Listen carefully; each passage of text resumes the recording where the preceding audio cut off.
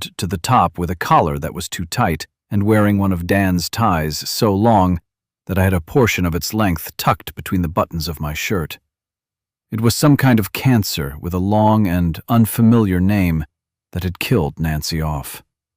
I could never remember what it was. As I watched the shiny box full of Nancy's skin and bones, there really wasn't much more left.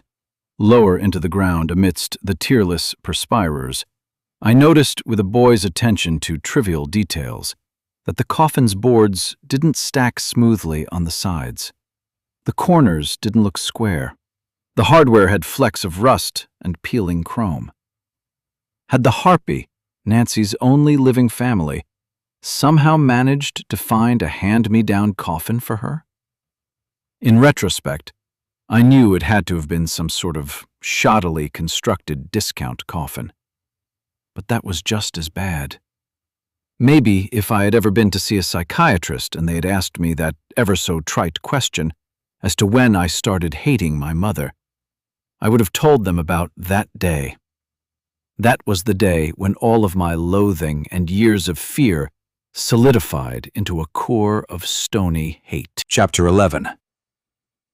When I came to, I was disoriented and laying on a grassy lawn looking up through a canopy of oaks at a sky that was changing color from an early dawn gray to cloudless blue.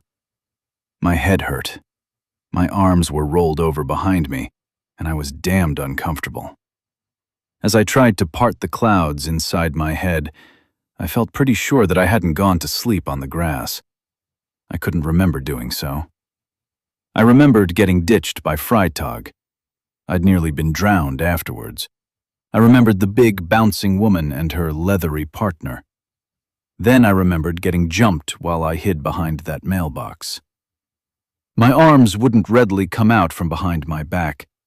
The position in which I'd lain, with my arms pinned behind me, had cut the circulation and left them numb. Looking to my right, I saw the dying grass of someone's front lawn on which I was lying. To my left, my eyes followed a length of chain for 3 feet to where it was connected by a padlock to another loop of chain wrapped around the throat of a sleeping white.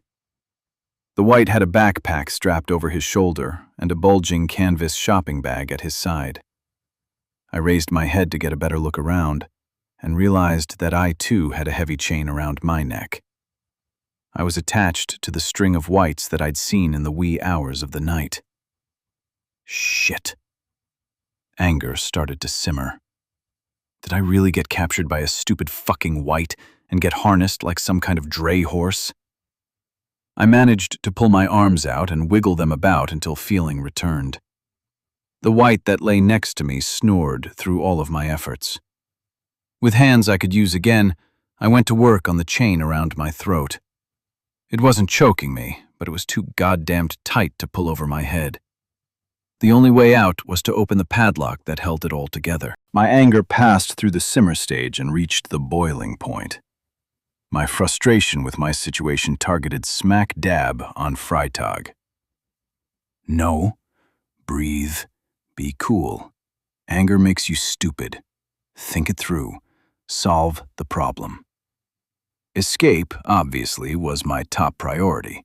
But how? What was my fate if I didn't escape?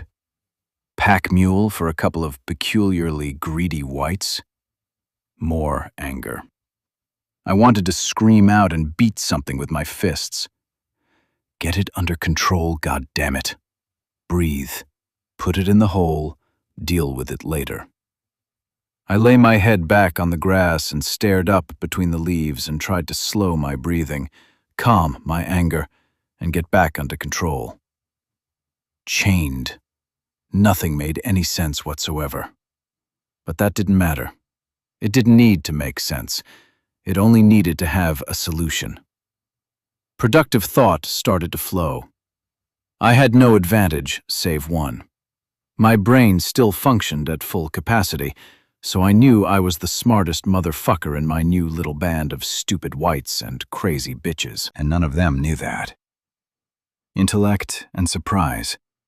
That had been enough of an advantage for slow, weak, hairless monkeys to evolve into the dominant species on a planet full of big-toothed predators. It would be enough for me.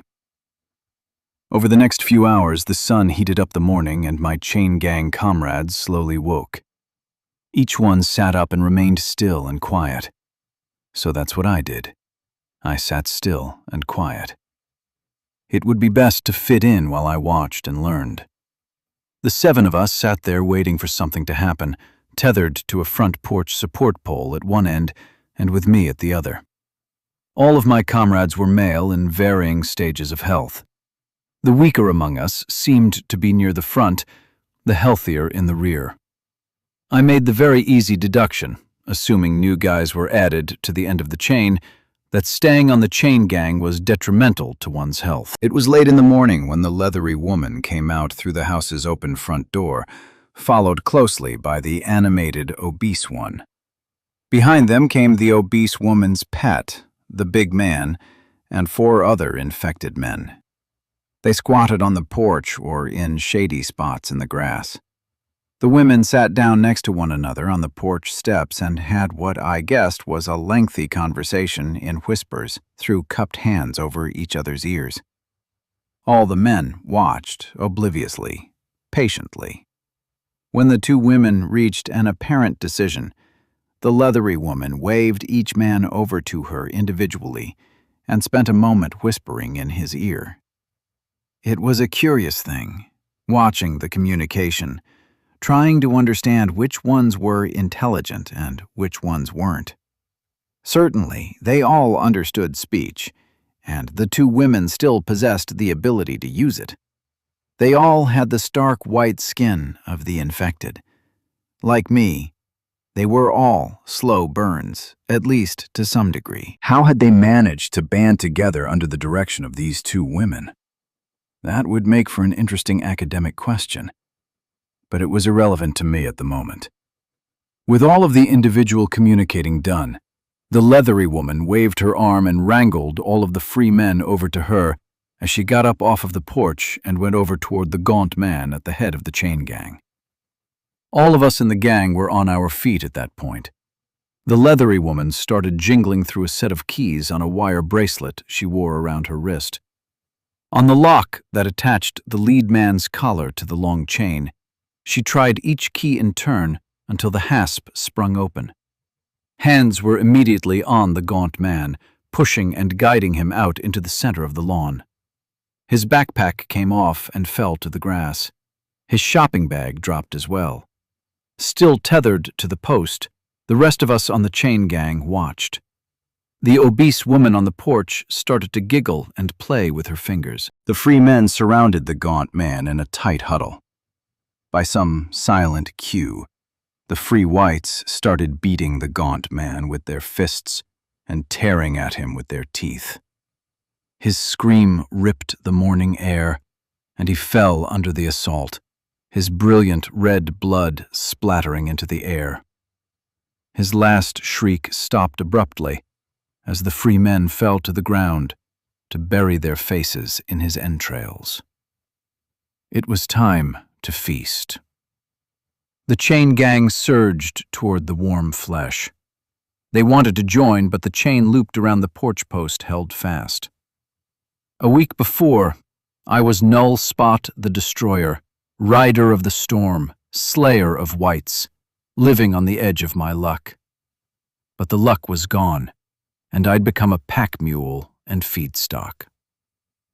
It took nearly an hour for the whites to fill their bellies, and the rule I derived from the al fresco brunch was that those of us on the chain gang were going to get worked until near death, and then we'd be eaten. The alternative, that I hoped wasn't true, was that they ate whomever was on an end of the chain, which meant my chances were just 50-50 at the next mealtime. When brunch was over, the whites each emptied their bowels nearby in the grass. 3 of the men had diarrhea. 2 of those were bloody. Either their bodies weren't adjusting well to their new diet, or the unsanitary conditions under which they were eating and drinking were taking a toll. I suspected that diseases could be transmitted through the consumption of raw human flesh, especially viruses like HIV and herpes. I wondered about more immediately deadly diseases, though never having paid much attention in my biology class, I couldn't think of one. I did know that deadly disease could spread through unsanitary drinking water, and I wondered how the infected were handling the acquisition of that. The drought had left most sources of groundwater dry. There were few running creeks, and I'd heard news stories over the previous summer about many Texas springs drying up. Where could an infected mind be smart enough to find water?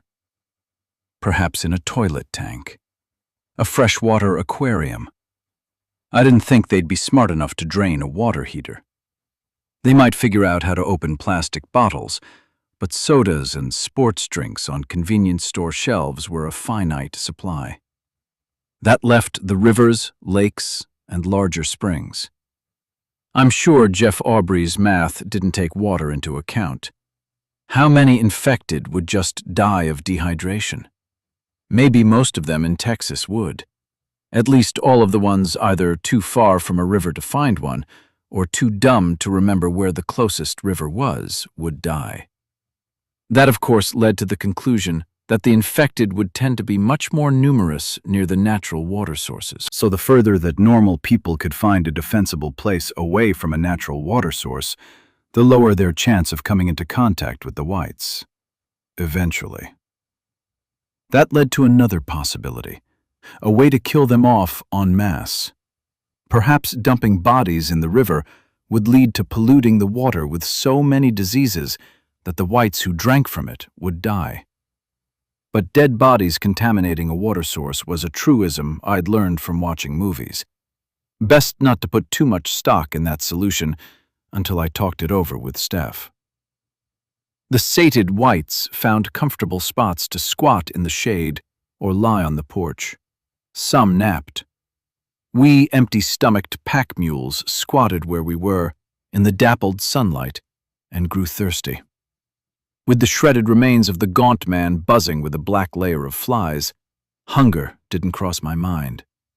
At some point, boredom and my own lack of sleep over the past weeks took its toll, and I nodded off. When I woke again, it was late in the afternoon. My stomach was rumbling, and the chain around my neck was being yanked.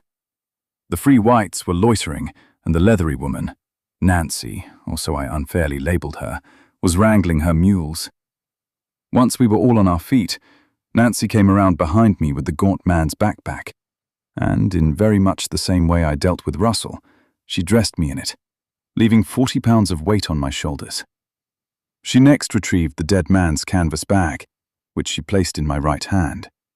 It weighed 20 or 30 pounds, and was filled with every shiny-looking piece of jewelry that could be imagined. Most of it was costume junk, but it was weighty nonetheless. There was more whispering in ears between Nancy and the obese one. Bubbles was her new name, before anything else happened.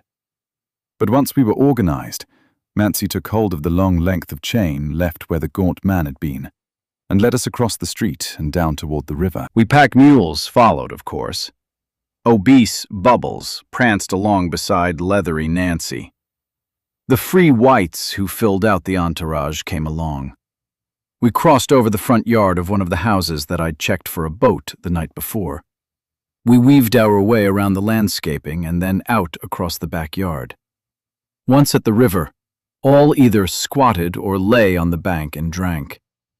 I was more than reluctant at first, but I knew I wouldn't last through a blazing hot day under a burden of 70 pounds without water. So, contaminated or not, I dropped to the grass and put my face to the river's surface, sucking in as much water as my empty belly would hold. Once full, I sat back and observed the others. I was a captive, but determined not to let despair eke its way in and make my situation anything but temporary. I was going to free myself. Of that, there was no doubt. I also decided that it was not captivation that I was suffering, rather tuition that I was paying. It was a chance to learn not only what I needed to know to get myself free, but to learn about my enemy. And that's what the whites were, my enemy. They were not sick people, nor were they unfortunate people. What they were in the past had little to do with what they were now. They were semi-brain-dead, infected white monsters who would feed on my innards at the first chance. They did not deserve my empathy, nor my mercy. But the more I knew about them, the longer I was likely to live. The whites around me were all still nervously drinking. For them, it was a slow, difficult process. They'd each inch down to the water's edge. Lips would touch the surface, or a single hand would reach in and scoop out handfuls, while the other gripped the sod in white-knuckled fear. No feet, not even toes, ever touched the water. They were all afraid of it. At least it seemed so. That was good information to have, or at least good information to confirm. The girls on the riverboat had said as much to Murphy and me a few days before. And what of Murphy? Was he still alive? Had the bullet bruised his brain, swelling it into bodily paralysis? Or was he awake and joking with Mandy? Thoughts for another hour, perhaps. Once communal refreshment time was over, Nancy led us back across the lawn and over to the house's wide and thankfully shaded back porch. Bubbles bounced along with us with her big white pet, Bluto, close behind. We came to a stop at the back of the house, and Bubbles pulled Bluto close and whispered instructions into his ear. After, he stood up straight and looked at her with his blank face and dead eyes. Was he choosing to obey, or trying to interpret the instructions with his weak brain? Either way, after a few moments, he turned his attention to the back door, then ran toward it and slammed it with his massive shoulder. The door flew off of its hinges. Bluto stepped back from the open doorway, and Nancy pointed one of her long crab-leg fingers into the house. Without hesitation, the free whites ran inside, and the sounds of rummaging and breaking echoed out. We pack mules stood in the shade and waited. None in the train seemed the least bit curious about what was going on in the house, or even curious about anything going on anywhere around them. They all stood and stared, awaiting instructions with empty eyes and closed mouths. Mimicking them, I tried to appear just as mentally passive and disinterested. The first of the free whites to come back out of the house was the one that I'd seen Nancy beating the night before for bringing back handfuls of silverware. He dropped to his knees in front of her, and, unfortunately for him, raised 2 more handfuls of silverware. Oops. Bubbles giggled like a warbling turkey. Nancy's furious, bony hands slapped at the silverware and sent it clinking across the patio before going to work at slapping the white in the face 5 or 6 times. Once her anger was vented, she leaned over, spent a good while whispering through cupped hands into White's ear before pointing back into the house. He hurried inside. For a moment of personal entertainment, I speculated about what he might come back with next. While the whites rummaged for no reason that I could see, Bubbles started to prance around the patio floor on her toes. Unfazed by the dancing, Nancy glared through the back door and into the dimness inside. Bluto watched Bubbles. As discreetly as I could, I looked over the scattered flatware. Forks, spoons, butter knives, standard dinner sets, nothing that would serve as a practical weapon. Still, anything was better than nothing, or so I told myself, not considering what consequences might attach themselves to a weapon found on my person. The nearest butter knife was 8 or 9 feet away. I'd likely not get a chance to sneak it into my bag, but patience could work in my favor. Another white came out of the house.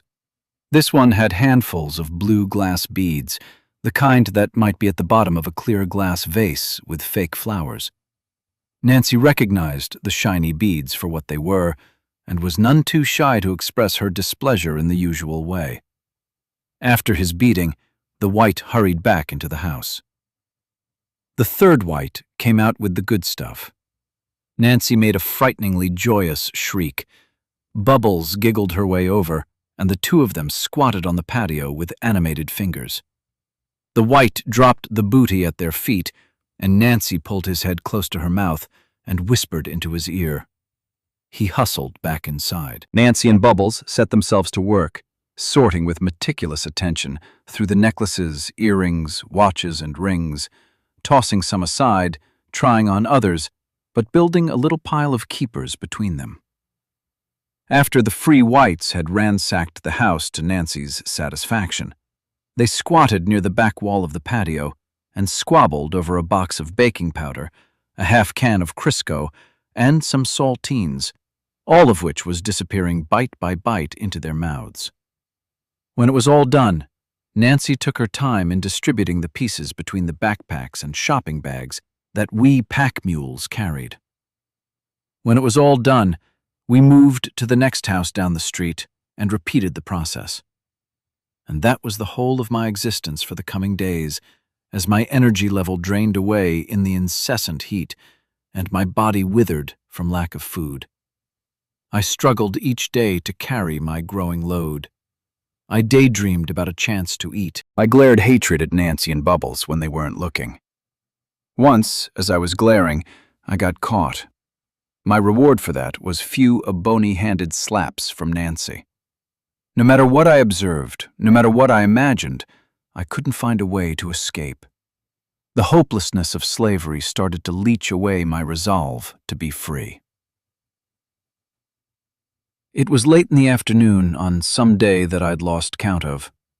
The tuition that I was paying to learn about the infected had surpassed what I could afford. Having successfully dehumanized my captors in my mind, I was having a little trouble accepting that the brain-dead bunch of them still had me in their control. I was slipping into dark anger at myself, a state of mind that wouldn't help me get free. We were working our way up a gently sloping street away from the river. Wrinkly Nancy was leading us across an intersection with a four-way stop when the sound of a nearby gunshot to our left locked all of us in our tracks and turned every head. All sounds were stifled in our throats. Ever-busy fingers froze in anticipation. All eyes were wide. All faces pointed in one direction. These infected knew exactly what food sounded like. A second gunshot sent two of the free whites running up the street and started a third's feet to shuffling like a toddler's pee-pee dance. Only Bluto and the stupid one with the silverware fixation stayed put, eyes on Nancy and Bubbles, waiting for instructions. Bubbles pranced up to Nancy and leaned her ear close to Nancy's mouth. Nancy cupped her hands and whispered. Bubbles whispered back. Nancy told her one more thing, and then threw a bony finger into the direction from which the gunshots had echoed. Bluto, the dumb one, and the pee-pee dancer bolted up the street. Big round Bubbles bounded in deer leaps after them.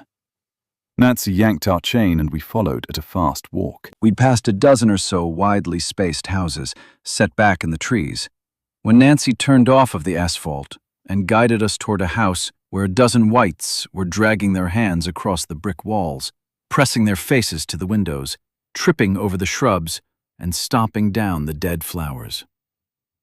Bluto and the dumb white were standing near the curb, looking around at the other houses, but mostly following the movement of whites around this particular house. Nancy took only a moment to assess the situation. She led us across the yard and found a suitable tree at a corner of the garage, looped the length of chain around it, and padlocked our tether in place. I was stuck, again. If the whites' instincts were right, there were normal people inside with at least one gun, a gun they shouldn't have fired. Outside, there were more than a dozen whites, 2 of those were smart ones, and 4 could follow verbal commands. While the feral whites continued their futile activity around the house, Nancy gathered up her pets and took her time in getting in the ear of each to provide instructions. She had formulated a plan of attack, and she was capable of conveying that plan. Or so it appeared. That was not good. It was so not good. I racked my brain for a way to warn the people inside the house. They were in more trouble than they knew. I couldn't yell a warning. To do so would be certain death for me, with no guarantee that those inside would hear it, let alone heed it. Crap. I shuffled my feet and urged my chain gang buddies around to the side of the house, out of sight of Nancy, Bubbles, and the other whites who were starting to gather in a group near the front door. I looked for a window that I could tap on, but there was nothing. We were on the outer wall of the garage, but not far from a privacy fence made of vertical cedar boards, and not far from the gate in that fence. With my free hand, I gripped the chain and pulled hard, trying to take out all of the slack. The whites connected to me didn't protest. They let me have my way, apparently willing to accept anyone's rule.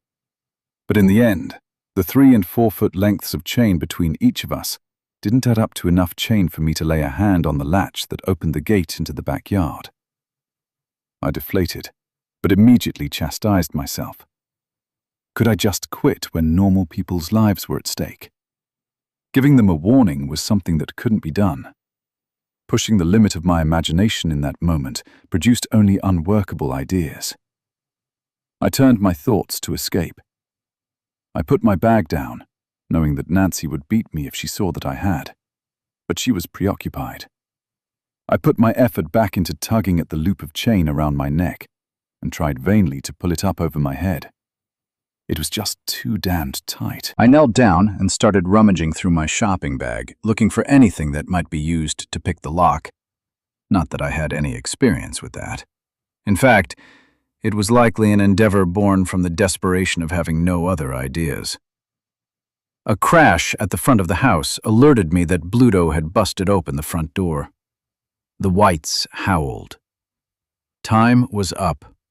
Escape was still on the table, but helping those folks in the house was not. That option had just expired. There was a muffled scream from inside. Lots of noise, more gunfire, 1 shot, 2 shots, 3. More yelling, words I couldn't make out. A sound from the back of the house caught my attention. More gunfire from inside. Without warning, the cedar gate swung open. A girl and boy, late teens or early 20s, rushed out, eyes wide with the surprise of seeing my surprised white face right in front of them. The girl swerved to her right as she passed, keeping out of my arm's reach. The guy, slow to react, lost his balance, teetered through a few running steps as he passed me, and tripped over his own feet, landing on his face. The girl was immediately bent over beside him, tugging his shirt to get him back to his feet. With the boy suddenly lying so close, the chain gang froze, as virus-slowed brains processed the good fortune that landed so very suddenly within reach. Before they could surge toward the boy, the girl's eyes went wide with terror.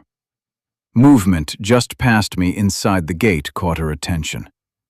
I interpreted the fear as a warning and snapped my head around to look. A white, with arms swimming in the air and mouth agape, was running through. Without a thought, I stuck a foot in front of the crazed white. He tripped and tumbled into a disoriented pile. While he was trying to figure out which way was up, I charged toward him.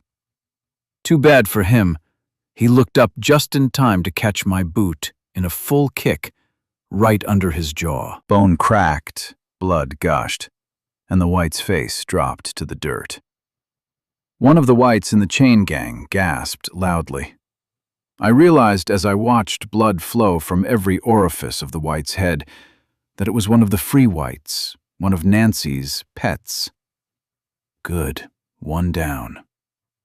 I cast a guilty look over my shoulder to be sure that neither Nancy nor Bubbles had witnessed my crime. They hadn't. The girl who'd just gotten the boy to his feet looked at me, confused and surprised. I gave her a nod, and she turned and ran into the trees between the houses with the boy right behind. A moment later, another white ran out of the backyard, but totally missed the fact that the boy and girl had run off into the woods. The white instead ran to the corner of the garage and made a left turn into the front yard. There was another gunshot from inside and some more noise, and then the only sounds I heard were elated yowls. The whites had won. They were starting their feast on the dead. At least none of us pack mules would be on the menu for dinner. I'd live through another night. Chapter 13. As the sun sank behind the trees and the lights started to fade, I wondered how many people had died in the house. Neither Nancy nor Bubbles had come out to check on us. I guessed that they were still gorging themselves on uninfected flesh, or had passed out with bloated bellies into tryptophan-induced comas for the night. Maybe Nancy and Bubbles were dead. Perhaps they'd been shot in their greedy rush to feed. But that was just wishful thinking. Well, sort of. If Nancy never came out of the house with the keys, I'd die of thirst chained to a tree. Wrinkly Nancy certainly would have been smart enough to let the other whites go in first and catch the bullets. As much as it pained me to think of them that way, Nancy and Bubbles were smart ones. They not only knew how to survive, but they were smart enough to organize other whites to do their irrational bidding and to domesticate draft animals, namely me. They were far from stupid. The free white that I'd kicked in the face never moved again. He breathed for a long time through bubbly red snot and cracked teeth, but eventually that petered out to lifelessness. Unfortunately for the whites on the chain, I was the only one able to reach the downed man, which meant that none of them could get their teeth into his cooling flesh. That pissed them off for a long time, their agitation expressed in the bloody sores on their necks from the chain that yanked each of them back whenever they lunged for a bite. But all of that had come to a stop as they eventually accepted that it was going to be another long, hungry night under a buzzing blanket of feasting mosquitoes and crawling fire ants. Through our boredom and hunger, the chain gang had slowly shifted into a semicircle of prisoners, squatting in the sandy dirt off of the corner of the garage. The one chained closest to the front of our line, closest to the tree, now the skinniest of us, had passed out and was lying with his head on the tree roots. Whether he was asleep or something worse, I couldn't tell. I just knew that my fate, if I didn't find a way to free myself soon, was down the road that he was near the end of. I thought about the people who had been inside the house. I wondered whether they'd still be alive if Nancy, Bubbles, and Bluto hadn't been drawn in by the sound of their gunshots. The whites, who were already at the house when we arrived, seemed perplexed. Walls, windows, and doors, taken for granted by normal people, were hard problems to solve for the infected mind. But for the smart ones, they were easy. Too easy. I crossed and uncrossed my legs while I looked up at the sky and watched it slowly grow dark. Little pinpricks of yellow and white sparkle grew out of the deepening blue. Several solar-powered landscape accent lights flicked on around the dead garden. Something bigger than your average bug scratched my knee. I brushed it away without looking. Thinking back to Jeff Aubrey's calculations, the thought of just staying alive for 12 months hadn't seemed like that difficult of a thing. I mean, it both did and it didn't. But I thought at the time what a hopeful thing his idea was, that just hiding out from a bunch of stupid cannibals would be enough to save at least some of humanity. It would save enough of us to start again. There was a future out there for mankind that I wanted to hope would be better than our past. But the smart ones, they were changing those equations. The very real possibility existed that they might eventually root out all of the normal people left. If that happened, mankind would go extinct when the last of the whites died of stupidity. Again, something touched my knee, and I swatted it away, irritated that some bug, fat on the carcasses of the dead, had the audacity to interrupt my thoughts. Were those thoughts an indication that I was falling into one of my black moods? Or was it a logical conclusion, inevitable given the evidence?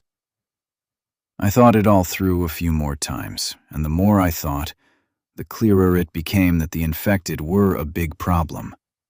But the smart ones were the problem. Stupid whites could be avoided. Smart whites, though, might kill us all.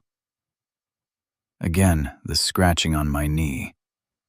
I looked down, expecting to see a fat tree roach or one of those creepy-ass fuzzy tarantulas on my knee.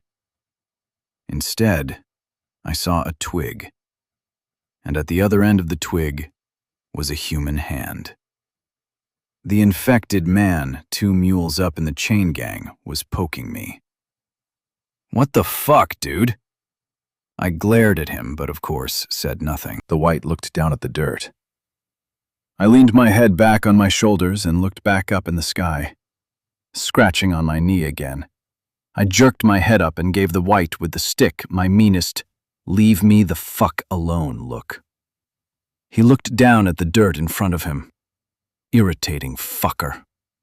I huffed to emphasize my anger and to discourage him from bothering me again. Instead of scratching me again with his twig, though, he tapped the twig on the ground in front of him. I turned my body so that my knee would be out of his reach, looked out across the wide lawn and empty street, and tried to think of a way to get myself out of my predicament.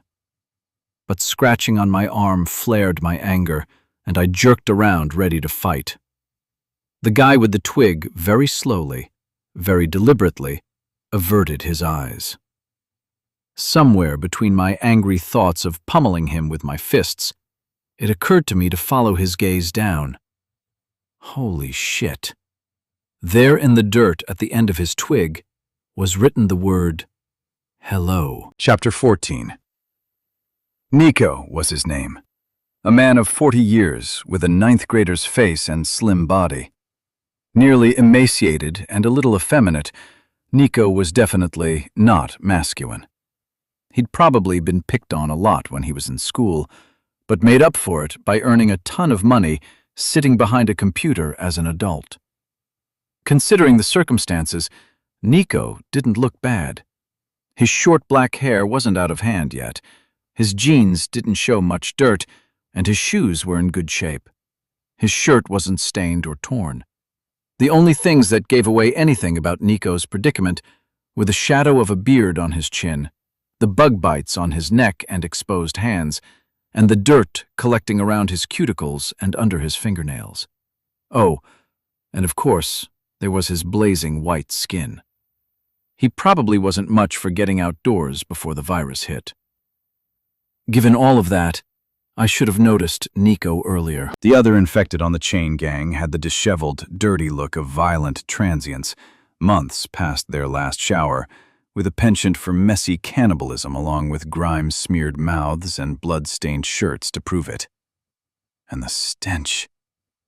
The stupidest among the infected had forgotten their potty training when the virus had fried their brains. Through scribbling in the dirt, Nico told me that he'd been on the chain gang for 5 days. Bluto had nabbed him while he was sleeping off the fever alone in a house up near Bee Cave Road a few miles south of where we were chained to that tree. The house he'd been captured in wasn't his. His neighborhood had been overrun with the infected and gun-toting do-gooders who didn't, shortly after the outbreak. Nico, with a lot of luck, had made his way to the well-stocked Bee Cave Road house and had been waiting for things to settle down when the virus found him. Bluto found him next and pressed him into Nancy's service. On the subject of escape, the question that dominated our tediously slow dirt-based conversation, Nico was at a loss. He'd been watching and learning, just as I planned to do, but no opportunity had presented itself. The routine was much the same each day. Drink from the river in the morning and sometimes in the afternoon. Carry looted jewelry from Nancy and Bubbles while their pet whites methodically worked their way up and down the streets. They'd kill and eat normal humans, dogs, cats, squirrels, anything they could get their hands on. They'd just discovered the magic cornucopia of stocked pantries a few days before, and that slowed the rate at which the pack mules were eaten. When Nancy and the other whites did eat one of us from the chain gang, it was always the most tenured member on the front who filled the dinner bill. New chain gang members, always males, were added to the rear. The day before I was collected for the chain gang, Silverware boy had come out of a house with several kitchen knives. Nancy got pissed. The knives were scattered on a driveway, and Nico managed to stash a big butcher knife in his canvas bag beneath the gold and silver jewelry. Unfortunately, the knife only stayed there for a few hours.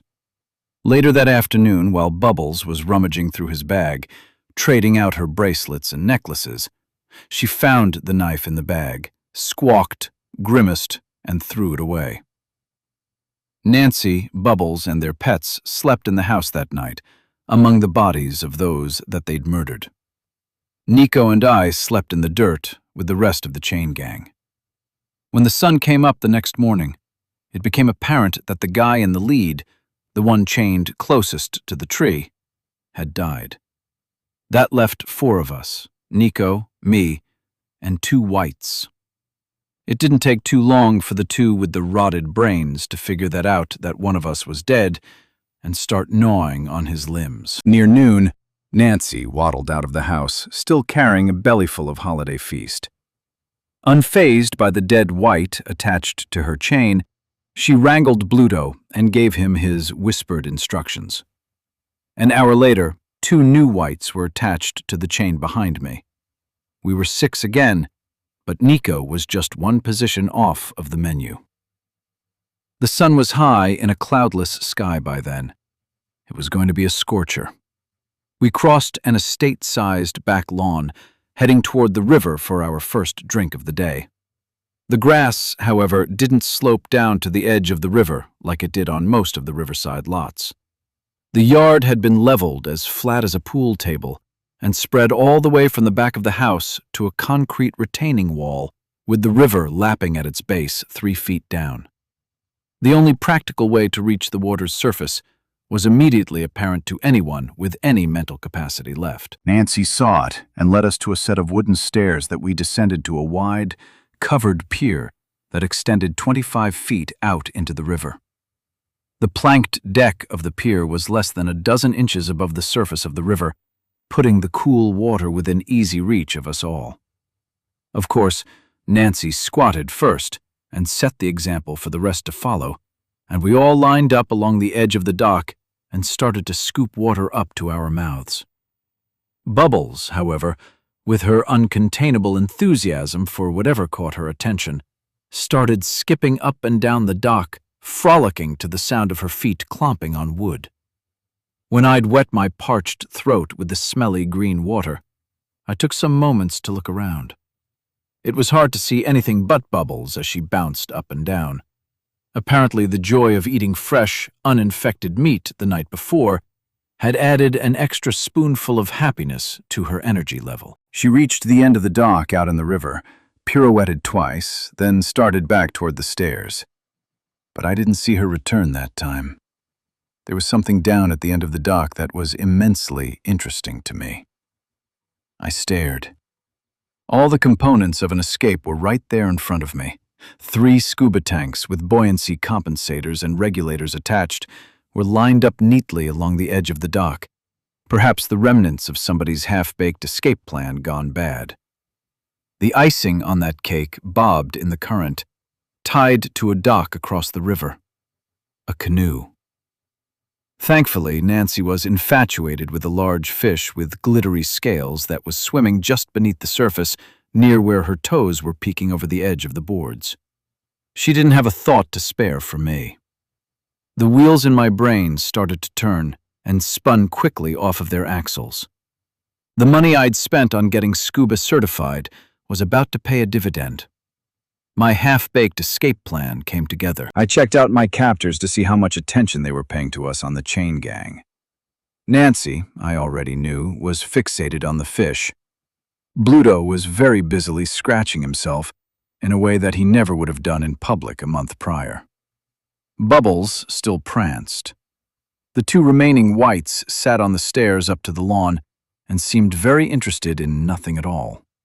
Only Nancy was between us 6 and the end of the pier, between us and the scuba tanks. I discreetly reached across the white between Nico and I nudged him. When he looked up at me, I motioned with my head toward the end of the dock. He turned and stared for a moment, then looked back with a big question on his face. I motioned again. He looked again and turned back with the same question on his face. With Nico's attention on me, I cupped a hand over my mouth and dramatically drew a deep breath. The sound of that caught Nancy's attention, and I quickly put my hand back down to the water and scooped a palmful up to my mouth. That satisfied her suspicion, and she looked back at the fish. A few moments passed, and I chanced a look back up at Nico. He was wide-eyed and shook his head very subtly, but definitively. He was not on board. I didn't blame him. The plan sucked. There were so many ways it could fail. I had no way of knowing, given the amount of time that would be available to me, whether the tanks had air in them. Cross that out. No, unless the regulators were leaky, the tanks almost certainly had air in them. They were probably brought out to the end of the dock to prepare for a dive, which meant that they'd be full. And at the likely depth of the river, I could stay under for at least an hour and maybe 2 with a full tank. If the tanks had been left there by divers after cleaning the bottom of a boat, doing dock maintenance, or futilely clearing duckweed off of the river bottom, then the divers wouldn't have come up when the tanks were empty. Divers always surface with air still in the tank. To do anything less would be courting disaster. The least that might be in a tank would be 10 or 15 minutes worth of air, sufficient for my purposes, but not leaving much room for other errors. Good enough chances for me. To stay on the chain gang was to choose death, if not from getting eaten, then by starvation or dysentery. I chose my path. I was going, and I was taking the whole chain gang with me. Nico's best chance for survival was to accept that and go along.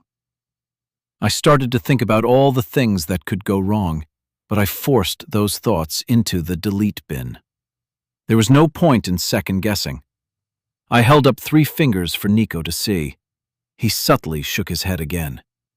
It didn't matter. He wasn't getting a say, just a warning. I pumped my arm once and dropped a finger. I pumped it again and dropped the second. By the 3rd pump, my pulse was already racing. I jumped to my feet and screamed the most shrill, fearful scream I could manage and started to run toward the far end of the dock. Human nature, being what it is, knows at its reptilian core that when your neighbor screams and runs, your best chance to survive another day isn't in spending time in evaluating the threat, but in simply accepting that a threat is real, and then screaming and hauling ass right along with the first screamer. My bet was that the virus hadn't destroyed that part of the white's brains. It turned out that I made a good bet.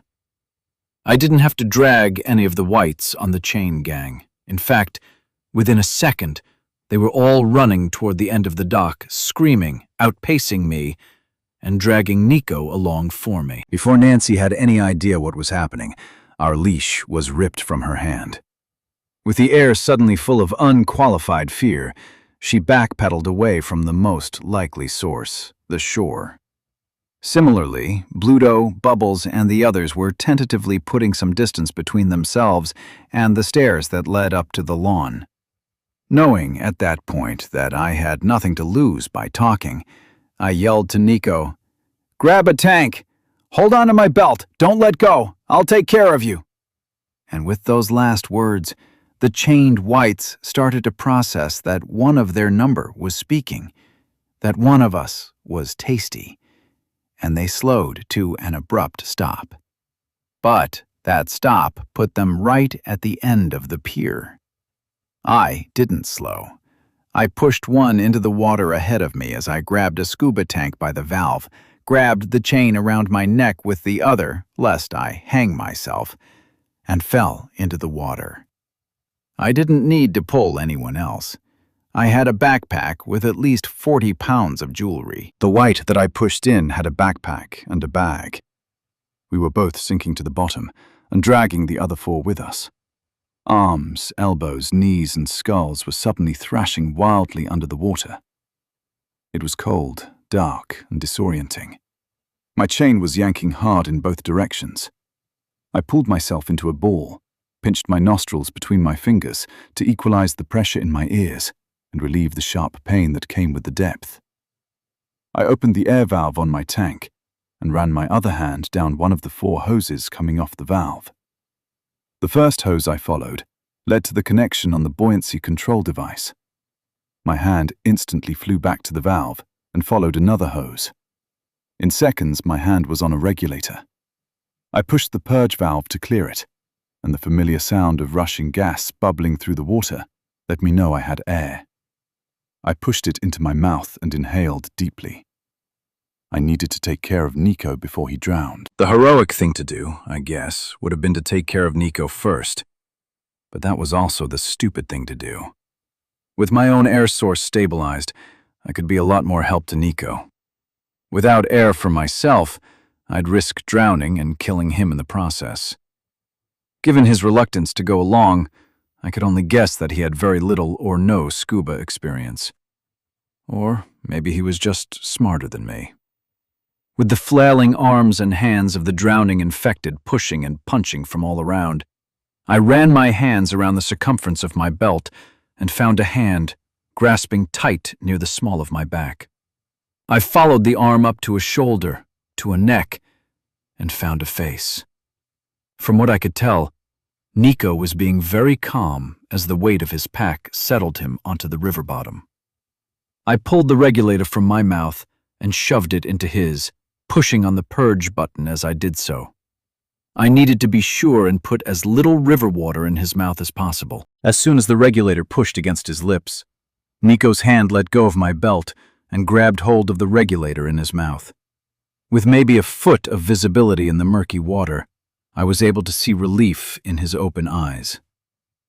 I followed the hose back down to the tank and again ran my hand up another pressure line of the octopus. In a second, my hand was on the second regulator. Thank God for safety-minded divers. I purged the regulator as I pushed it into my mouth and breathed deeply. It worked. So far, anyway. The struggling of the other whites declined quickly as, one by one, they drowned. That left us in a jumble of chains and bodies in 15 feet of water. But Nico and I had air for the moment. Chapter 15.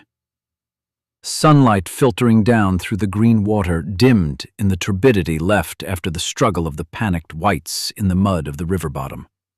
But the murky water slowly moved downriver with the current. Relatively clear water flowed in to replace it. Nico and I, weighed down by our backpacks, sat on the bottom in a small clearing in a duckweed forest. Around us grew an inexplicable garden of the tiniest white flowers. I used hand gestures to keep Nico motionless and calm. The situation needed to stabilize before we moved to the next step. Our only 2 enemies were panic and a lack of air, and we had plenty of air. The octopus on each tank, of course, had a combination pressure and depth gauge. The tank we were both breathing on stood at 2,600 pounds per square inch, nearly full. The other had 1,000. When the crawdads, frightened into their holes by the struggle, started to come back out again to investigate, I figured that we had been sitting still long enough. With some difficulty, I helped Nico to shed his heavy backpack full of jewelry, and then, after ensuring that he wouldn't let go of it, I mounted the tank with the most air on his back and clipped the buoyancy control vest across his chest. The backpack went back on, only backwards so the bag was on his chest. He needed weight to stay under. Similarly, I put the other rig on my back and rearranged my jewelry weight. We were both breathing our own air at that point, and we were nearly ready to go. I spent a good while disentangling the 4 drowned whites and getting their backpacks off so that they'd be easier to move underwater. That only left me with 500 pounds per square inch in my tank, and that concerned me. I checked Nico's tank pressure. He'd burned off nearly as much air just by watching me work, probably from anxiety. Understandable. I indicated to Nico to keep an eye on his tank's pressure gauge and managed to get him to mimic me as I handled the chains of my dangling whites. Together, we started a slow trudge across the soft river bottom. We weren't too far into the colder, deeper water when my air tank ran dry. Having practiced that drill in my certification classes, coupled with the close eye I kept on the gauge, I didn't panic. I already had the extra regulator from Nico's tank in my hand when it happened. I just held my breath for a second and switched regulators. The tank I left on. I was coupled with the buoyancy control device, and it would make for a good flotation device should it become necessary for Nico and I to surface and drift downriver for a bit. We were down to a depth of 30 feet, and I was purposefully veering left as we mushed through the muck to compensate for the current that was pushing us to our right. In a nice surprise that couldn't have come too soon, the river bottom suddenly sloped up rather steeply in front of us. We were headed up toward the far bank, and the going got clumsy and slow over the big slippery rocks. Dragging the marginally buoyant bodies behind added to the difficulty. I checked Nico's pressure gauge. It wasn't dangerously low, but we were using air very fast. I was thinking hard about inflating the buoyancy control devices and going to the surface when I stepped up onto a big rock and my head broke the surface. Thank God. The hardest part, I hoped, was behind us. I reached down for Nico's hand and helped him up onto the rock beside me. With the water just under his chin, Nico spit out his regulator, put a hand on my shoulder to steady himself on the algae-slick rock, and said, "You've got some big balls." Thanks. I turned to look across the river. Nancy and Bubbles were standing at the end of the dock, looking down into the water where we'd all gone in. That was more persistence than I'd expected. Off to our right, about 30 yards, was the dock with the canoe tied to it. Quietly, I said to Nico, "Let's try to make it over to the dock underwater so that they don't see us." He gave me a nod, and we put our regulators back in and slipped beneath the surface. Once underwater, I checked our air pressure. Just a hair under 600 pounds per square inch. We'd make it. It was slow going, but we weren't in a hurry by then. When we came to the surface beside the dock with the canoe shielding us from the other side of the river, neither Wrinkly Nancy nor ebullient Bubbles saw us. "What next?" Nico asked after spitting his regulator out again. "You're not going to like this next part." "How's that?" I looked at the bodies of one of the attached whites who had just floated to the surface a few feet away. "You know as well as I do that we need to get rid of these guys." Nico looked up at the dock. "I don't suppose you spotted a pair of bolt cutters over here when you formulated your plan?" I shook my head. "I've only got one idea, and it's not a very good one for a couple of reasons." Nico asked, "And those are?" "It's a fucking disgusting solution." We pushed the bodies up on the dock, then used the air tanks to smash their heads until they deform enough to slip through the chains around their necks. Nico's face hinted at nausea, and he looked at me as if begging for a different solution. "I can't think of any other way, Nico." Nico sucked a long breath between his teeth. "It can't be any worse than most anything else I've seen lately." "I suppose not." "You said a couple of reasons," Nico observed. "Yeah, if Nancy and Bubbles are still over there, they'll probably make a ruckus. If that happens, we won't have long to get in the canoe and get out of here before more whites show up and put us at risk." Hold on. Nico raised his hands. "Nancy, Bubbles, whites?" "Oh, slang, I guess. My buddy started calling the infected whites, and it sort of stuck with us." Nico nodded. "Nancy and Bubbles, your made-up names for the two infected women?" "Yeah." "I get Bubbles. What's with Nancy?" "Just a name." "Your buddy, I guess since you're alone, he's dead?" "I don't know." "And what about Murphy?"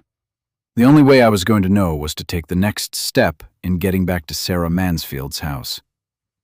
Let's get this going. Nico and I got into position along the edge of the dock so that we could work together to push the bodies up onto the planks one at a time. After struggling for some time to get the first limp, slippery corpse out of the water, only to have it splash back in, Nico said, "I've got an idea." I listened, and a moment later, we shed our scuba equipment and climbed up onto the dock. Once we were standing on the boards, the risk of getting out of the water was clarified when Nancy and Bubbles recognized us. Hungry screaming followed. "Do you want to pull or smash?" Nico asked me. "Do you have a strong stomach?" I asked. "I'll pull." With that, Nico pulled on the chain that led to the white linked between us. With some effort, he dragged the white up out of the water just far enough for his head to flop over onto the dock. Then it was my turn. I closed the valve on my tank and removed the regulator. With one hand on the valve and the other on the bottom, I lifted the tank high into the air.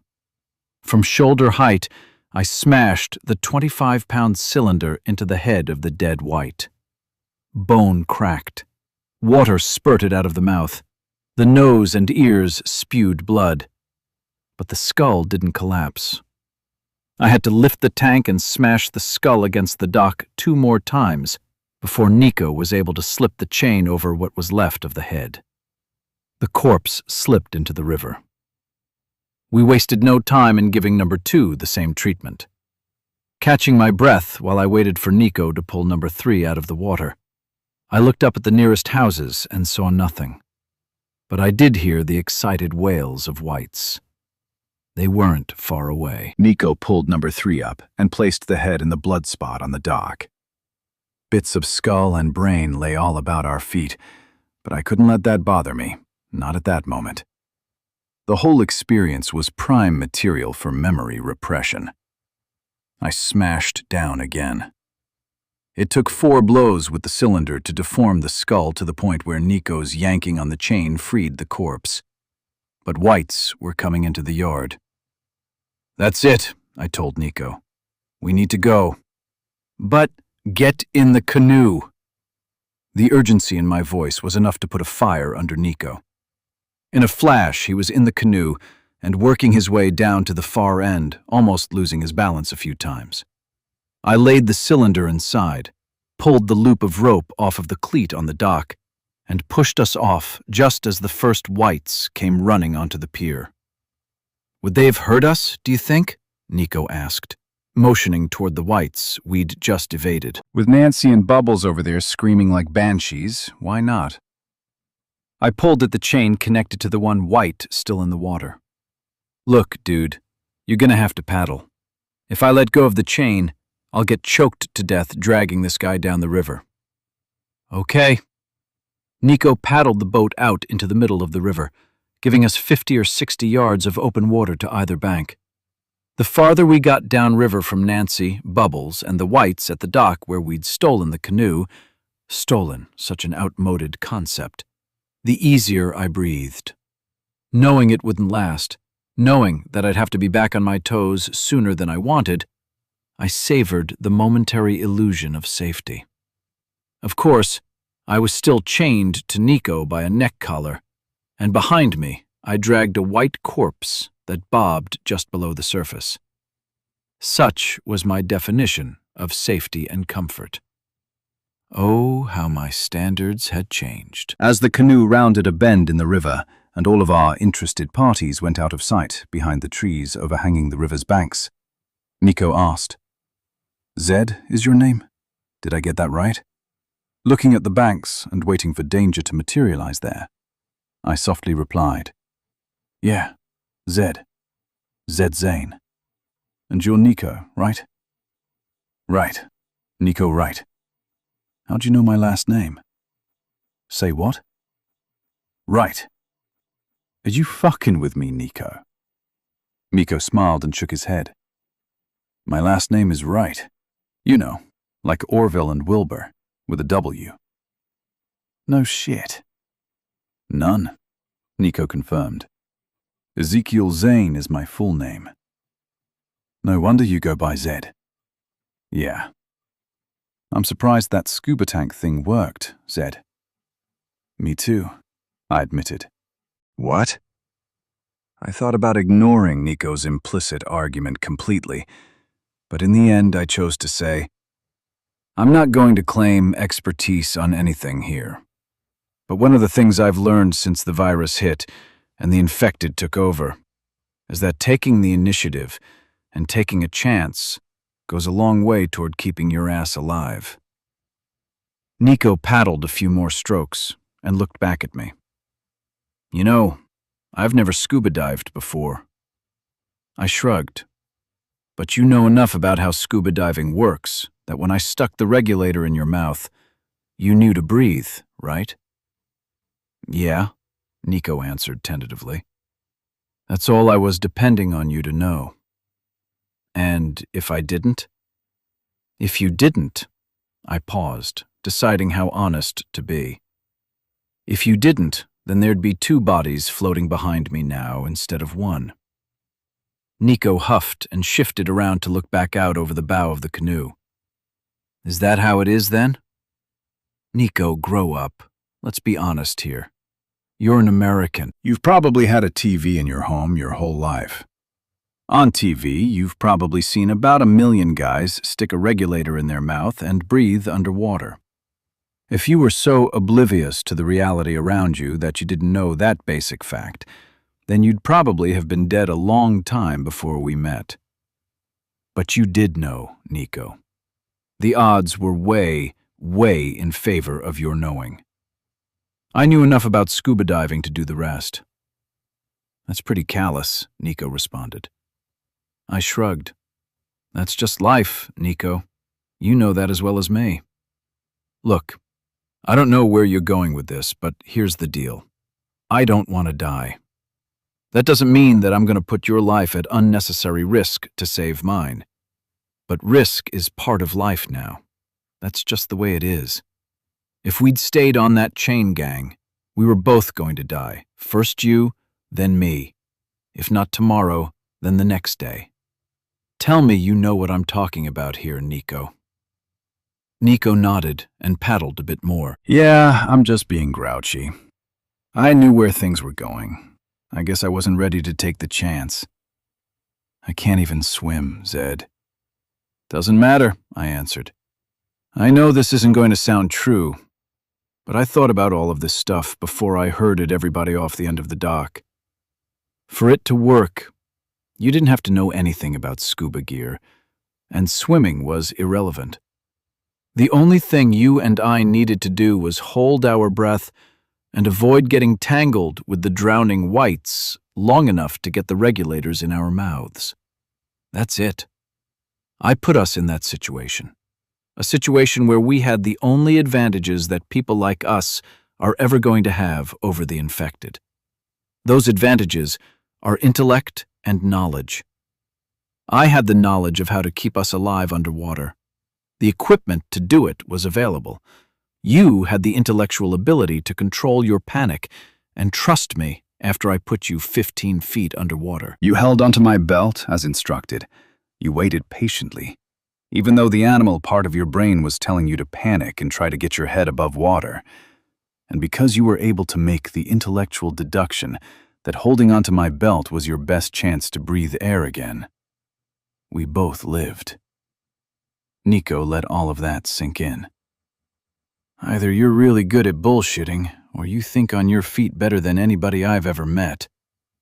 Well, I shrugged. I don't know. But I did think about all of that before I jumped off the pier. What's the plan now? Nico asked. A couple of miles down, just a little ways up from the dam, there's a marina that I think has an engine repair shop. Yeah, Nico nodded. I know the place.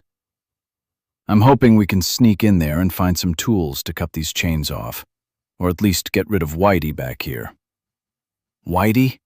Nico smiled. I picked it up from my buddy. Chapter 16. Nico Wright was a talker. He used to be a financial planner, had 3 kids and a wife, emphasis on the past tense, made good money, lived in this part of town, had a nice house and a German car. And if it weren't for the dams on the river, he could have talked the canoe all the way down to the Gulf. I pretended to listen for a while. I guess he needed to talk about it all, the loss of his family, his dog, his cat, the kid's goldfish. I'm sure that talking was the mentally healthy thing to do. It's not easy for a person whose concept of risk is defined by high volatility in an undiversified portfolio to change that definition to something measured in agonizing, bloody death. Perhaps for Nico, words were a salve for the emotional wounds he suffered watching his children get murdered by the neighbors on the front lawn. His wife had died trying to save them. Nico, the analytical type, knew they didn't have a chance. Knew his wife didn't have a chance when she ran out of the house to try. But Nico had to live with never knowing whether it was the coldest of pragmatic analyses or cowardice that kept him in the house that day. I think his choice not to attempt escape from Nancy's and Bubbles' chain gang on his own was a way to punish himself for that choice. He told the whole story without shedding a tear. He didn't even look troubled. The further he went into the disturbing parts, the more matter-of-fact he became.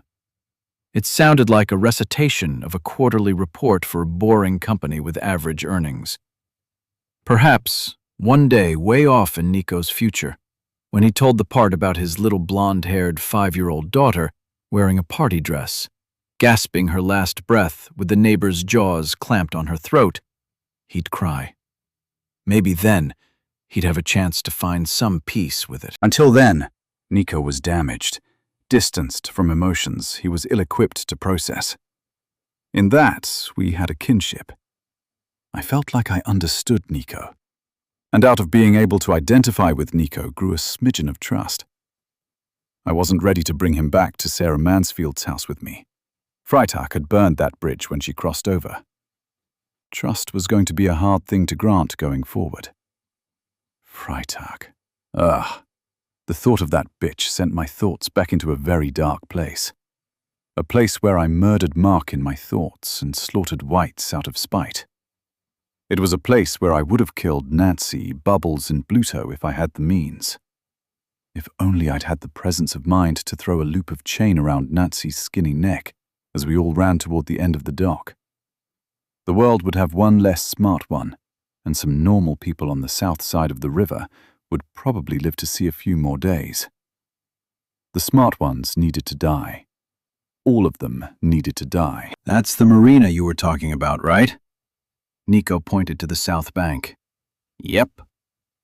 I looked over the docks and into the shadows by the buildings on shore. I didn't see any whites, didn't spot any movement, but they were there. The infected were always there. And for the next year or two, always would be. What's the plan? I pointed to the longest of the 3 docks. Let's pull up to the end of that one. We need to get rid of this guy before we can do anything. I thumbed back at the floater. Nico looked at the body bobbing along behind us. His face slacked into a sickly expression. It's messy, but we have to, I told Nico. We can't carry him with us. He's only manageable now because we're in the water. I know. Nico's tone told me he didn't need or want to be told that obvious bit of truth. Same as last time. You pull the chain, I smash the head. You don't have to look if you don't want to. Nico shuddered. You make it sound so easy, I finished for him. Nico nodded. You don't feel... Into the long pause, I said, It doesn't matter what I feel, Nico. The luxury of having good choices was a peculiarity of the modern world. For most of human history, life was brutal and bloody. Humanity just took a big backward step toward that. We can handle this. Humans are built for it. We're just not used to it. I don't need a history lesson, Nico responded petulantly. Of course he didn't need a history lesson. But a slap on the head wouldn't hurt. Paddle us to that dock. Let's make this quick. As soon as we're done, let's get back in the canoe and go back to the center of the river. Why? We'll be pretty close to the shop. Why not just go over there? You can do what you want. Well, maybe you can't since we're still chained together. But I'm not your boss. I'm just telling you that I'd like to be careful and go back out into the water for a bit and make sure that we haven't riled up a bunch of hungry whites with all the noise we're going to make before we go on shore. Nico deflated. Yeah, I'm sure you're right. He paddled us over to the dock until the bow hit wood. I steadied the canoe as he climbed out and looped our bow line over a cleat. The next few moments were awkward. I walked down the length of the canoe as it drifted with the current away from the dock. Dragging along 200 pounds of floating corpse didn't make it any easier. But I managed, and together, Nico and I got the white in place before realizing that the scuba tank was still in the canoe. Shit, I hissed. Nico looked scolded. Not your fault. I stood up straight and looked around again to make sure we were still alone. We were. Let's get this done. It took several long minutes to retrieve the scuba tank and get the white back into position with his head on the dock and his body in the water. Then it was time to smash. Nico closed his eyes and looked away. I brought the cylinder down hard, once, twice, thrice. Damn! The guy had a hard head. I hammered it 3 more times with the tank before it was malleable enough to push through the loop of chain around his neck. The body slipped off of the deck and into the water. A slick of blood pooled around the deformed head as it drifted on the slow-moving current. There was blood on the dock and 5 or 6 teeth laying on the wood between my feet. Nico stared at it all for a moment, and then fell to his knees and heaved out the clear, sticky liquid contents of his stomach. I gave him a moment and kept a lookout for dangers before saying, "Come on, man, we need to go." Back in the center of the river again, we waited. I reached down and splashed my face with the cool water a couple of times, closing my eyes and reveling in another moment of feeling good. "I don't see any of them," Nico informed me. "Give it a minute. We should go check the shop. I don't feel comfortable sitting out here in the middle of the river." I wanted to ask Nico why he was even alive. Hadn't he learned anything? But then I remembered how much my own life depended on luck. "Nico, it pays to be careful. And when you fuck up, you usually get killed. But anyone can see us out here. You know the whites don't like the water. You saw that, right?" "What?" I looked up at Nico and put little effort into hiding my contempt. "What do you mean, what?" Nico saw the look on my face and turned indignant. "What makes you think they don't like the water? Just because they can't swim?" "Nico," I started, but stopped and took a deep breath before my anger ran off with my words. Nico, I noticed when we were down by the water, they went to great pains to keep their toes out of the water. They drink, of course, but they were weirdly neurotic about touching the water with anything but their lips or their hands." Nico looked at me with storm clouds growing behind his eyes. In soothing tones, I added, "Sometimes I notice little details. Besides, I talked to some girls up the river a few days ago. They were hiding out on that riverboat thing they take the tourists on sunset cruises with." "I know that boat," Nico said. Anyone who spent any time on Lake Austin would know it. It was hard to miss. The girls said that sometimes the whites would see them on the boat, but they'd never come in the water to get them. I just put 2 and 2 together. I think they're all afraid of the water for some reason. Nico looked around. Somebody could shoot us out here. I was going to ask why, but nobody seemed to need a reason for that anymore. Instead, I said, "Anybody with a gun who's still alive has figured out by now that you only shoot as a last resort." "What if they haven't figured that out yet?"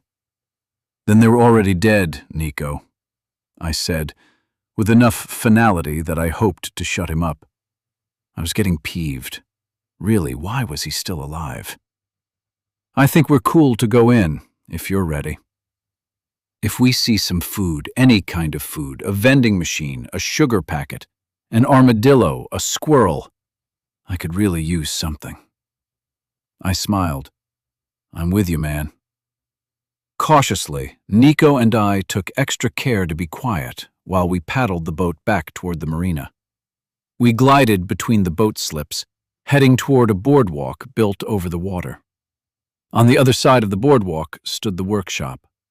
Once the bow bumped wood, Nico took the bow line, looped it over a piling, and we both carefully climbed up out of the boat, doing our best to keep our links of chain from jingling. We crossed the wide boardwalk and sidled up next to a faded blue corrugated steel wall. Still, there was nothing moving anywhere that I could see. Nico pressed his ear to the metal wall to listen. Good idea.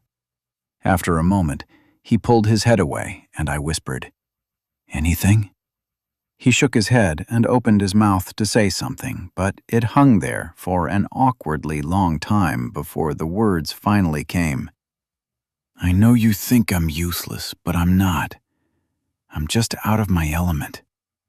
In a whisper, I lied immediately. "No, Nico, I don't think you're useless. Sorry, I'm just edgy. Murphy says I have a tendency to be a dick for no reason." "Murphy is your buddy?" I nodded. "Do you think he's right?" I nodded again. "Nobody's perfect. So, no one inside?" "None that I could hear." There were several rolled-down garage doors on our side of the building. They were all padlocked shut. "I think I saw a door on the other side," I said. I started to move. Nico grabbed my arm to stop me. "I know you're probably going to ditch me as soon as we get these chains off. But you don't have to run off and leave me stranded or anything. If you want to go solo, just say so. I'll respect that." Nico's eyes told me that he feared that possibility more than he respected it. "I'll be honest, Nico. I am thinking about ditching you, but it's got nothing to do with you." "What's that mean?" "I've been running into some real problems when I trust people lately." Nico's vulnerability was starting to show. "You're the first person I've talked to since my wife died. We could work together. We'd both have a better chance that way." I nodded. "Nico, I won't run off and leave you when we cut the chains off, cool? I'm not making any promises beyond that. Let's see how all of this plays out, and then we'll go from there." "Okay," Nico nodded. "Have you been with Murphy this whole time?" I shushed Nico. "We'll talk more once we're back in the canoe." I started off toward the corner. There was indeed a door on the side of the building, painted white and easy to spot. I led Nico down to it, past a window with the blinds closed. I slowly turned the knob and was disappointed that it was locked. I looked back at Nico. He shrugged. "We can try the other side." Nico nodded agreement. Together we stealthily worked our way around the whole workshop. It was completely locked up. Frustrated, we found ourselves standing by the wall where we'd started, with the canoe across the boardwalk just a dozen feet away. Nico suggested, "We could break in." I shrugged. "Yeah, we probably could. I'm afraid we'd make too much noise and draw the whites in. But mostly, they leave us alone, right?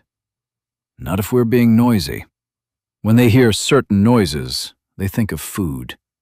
It's never good to sound like food with whites around." I looked around out of good habit while I came to a decision. "We can head upriver." "Yeah?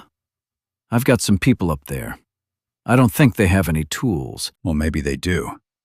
We had a big toolbox on a pontoon boat a week or so ago, but I don't know if they ever brought it back to our place. Either way, at least we'll have a safe place to sleep tonight.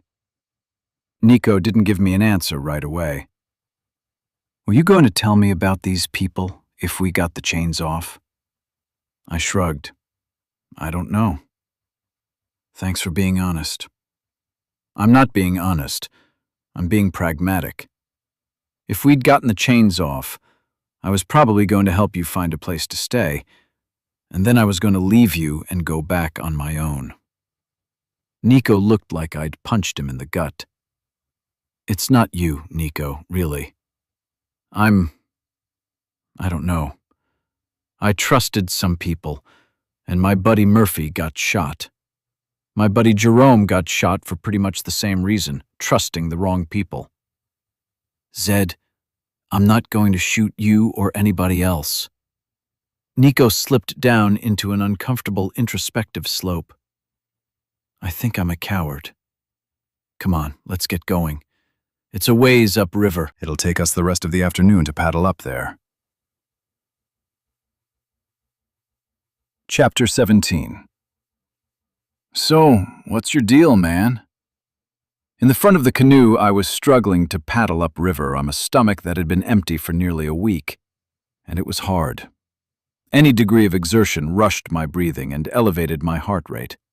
In that state, it was easy to pass on the minimal effort it took to listen to Nico tell me about whatever he was telling me. So, what's your deal, man? Zed! Zed! Are you awake up there, man? Pulling my paddle up across my lap to rest for a minute, I looked back at Nico. What?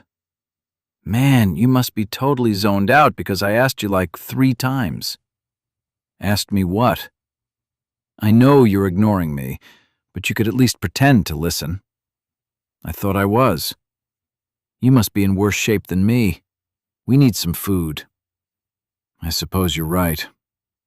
We should slow the pace a bit. I'm really tired. I gave Nico a nod. We can go easy for a while. So what's your deal, man? I've practically told you my whole life story, and I don't know anything about you. I shrugged. What did you do before the virus hit? I hated that question, but there was no point in hiding the answer.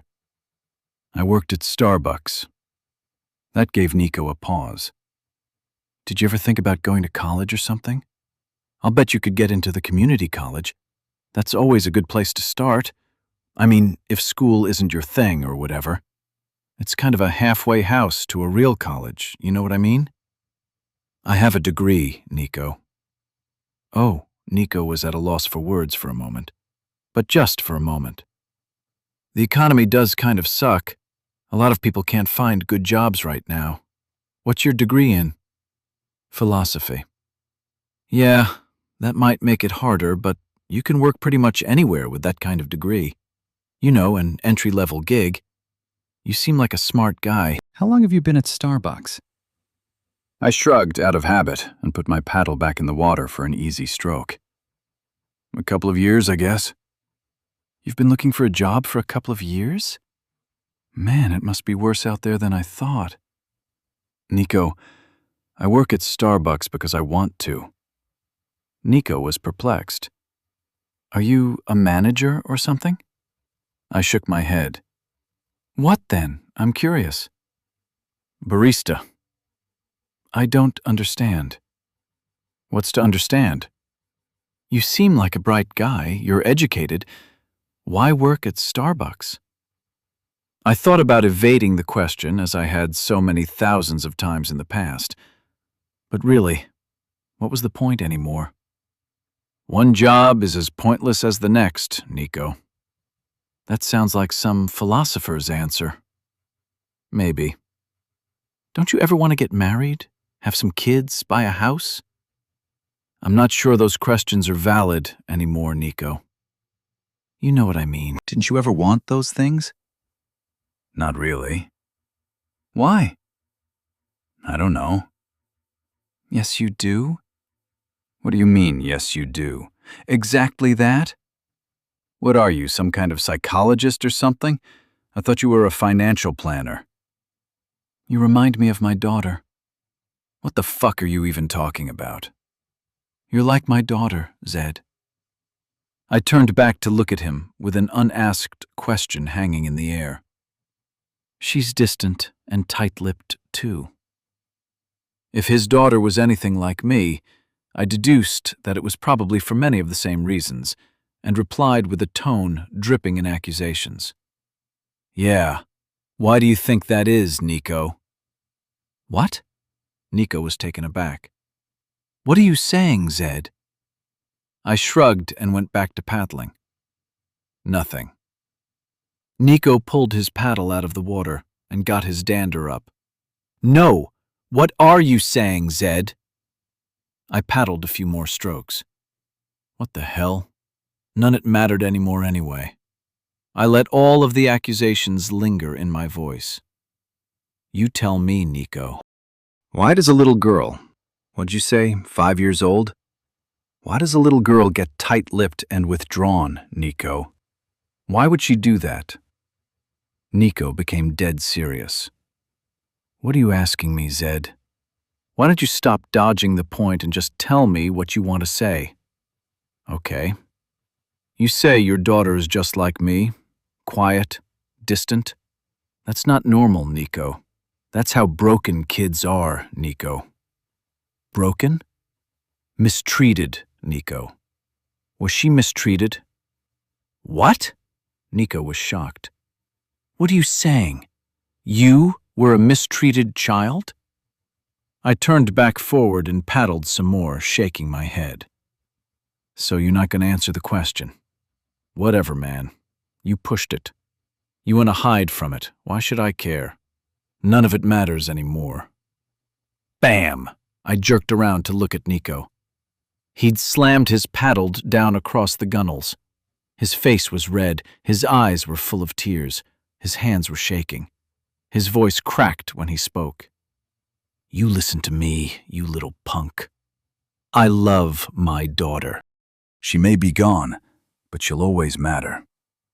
You hear me? And just so you know, I would never, ever, ever raise a hand to her. That's just the way she was.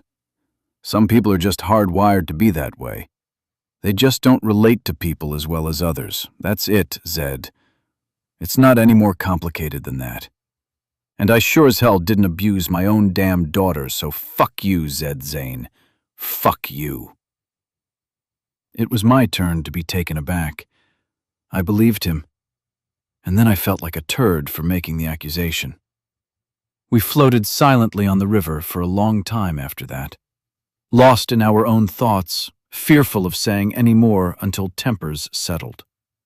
It was me who finally mustered the courage to speak. I'm sorry, Nico. That was dickish of me. Nico shook his head as he accepted. I loved my daughter, Zed. You don't have kids, I assume, so you'll never know how much a parent loves their kids. I'll have to take your word on that, Nico. I turned to start paddling again. We paddled together for a little while upstream with no words passing between us. Nico deduced, Your parents must have been real shits. I shrugged without looking back. It's not important, Nico. They're gone. Are you sure? Positive. Did you ever reconcile everything with them before they went? I told you, Nico, it doesn't matter. It makes it easier to move on when you close the books, so to speak. They're dead, Nico, just like everybody else. How do you feel about that? Are you sure you're not a psychologist? I told you, my daughter Stacy, she was hard to talk to, too. I'm used to dredging answers out.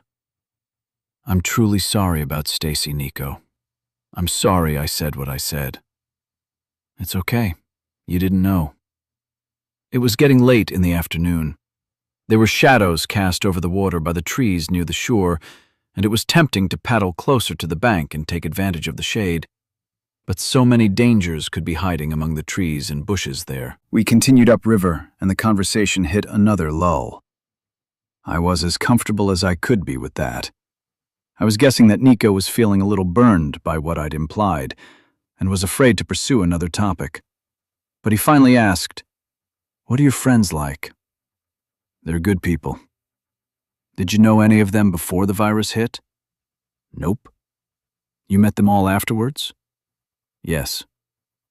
"If you don't mind my speculating, I'm under the impression that you're pretty attached to them." I shrugged. Does that mean no? No.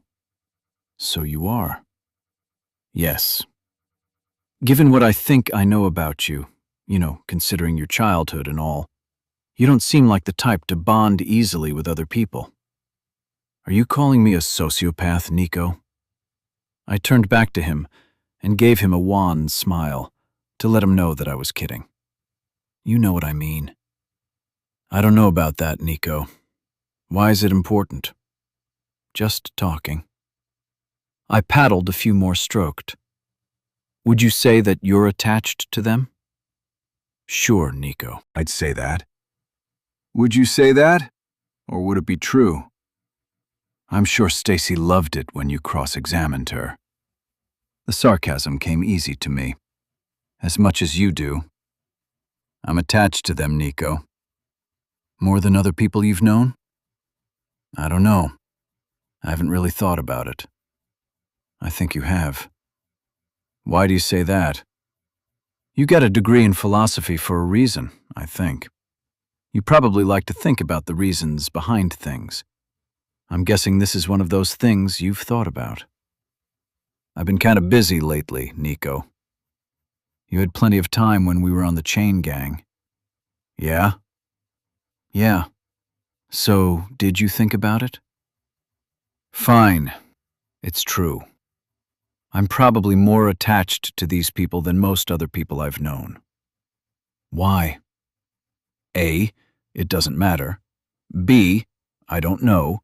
C, if all your theories about me are true, then I'm probably too socially handicapped to know.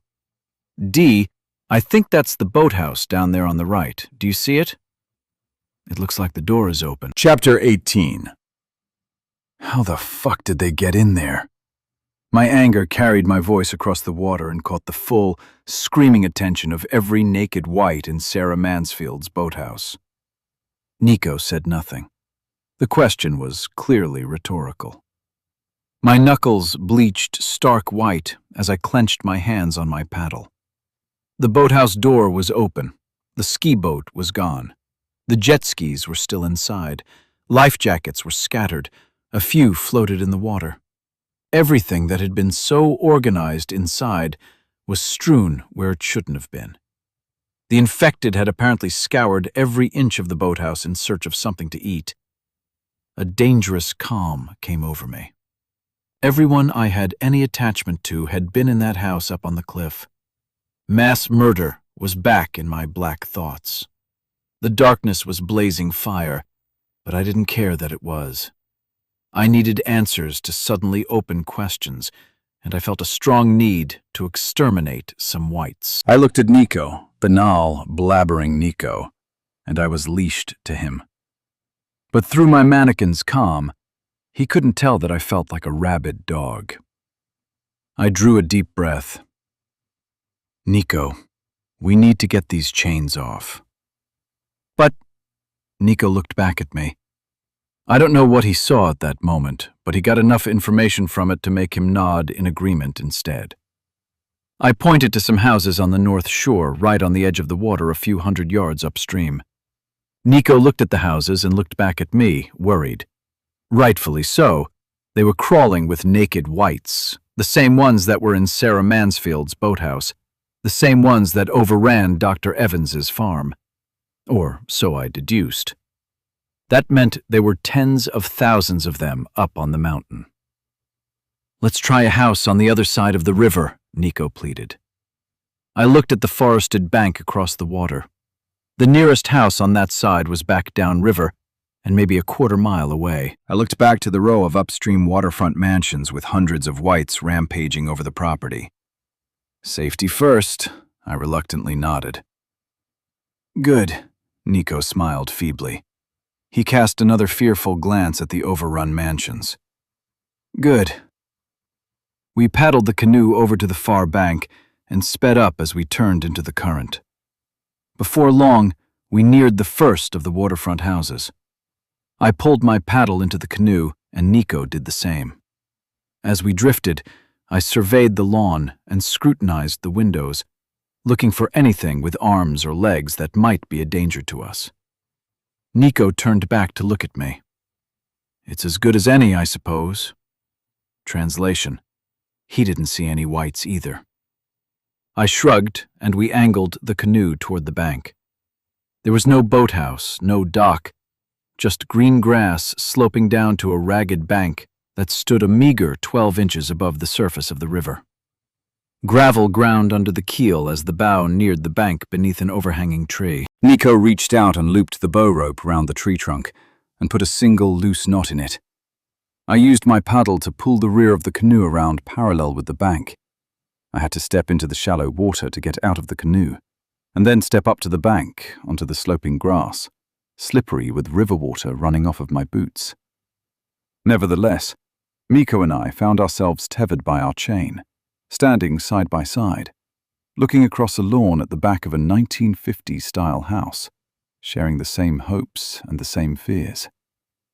I took the length of chain to my left, a length that had 2 unoccupied loops, and drew it back through my hand until I had a couple of dangling feet of iron weight left, enough for a passable weapon. Nico saw what I was doing and copied with the length of chain on his right side. There was nothing that could be done with the length between us. Through the back door, and then we find the garage? I asked, guessing that Nico would agree to whatever I suggested. I guessed right. He followed me across the grass until we stepped up onto a wooden deck covered with a maze of disorganized patio furniture. I didn't see any blood, no torn clothing, and no human remains. There had been no attack by the infected here. Perhaps the owners were just sloppy people. From my position on the raised deck, I was able to peer over a hedge into the next yard. Nothing there either. Nico looked, then seemed to relax a bit before marching off toward the back door. I gently tugged the chain on his neck to slow him down. I raised a palm, imploring patience. Just because we didn't see the danger didn't mean it wasn't there. Nico caught my meaning, and his show of bravery came to an end. He let me lead. The back door proved to be locked. That presented a dilemma. Go around front and expose ourselves to visibility from the street, only to come to a sturdier, probably locked door, or bust this flimsy-looking one down. The noise would draw the attention of any whites that were lingering silently nearby. I looked at Nico. I think, bust it down, he interrupted me. That was decisive.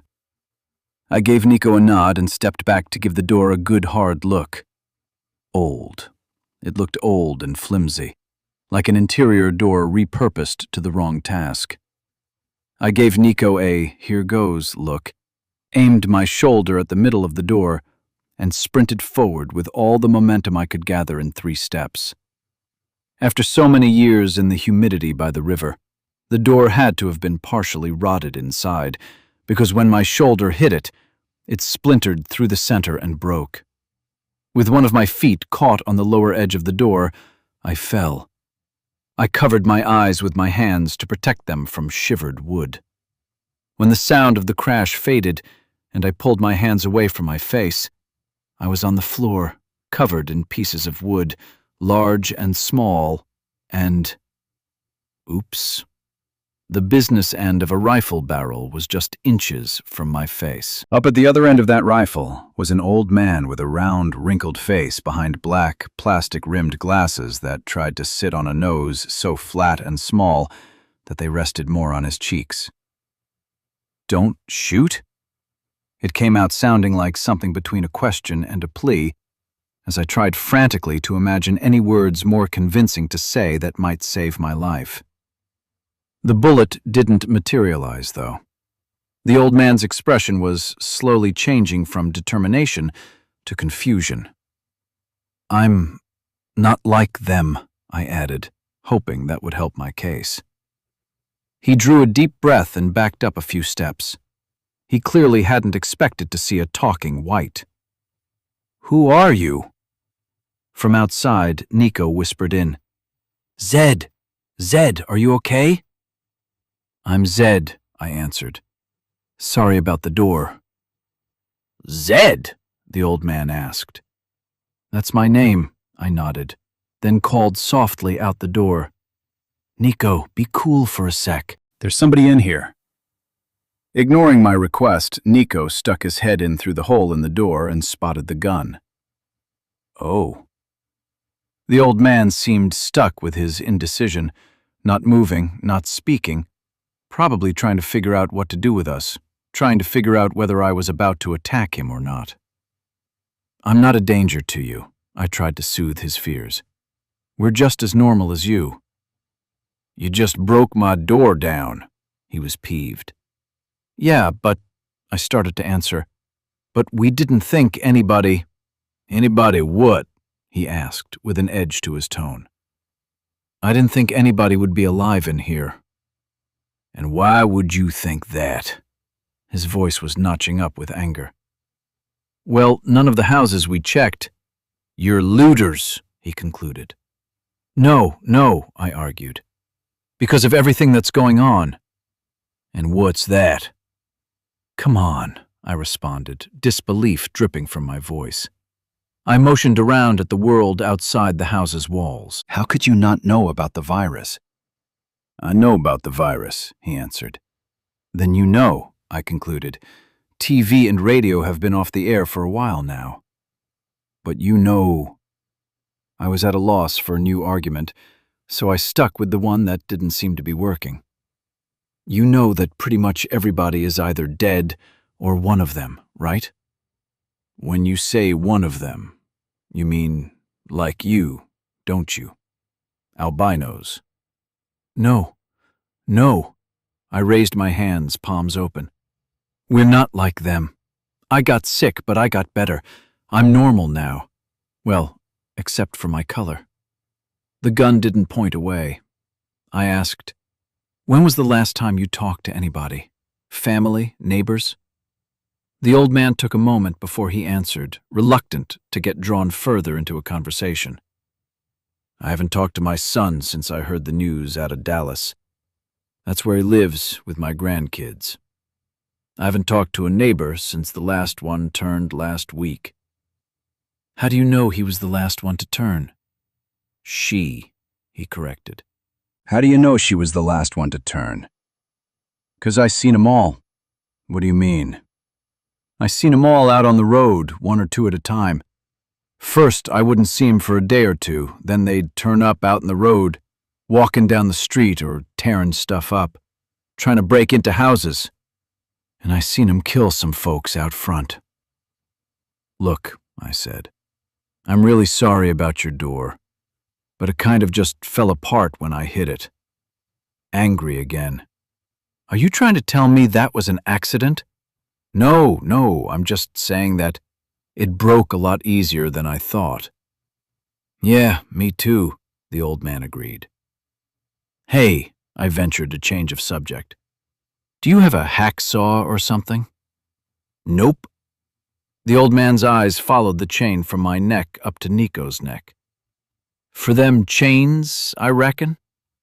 Yes, I confirmed. I got some bolt cutters that'll cut right through them locks. You're a lifesaver. I breathed a sigh of relief. Can I get up off of the floor? The old man lowered the rifle. Maybe. How'd you get them chains? You wouldn't believe me if I told you, I answered. You in some kind of trouble? I laughed out loud at that. Chapter 19. The garage smelled of machine oil, sawdust, and gasoline. It was clear that the old man used it for a workshop. What he worked on wasn't at all clear. I'm Nico Wright. Nico extended his hand toward the old man as he stood in the center of his garage, looking at several toolboxes stacked on shelves against the wall. Mr. Mays, the old man answered, but didn't offer to shake Nico's hand. Don't want to catch it. Hope you understand. Sure, Mr. Mays. Nico dropped his hand. Not sure where I left them bolt cutters. Don't use 'em much. Thanks for helping us out, I told Mr. Mays. Yeah, Mr. Mays didn't look at me. Don't know what I'm gonna do about that door now. This house ain't safe with no door. You're welcome to come with us, I offered. In for a penny, in for a pound. Where to, Mr. Mays looked at me and grinned, exposing his old, yellowed teeth. I'm guessing if you boys had a place to stay, you wouldn't have been breaking into mine. Well, I didn't really have a response to that. Nevertheless, I pushed on. My friends and I were staying up on the hill across the river. Upper with all of them naked ones? They weren't always there. I found myself getting defensive for Sarah's neighborhood. I need to get back to them. Think I'll just stay here, Mr. Mays told me. I don't know how you boys was raised, but it seems like you owe me a door before you go. Nico chimed in. I've an idea, Mr. Mays. After you cut these chains off, I could stay here and help you find a door. Zed can get back to his people. His people? Mr. Mays asked. They ain't your people too? While Mr. Mays went to work shuffling through the junk on the shelves, Nico and I related the story about how we came to be chained to one another. Of course, Mr. Mays didn't believe us. Nevertheless, he did eventually find the bolt cutters, and he freed us. Afterwards, he apologized to both of us for being unable to offer us the hospitality of a meal. He'd run out of food in the house a week or so prior, but had been tying fishing lines each morning to tree branches that overhung the river. He'd been having decent luck with that, but hadn't caught anything that day. It was after 7 o'clock, and the sun was low in the western sky, taking the sharp edge off of the heat. The mosquitoes were starting to swarm, and I gave Mr. Mays and Nico a wave as I pushed the canoe out into the river, wondering what the chances were that I'd ever see them again. Chapter 20. It was Steph I thought about as the canoe glided over the glassy surface of the river. I remembered what she looked like on that first afternoon in Sarah Mansfield's house, when we were alone together in the living room. I watched her walk across the floor toward the kitchen in a pair of salvaged blue jeans that looked like they had been tailored for her, effortlessly looking like the last beautiful thing left in the world. Or maybe it was a mundane memory, enhanced by the hydrocodone that she'd stuffed into my mouth. Stop being a dick about everything, Zed. Let it be real.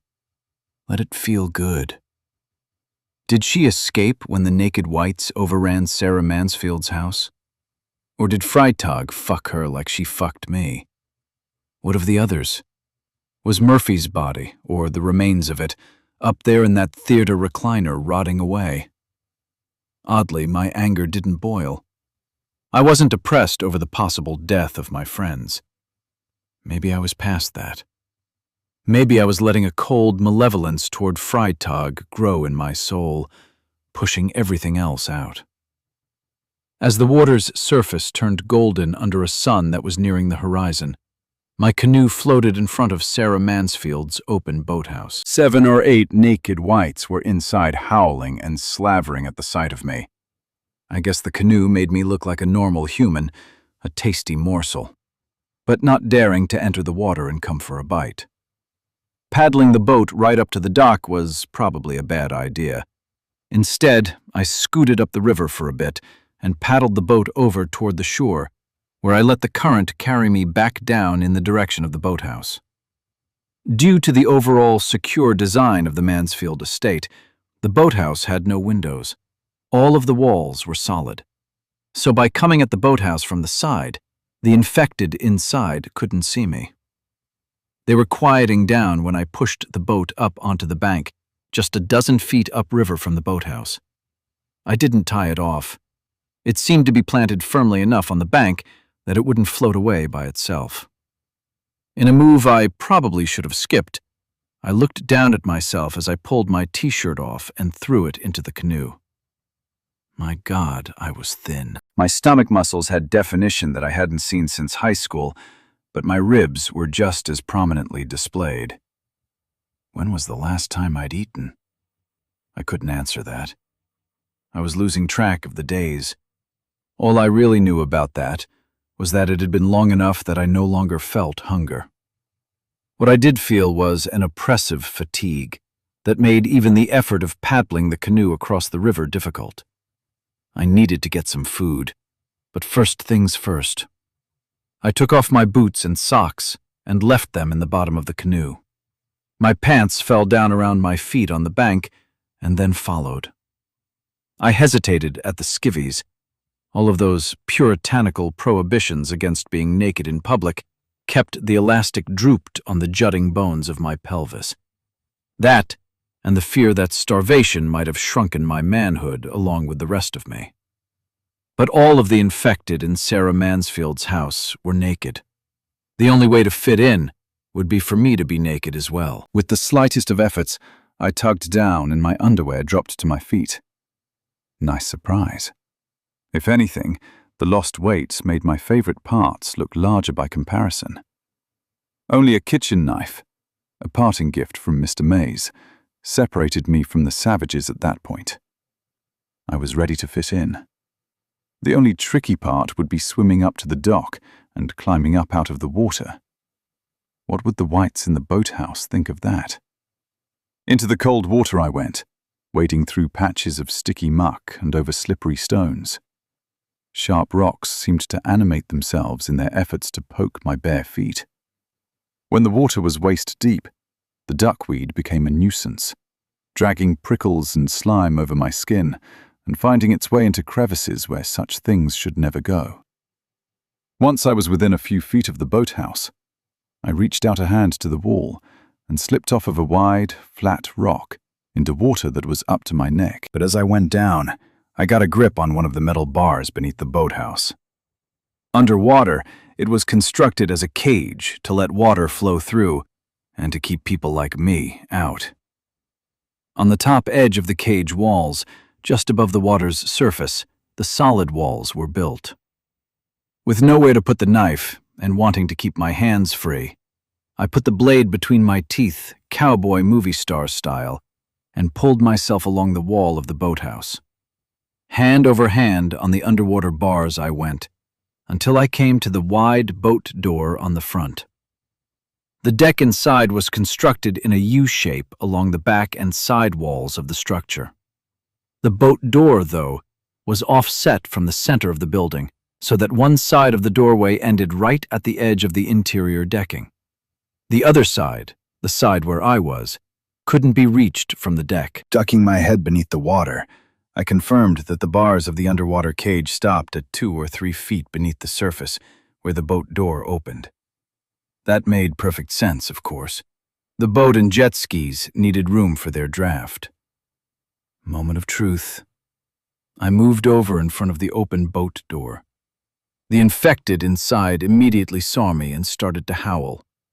12 feet of water separated me from the nearest of them. Any one of them could easily have jumped in and waded across, but I was betting that they, like all the others so far, were hydrophobic. That proved to be a good guess. Not one dipped so much as a toe in the water.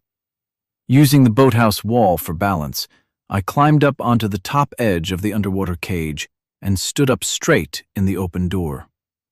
With the water up to the middle of my thighs, I wanted the whites on the decks to see that the bobbing head they first spotted in the water wasn't food at all, but a naked white just like them. More importantly, a naked white with a knife. I don't know if they understood what the knife was, or whether it implied a degree of status among them, but I hoped that guess would prove correct as well. As I stood there waiting patiently, the infected in the boathouse came to realize that I wasn't food after all, and one by one stopped making a fuss. So far, so good. The next part would be tricky. I needed to get over to the deck without them forgetting what I was. For all I knew, they had the memory span of goldfish and would start thinking I was food again 3 seconds after I was back down in the water.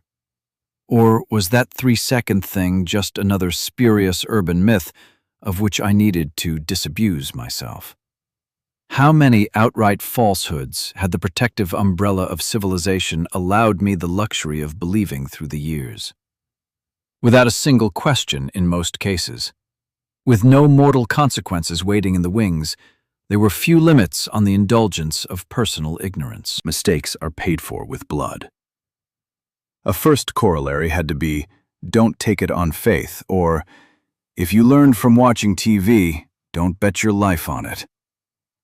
Carefully, I slipped back down into the water, taking the knife out from between my teeth and gripping it in a much more utilitarian fashion. A couple of the whites became immediately agitated. I worked my way along the length of the underwater fence toward the deck. All eyes were on me.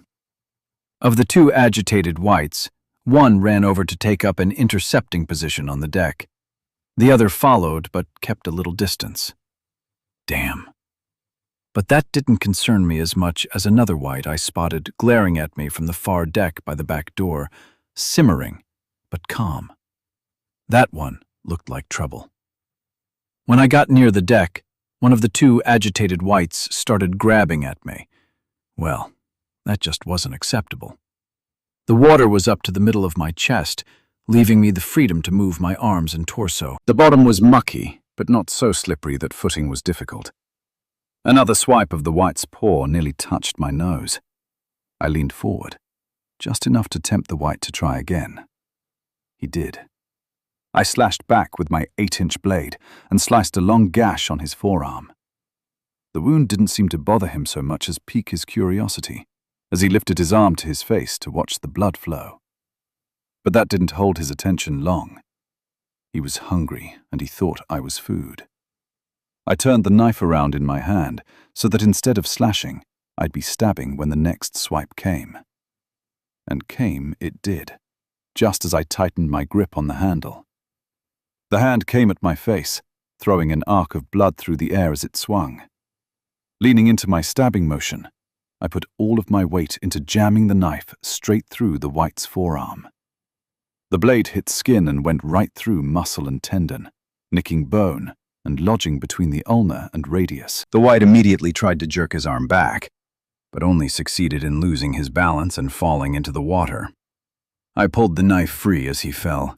He howled. He splashed. He was frantic. That was my chance. With all attention on the white flailing in the water, I scrambled up the slippery, algae-covered underwater fence, using the garage door rails as handholds.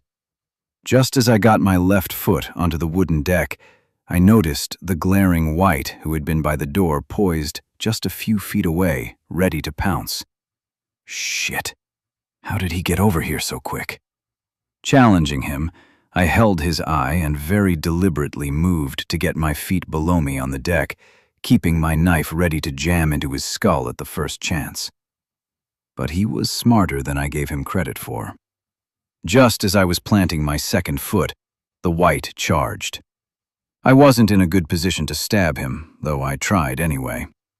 He deftly took advantage of my imbalance, swatted at my arm, and somehow punched me in the head as I fell. Without knowing how I got there, I found myself empty-handed and laying on my back on the deck, with the alpha white's foot triumphantly pushing down on my chest.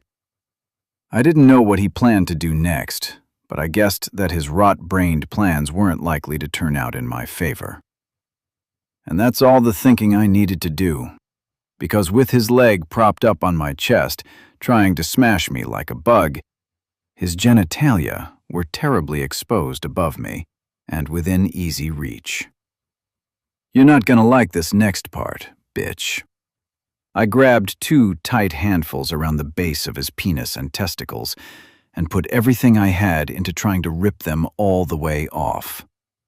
Of course, nothing detached, but God, I know it hurt when his balls squeezed through the vise of my grip, because he howled with an expression of pain the likes of which I'd never heard before or since. I rolled toward the water, and my chest pressed up on the foot that was planted there. So focused was the alpha white on the pain in his nuts that he lost his balance. Of that, I took immediate advantage and pushed harder. He fell into the water, splashing and howling just like his comrade. Ha! I jumped to my feet and grabbed the first solid something I could get my hands on, a wooden boat paddle, and brought the blade down edgewise on the alpha's skull. It was a glancing blow, but it was enough. He was dazed and lost his footing on the river bottom. Using the paddle again, I pressed it into his chest to hold him underwater. He should easily have been able to push it away and regain his feet, but he was past panic, with a severely debilitated brain. He drowned. When it was done, the boathouse was silent. 2 white bodies were floating in the water. 5 whites were gawking at me in some sort of reverence. And I had learned that going pantless held disadvantages too significant to ignore. Looking around for my knife, I realized that it was gone. It was probably in the mud on the river bottom. The 5 whites were all inching closer to me, but keeping their eyes averted like beaten dogs. I weighed the possibility of crunching their skulls with the boat paddle, but thought better of it. Better to know their full intentions before I went up the elevator, where there had to be many more. If things went badly with 5, I knew I could get away. With the water just to my left, escape was as easy as falling in. On the other hand, if things went badly up in the compound, surrounded presumably by hundreds, well, that wouldn't end well. So I walked confidently down the deck toward the back door of the boathouse.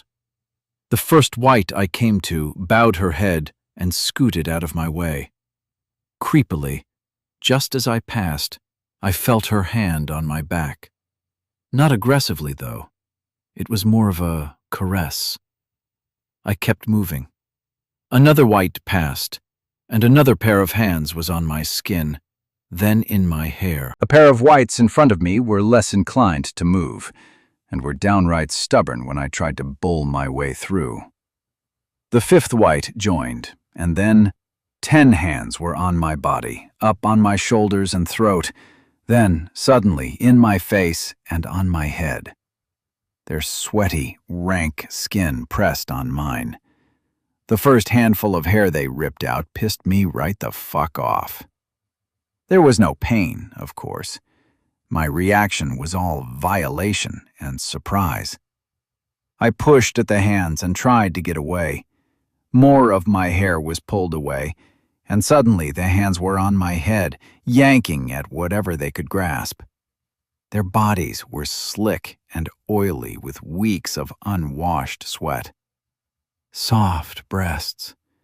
Oh, such a desirable thing in a previous life.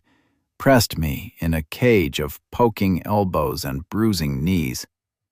Every breath I drew was full of their exhalations of maggot rot and spit.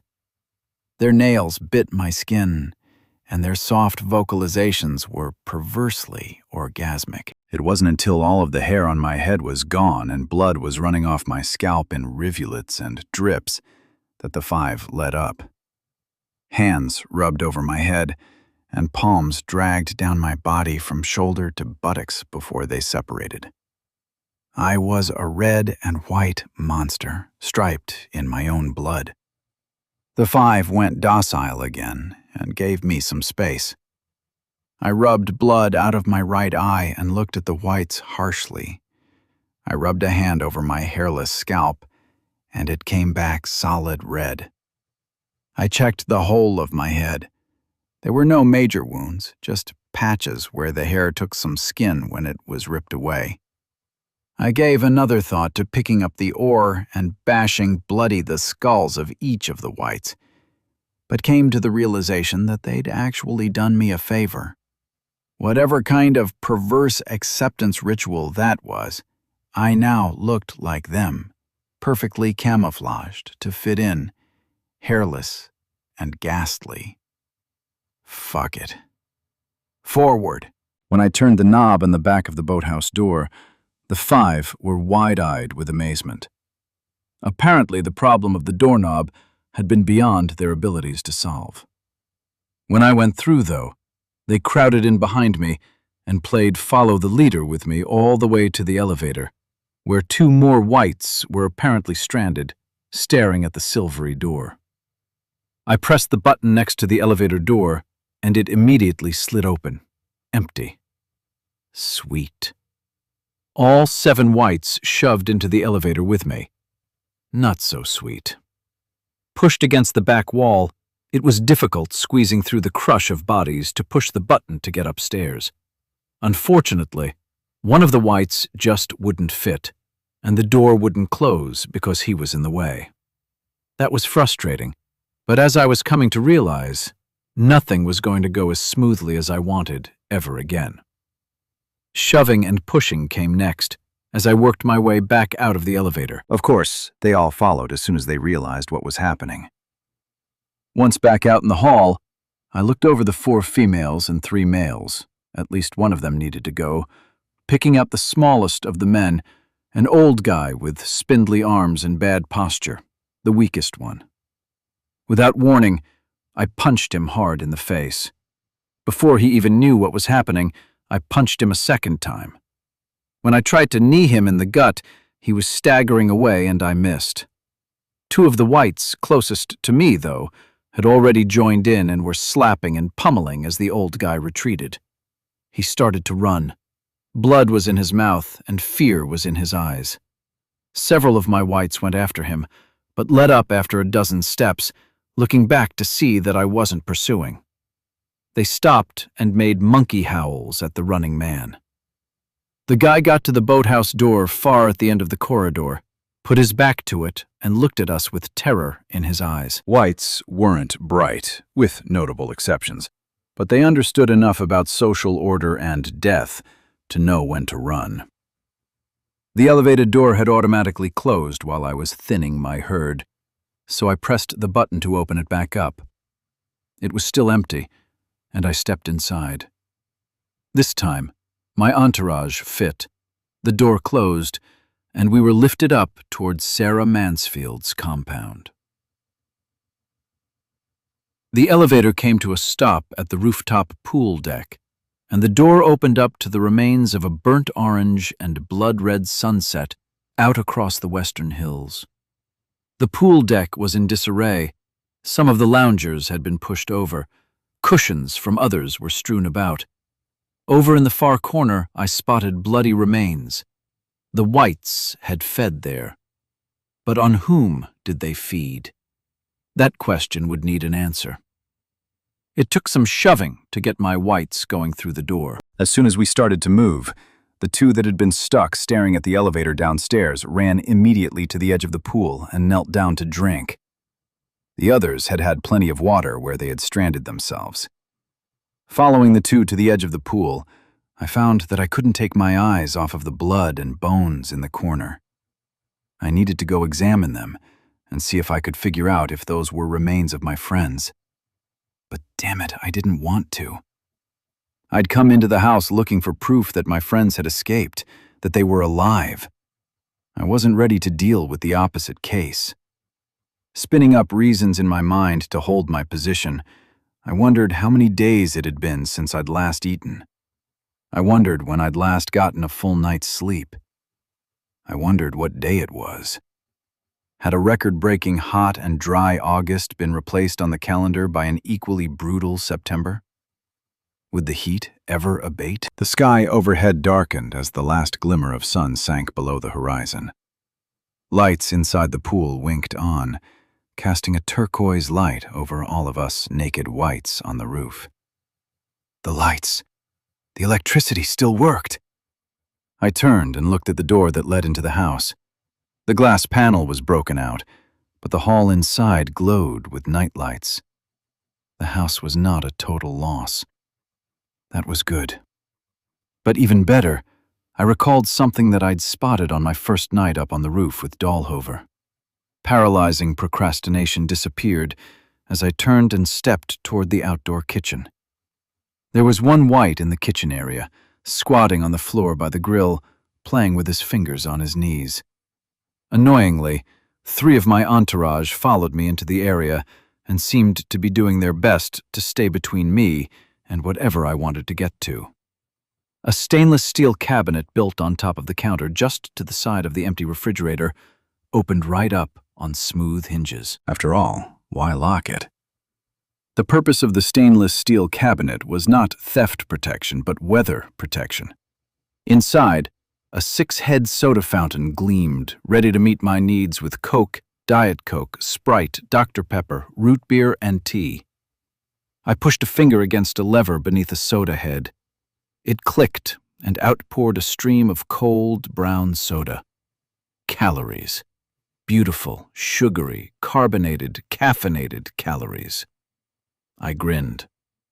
The whites around me, alerted by the noise, stared at the soda machine and me.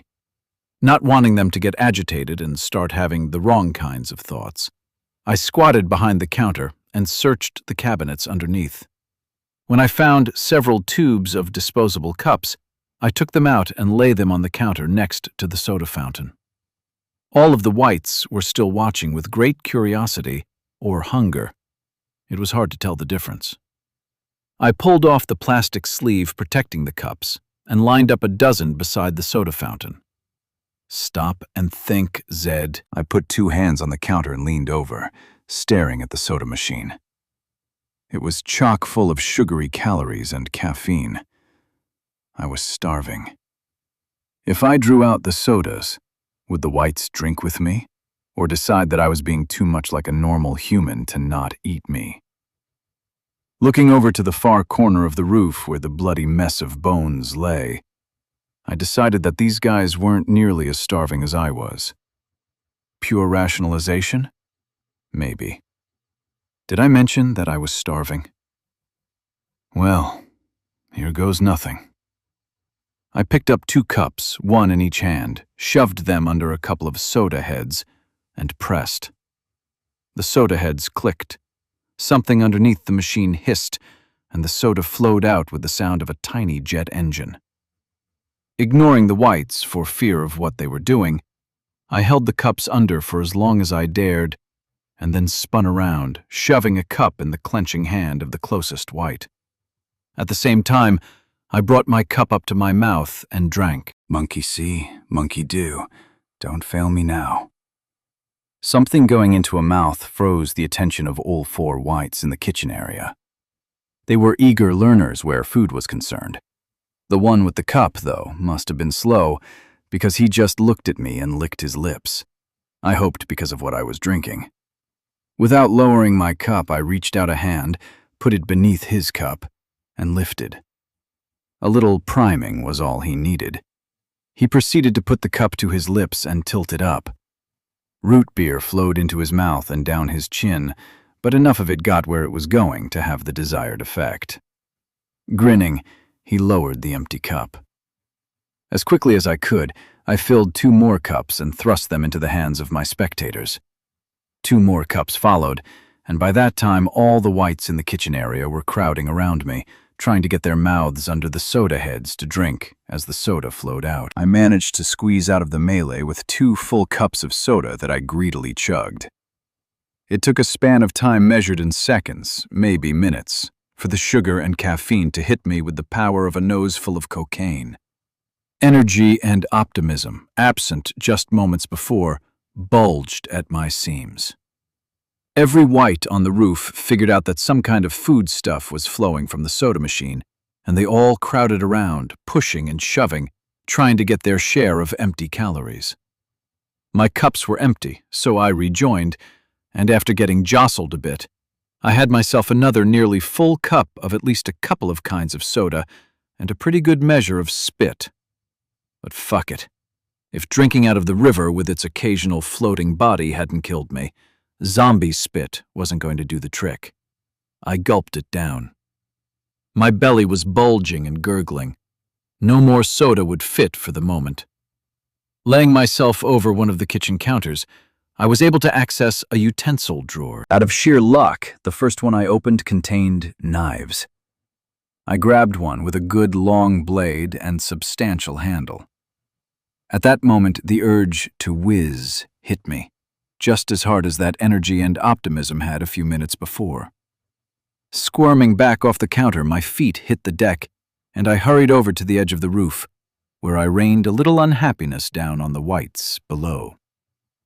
That's when I noticed the long wall that bordered the front of Sarah Mansfield's property. Holy shit. The entire length of wall had fallen over. How did that happen? The compound below was covered with naked whites, Some were lying down, resting for the night. Some squabbled.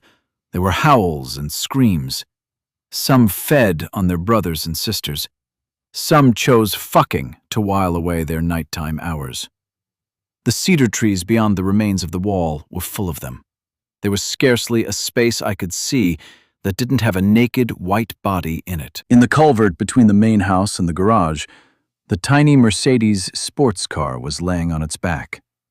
Rammed into that with its rear end pointing up to the sky as it leaned against the side of the culvert, and more importantly against the catwalk, was one of the Humvees, a 3-ton ladder. It was time to get back on task, and the first task was investigating the dead at the end of the pool. It could be avoided no longer. There were 2 skulls down there, that much was clear enough. As I walked along the side of the pool toward the corner, gory pieces of skeleton stood out from the mess: a tibia, the remains of a hand, a rib cage with the lungs and heart dug out through the bottom, a pelvis draped in yellowish-red tendons, but no clothes. I looked around the area. There were no torn clothes anywhere, no bloody clothes, none. That meant it wasn't Steph, Murphy, or any of the others. In their hunger, the whites had eaten some of their own. The Aubrey equations were at work. Good. But there were still 3 floors of Sarah Mansfield's house below me. Startled by a sound behind me, I jerked around to see that a couple of the whites that I'd picked up in the boathouse, apparently full of all the soda their stomachs could hold, were coming toward me. I put some distance between myself and the roof's edge, just in case. But they had no nasty intent. Instead, they stopped and watched me, dogs waiting on a treat. There were 5 of us in the elevator that time when the door opened into the lobby in front of Sarah Mansfield's theater room. Before I was able to make sense of anything that I was seeing, the smell hit me. Sweat, death, feces, and urine. My stomach heaved, and I stumbled against a couple of my followers. The smell didn't bother them, though, not in the slightest. Through the elevator's open door, I spied 15 or 20 infected scattered across the marble floor. The floor was no longer white, but smeared in the most disgusting mix of blood and shit. There were gnawed bones, and just about anything that could be torn or broken was. Amidst that mess, the whites on the floor were scouring through remains for bits of anything fleshy. The fetid little prizes found promptly went into their mouths. I feared that the plan I'd formulated before arriving was not going to work. The entourage and I exited the elevator, and none of the infected already there took notice. That much was good, at least. Off to my left, the glass walls of the wine cellar were smudged, but unbroken. Inside, hundreds of bottles of wine were still safe. Good to know. To my right, there were whites standing in the doorway of the video room. They weren't jostling one another, nor vocalizing. Even their nervous hands were still. Calm? I led my group over among them and systematically pushed myself between their stinky bodies and got inside.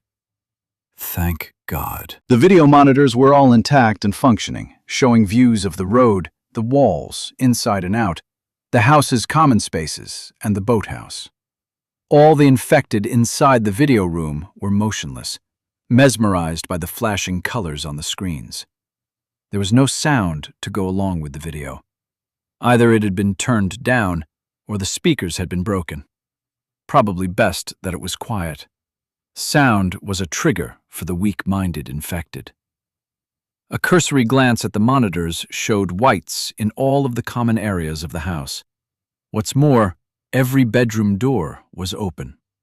So the remote possibility that the others had locked themselves into one of the bedrooms did not pan out.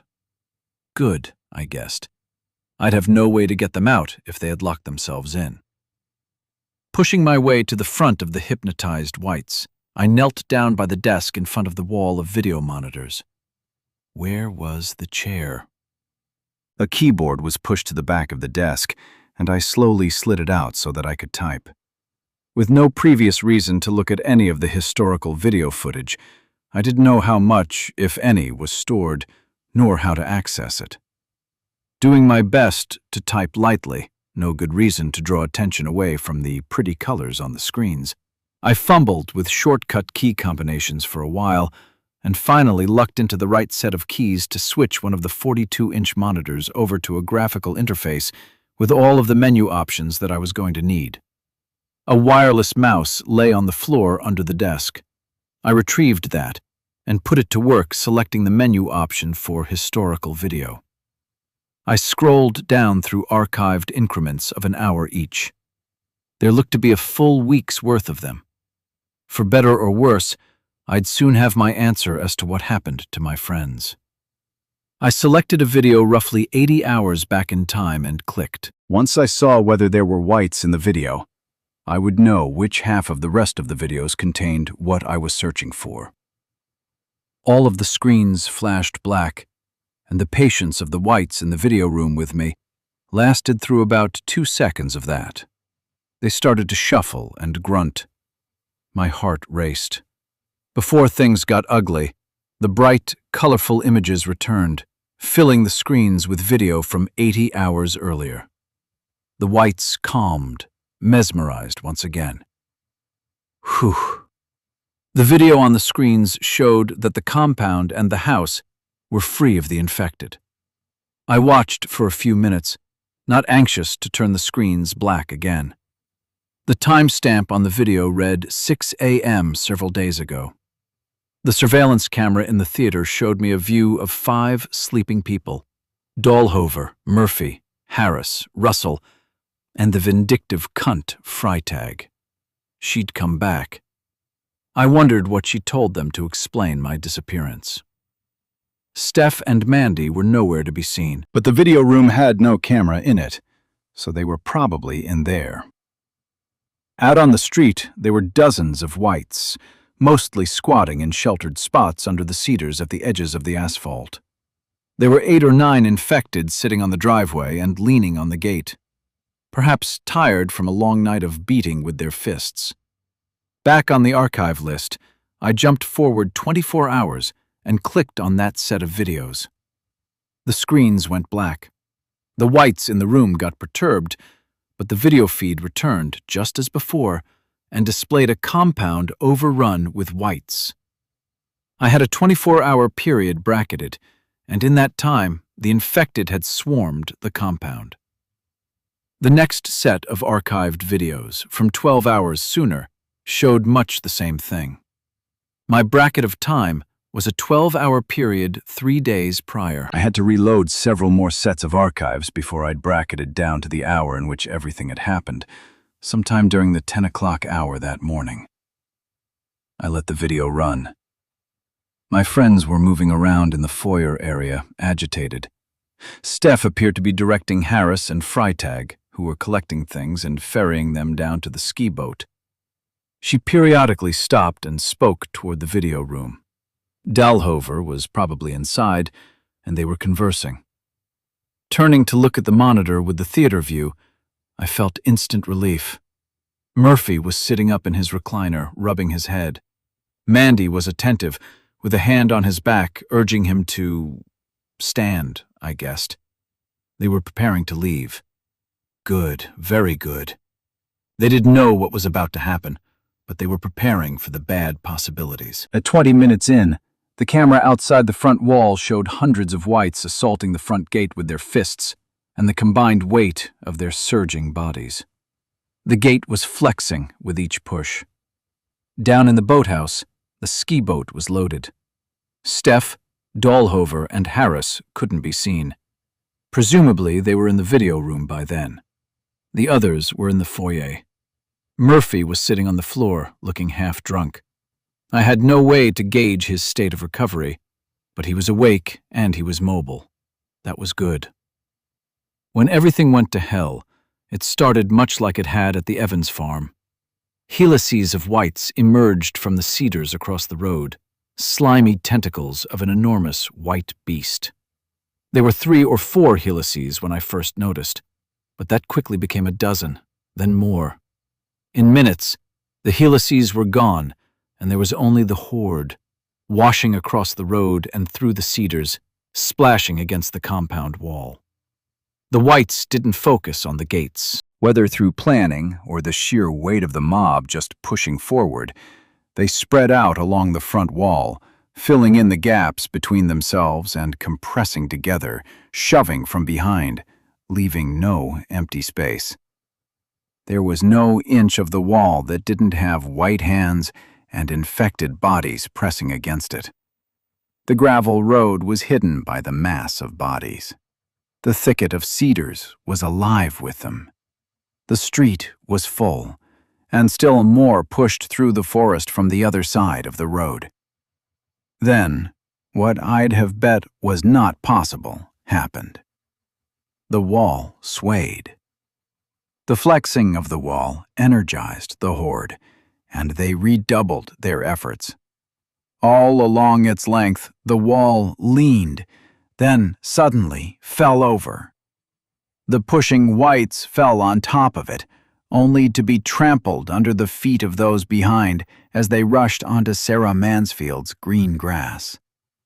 After that, everything happened way too fast. The failure of the wall marked bug-out time for everyone inside, and they hurried into the elevator. At the last second, there was a short, tense conversation, and both Mandy and Harris ran up the stairs. The elevator containing the others descended to the boathouse. Outside, the horde had already covered most of the tiered compound. Fists were beating on the concrete walls of the house and the metal doors of the garage. The culvert below the catwalk was full of whites, running or jumping to grab the catwalk that was hopelessly out of their reach. Whether or not they knew that human meat was inside was irrelevant. For some reason, they believed it.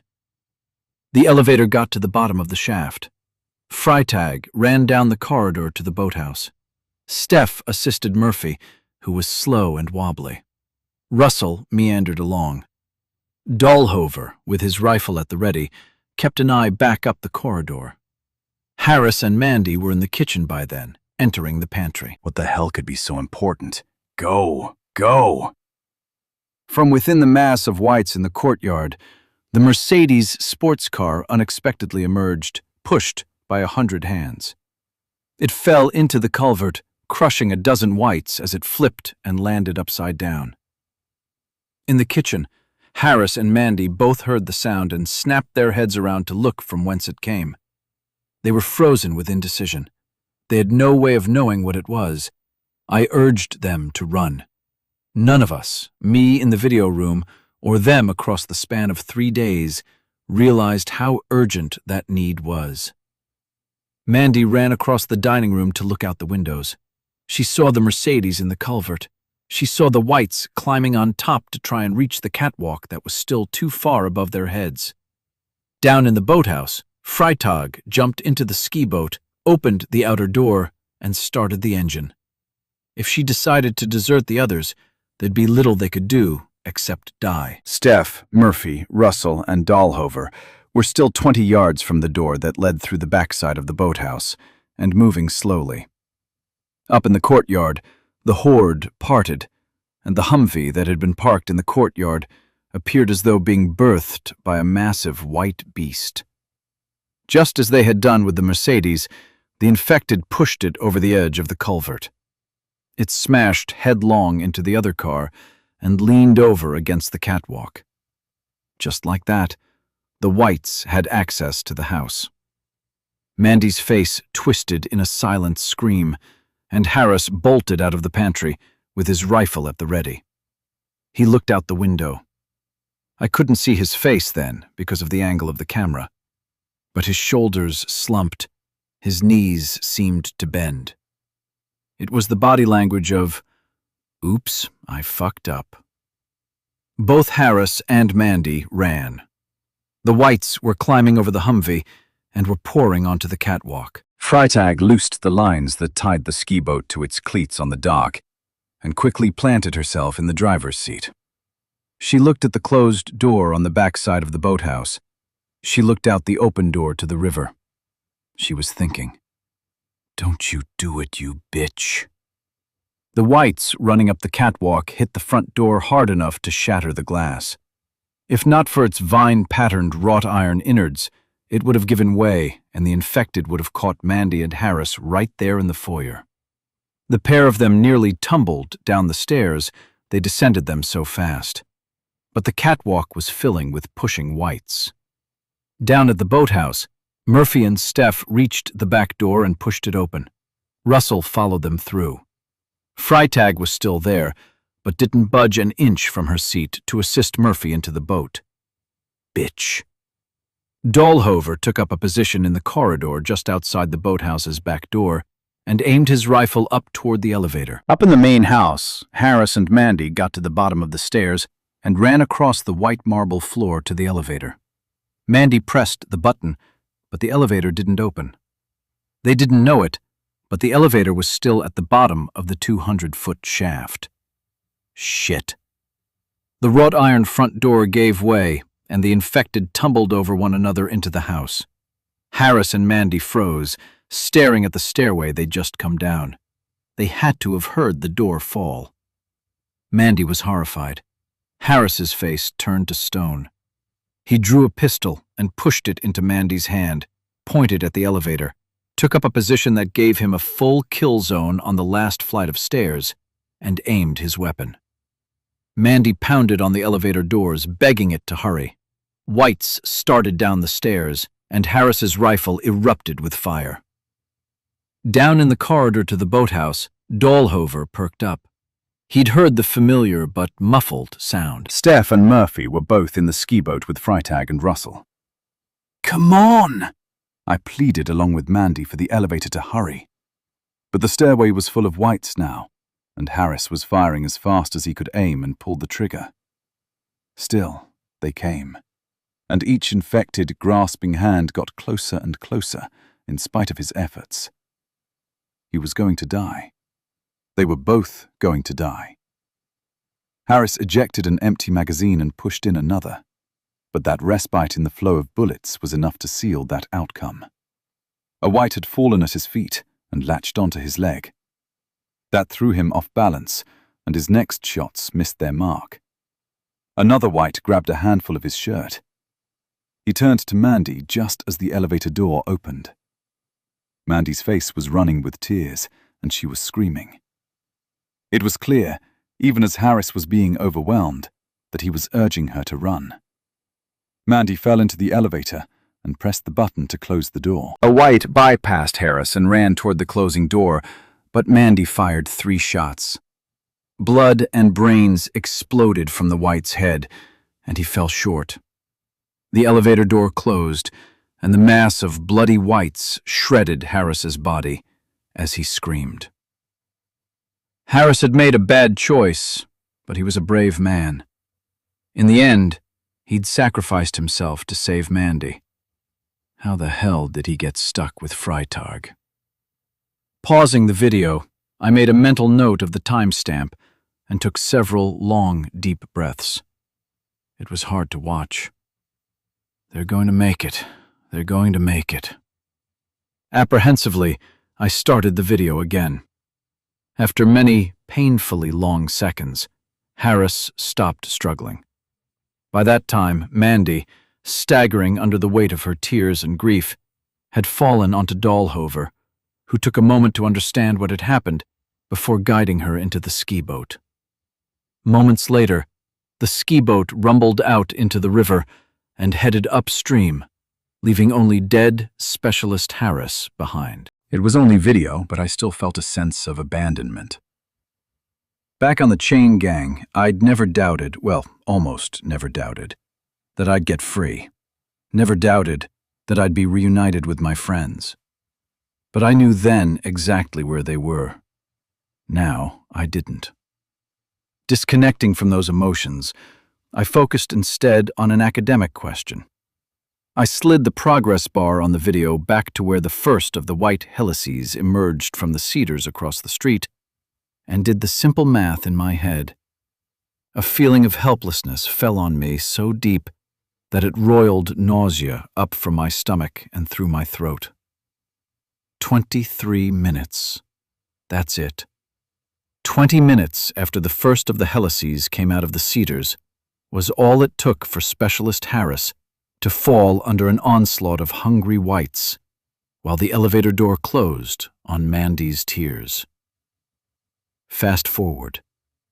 It took 17 minutes for the horde to amass enough strength to push the wall down. After that, just a hair under 6 minutes was all it took for the whites to figure out how to push the cars into the culvert to gain access to the catwalk, break in the front door, and get their grip on Specialist Harris. How long had Murphy and I been in the compound before we finally got inside? An hour? 2? The whites were inside for 6 minutes. But it wasn't the thought that the combined intelligence of the horde was smarter than me that was strangling my hopes. In Sarah Mansfield's relatively hidden, seemingly well-defended compound, we'd fared no better than the hospital staff had at Dr. Evans's farm, in their 100-year-old farmhouse with easily breakable windows and flimsy doors. The emergent intelligence of the mob, along with the guidance of the smart ones, had broken down the defenses with ease. With smart ones in the world, perhaps no hideout was safe. The real lesson that I needed to learn, one that I kept avoiding with all of my running and hiding and hoping, was simple. If the smart ones lived, humanity would die. Only one conclusion made sense after that. Genetics and luck had burdened me with the perfect camouflage for hiding among the infected. And with that luck, nature had granted me a license to kill them, especially the smart ones. Chapter 23. Sorting back through the video archives, I found the one that contained Freitag's return after she abandoned me down the river. Dahlhover and Steph had been in the video room at that moment, so before Freitag had even closed the boathouse exterior door, they knew that she was alone. When Freitag exited the elevator into the theater lobby, she stepped into a hornet's nest of taut emotions. Everybody but Murphy was in the brightly lit foyer. Steph's face was hard, and her eyes were cold. Her body language was confrontational, and she didn't hesitate 1 second in starting her interrogation. But she didn't get outwardly emotional. Not so much for Mandy, who, with every word she spoke, spewed her emotions all over the lobby. She was yelling, she was crying, she was mad as hell. It was Specialist Harris's big, restraining hands that kept her from physically assaulting Freitag. Dahlhover stood back, his poker face gone, his eyes ablaze. His hands were on his rifle, and I had no doubt he would have used it if the situation escalated. Or maybe if he had any good excuse to do so. Freitag, for her part, was motionless. She let Steph and Mandy blaze through their anger and silence.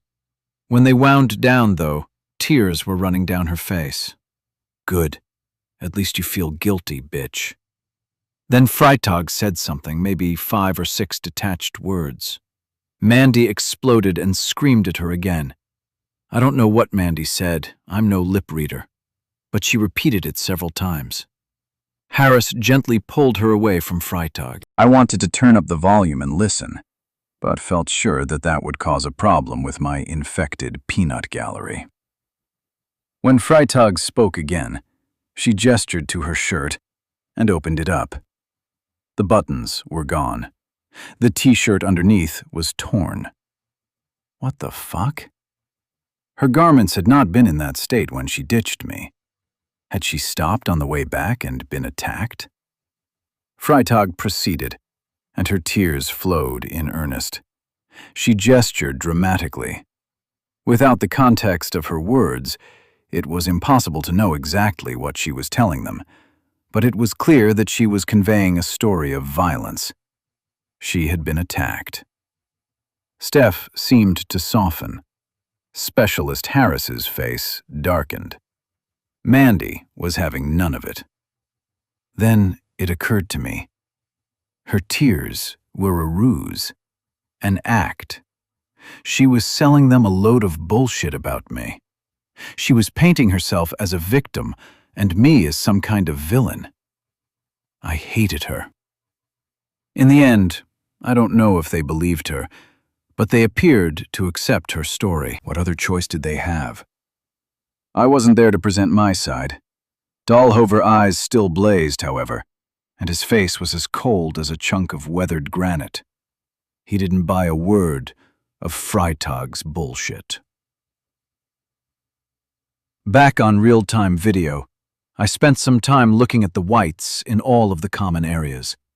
Some were feeding, some lying down to sleep, others very disturbingly engaged in sexual acts. I hoped that my guess about body temperatures being too high to produce sperm was correct. I shuddered to think what would become of babies born to infected, brain-fried mothers with insufficient calories and nutrients. How many would be stillborn or deformed? Would the survivors grow up to rule the world in a giant, intellectually backward step, or would they become bloody little dinners for the other infected? Surprisingly, the garage remained secure, protecting a Humvee and several very expensive cars in climate-controlled sterility. That prompted me to search on the computer for a program to manage the keypad codes on the doors around the compound. Having already figured out how to access the menu system, it was easy to find. It appeared to be a web-based application, and to my greater surprise, when I opened the admin screen, the password had been cached. I got right in. From there, it was a snap to grant my ATM PIN number, one number I was sure not to forget, a virtual all-access pass to the compound. I didn't have any plans about what to do with that access, or if anything useful would be left of the compound when the whites finally cleared out. It was just an inexpensive hedge against uncertainties in the future. When I looked at the camera that had the best view of the living room, I was taken aback and switched the video feed to the one of the big screens. My first impression of the scene was that of Caligula's throne room. Like every other room in the house, there were whites eating, squabbling, and fucking. But there was more going on there. The couches were rearranged along the walls. On those couches lounged a few dozen whites, all men. Around them, servile, infected women attended. The coffee tables were pushed together at one end of the room, creating a dais. In the center of the dais was a single chair where a naked white with intense blue eyes sat, looking out over his court like King Monkey Fucker. Was this guy the head white in the naked horde, or just a successful opportunist riding a wave of emergent behavior? No, fuck the emergent behavior theory. Sure, there was probably enough of that going on, but it was the hand of the smart ones that multiplied the lethal effectiveness of the whites. Whether right or wrong, I concluded that the bald-headed leader's dumbass was the reason all of these whites, including me, were bald and naked. Damn it, Zed. I chastised myself for calling the dude a dumbass. He was at the head of an infected army tens of thousands strong, and very effectively destroying every pocket of human resistance in Austin. I was just a dipshit burglar with a stolen canoe, not in any position to besmirch King Monkey Fucker's intelligence. I hated him. But until that day in the future when I put a bullet into his squirmy, infected brain, I knew that I'd better respect him. And just as it had been when I was chained up by Nancy and Bubbles, intelligence and knowledge were humanity's only advantages in fighting the whites. After Jeff Aubrey's lecture about the infected cannibalizing themselves, I had thought that time was on the side of humanity as well, but the smart ones were handily negating that advantage. While thinking all of that through, the goals of my mission back into Sarah Mansfield's house changed. I had learned what there was to be learned about Freitag and my friends, but I was, for the moment, in a unique position to garner a wealth of intelligence about the naked horde and its leaders. I'd likely never get that kind of chance again. So I sat and I watched, and all of my new, bright, white friends in the video room helped. I fumbled with keyboard for a few minutes to get the living room camera to pan and zoom. Once I had control, I started with King Monkey Fucker. I zoomed in and paid close attention. He sat still and confident. He definitely didn't have that blank Forrest Gump-like stare I'd seen on the faces of so many of the infected. He was watching those around him, and he was scheming. A white came running into the room. The lackeys on the couch showed no interest. The white jumped up to the dais and bent over to whisper into the bald-headed leader's ear, exactly as Nancy and Bubbles had conversed with their collection of half-wits. Eventually, the conversation came to an end, and the bald guy pointed to a couple of indolent courtiers, whispered a final instruction, and the runner went to the two whites who had been pointed out. The runner passed along the whispered instructions, and the three of them got up and jogged out through the house's broken front door. Very curious about what instructions could have been passed along, I watched the various cameras to see where the trio went. Out onto the catwalk, down the Humvee ladder, across the compound, over the fallen wall, through the cedars, and down the street. I lost track of them among the infected in the distance. I didn't have any faith in the efficiency of a command and control system based on whispers and runners, but the results couldn't be disparaged. There just had to be a significant emergent behavior component driving the horde. It had to be that the bald-headed leader and the other smart ones were adept, talented even, at nudging the horde in the direction that most fit their desires. And as happens so often, my imagination, built on a foundation of 1,000 grossly unrealistic action movies, switched gears and ginned up a plan to slaughter King Monkey Fucker, his courtiers, and a pretty good number of his horde. With some luck and the right wind direction, I might kill off the whole damn bunch. I smiled. Switching the camera feed on the main screen to one of those in the garage, I had a look around in there. I switched to another camera in the garage, spent a moment scanning, and found that which I hoped would meet my needs. Excellent. I can make this work. And not like last time. I didn't want any suicidal Tarzan moves in my future. Luck had its limits. After switching back to the main menu, I searched around and found the house's climate control system. I discovered that I could control the water purification system. I saw the status of the battery levels. I could change the house temperature and change when the outdoor lights came on and off.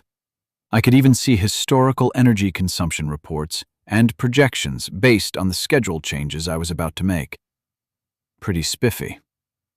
I experimented with the lighting on the roof and found that turning the lights off and setting them to turn back on at any time in the future was as easy as a few clicks. Good. I turned them off and killed the water in the misters attached to the pergolas as well.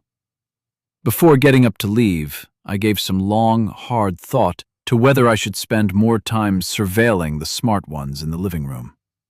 In the end, my anxiousness to implement my plan eclipsed my desire to learn more. Besides, they'd all be dead in a few hours anyway. I knew enough. Turning toward the door of the video room as I prepared to stand, I was startled. Standing just to my right and looking down at me were two tall, wiry whites, one male and one female, yin and yang in a match set. They didn't look happy, and they were looking down at me. That one look up at them was enough motivation to make me tightly grasp my knife and prepare to use it. I could spring up and jam the blade up into the base of the brain through the throat just under the jaw. That would get one of them. The question was, would the other attack me if I did so? Deciding which one to kill first came down to the eyes. In spite of the gender difference, they were equally formidable in appearance, covered with lean, athletic muscle. The male looked a little dim behind the eyes, The female looked just as sharp as King Monkey Fucker. That settled it. Just as I was about to launch myself at her, the female raised a finger to the side of her head. She left it there for a second, then pointed it at her mouth, and then pointed it at me. What? She repeated the series of gestures. I glanced at the man. He just stared. The girl did it again. She was trying to communicate with me. Not knowing exactly how to react, I finally chose to mimic her gesture. In return, I got the faintest of smiles. But the smile was only on the girl's lips. It didn't touch her eyes. She stepped back, pushing a mesmerized White out of her way as she moved. She gestured with her hand, making it clear that she wanted me to come along. I hesitated. She took another step. The guy moved to stay by her. She gestured again. Steeling my nerves for what might come next, I slowly stood and followed, keeping my grip tight on the handle of my knife. If they'd found me out and had decided to kill me out on the lobby floor, I wasn't going to go easily. The girl continued to push through the Whites. Soon, I was following her out of the video room and across the marble-floored foyer. She guided me toward the ladies' restroom, and as we neared, I spotted in the corner what I could only guess were Specialist Harris's remains. In that bloody mess of clothing, boots, and bones, I saw his rifle and his Molly vest. He'd never had a chance to reload when the Whites flooded down the stairs. Some of the magazines in that vest had to be full. If I could make it work, those items were coming with me when I made my exit. The girl and the guy went into the bathroom, and I followed them in. Inside, it was just like any public restroom you might come across. There were 2 sinks on one wall, along with a hand dryer. 2 stalls were on the opposite wall. The woman checked one stall to ensure that it was empty, and then she led me, reluctantly, I might add, into the other stall. Her man squeezed in with us. It was definitely not the kind of place for 3 people who, through choice or necessity, had given up on personal hygiene. Unexpectedly, it was the guy who spoke first. He leaned in close, cupped his hands over my ear, and in a harsh whisper said, "Kill the him, kill the her, kill the all." What the fuck was he telling me to do? He pulled his cupped hands away, leaving the stench of his rotting breath hanging in the air around my head. I leaned away in what little space was available. He looked at me with the same dim eyes I'd first seen in him. Did he expect something from me? I looked at the girl, and she leaned in close with her own whisper. "Blade Hand has talk?" It was a question. Was it advantageous to answer or not? She leaned in again, breathing out a rotten halitosis that was as bad as her twins. "Blade Hand has talk?" We were in a confined space, and I decided that if push came to shove, I could kill them both before they did me any serious harm. Why not see where this would go? I nodded. The insincere smile turned up on the girl's face again, and she nodded at me. I shrugged. She nodded at me again. I shrugged. What? She reached out and pulled my empty hand up to her ear. I figured that she wanted me to say something. That made me very nervous indeed. Nevertheless, I complied. Tiptoeing to reach her ear, I whispered, "Yes." When I pulled away, the guy leaned in close and cupped my ear. "Kill the him. Kill the her. Kill the all." Jesus, what a creepy bastard. The girl leaned in. "More say." I was already impatient with this, but there was no way around it. I tiptoed up to her and asked, "More say? What do you want?" When I pulled back, she looked astonished. She whispered to me again, with some urgency in her voice, "More say." I was perplexed. Their speech was obviously impaired by the virus, but how much could they understand? I whispered back, "I don't understand what you want from me." Again she was astonished, and right away she whispered to me, "Many talks." The guy leaned in close.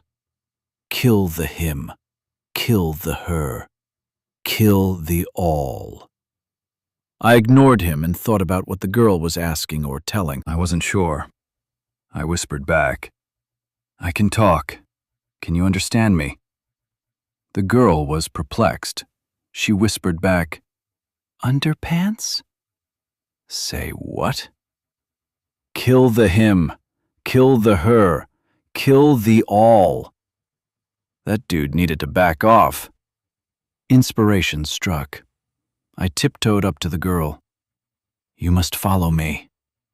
She looked confused. She asked, "The Joel asshead?" I nodded, and after a second of decoding, I confirmed with my whisper, "The Joel has said." "Who the fuck is Joel?" She nodded at me and then whispered something to the male. Who knew what was going on in his insufficient maggot brain? But I think I just put myself in charge. With all three of us crowded into the stall, it was difficult getting the door back open. Some very close contact between smelly, sweaty bodies was required to get it done. I led the pair out of the stall, out of the restroom, across the messy lobby floor and up the stairs. Wanting not to be seen by the smart ones in the living room, I led the pair through the dining room and then down the few stairs into the kitchen. Not going far enough into the kitchen so that I would be visible over the bar between it and the living room, I squatted down near a cabinet that I knew contained some pots and pans. Taking care not to clank them together, I withdrew the three largest pots and their companion lids. The guy leaned over and whispered in my ear, "Kill the him, kill the her, kill the all." Yeah. With the lids on, I placed a pot at my feet and at the feet of each of my companions, and then made a show of picking up the pot by the handles. The girl got it immediately, but the guy had trouble. I had to help him get his hands around the handles. Once there, he understood my meaning and picked it up with as little effort as any normal person. After going back out through the dining room, we crossed the foyer, taking care to avoid the glass shards, and exited the house via the catwalk. Thankfully, there were only a few whites on the catwalk between the house and the garage. There were no infected near the door that led through the side of the garage. Once we crossed the catwalk and reached the access control keypad beside the door, I flipped up the clear plastic cover and the buttons lit up from behind. The girl gasped in amazement.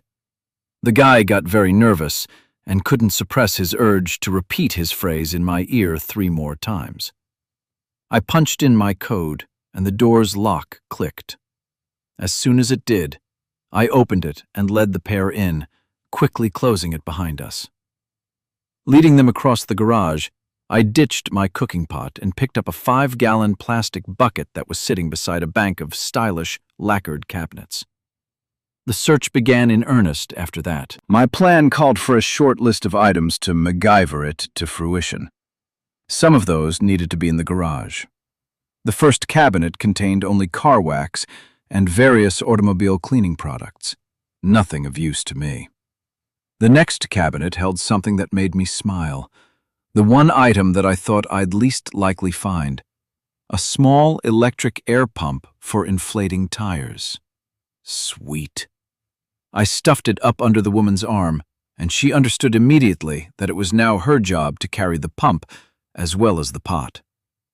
Further searching yielded a clear plastic hose and duct tape.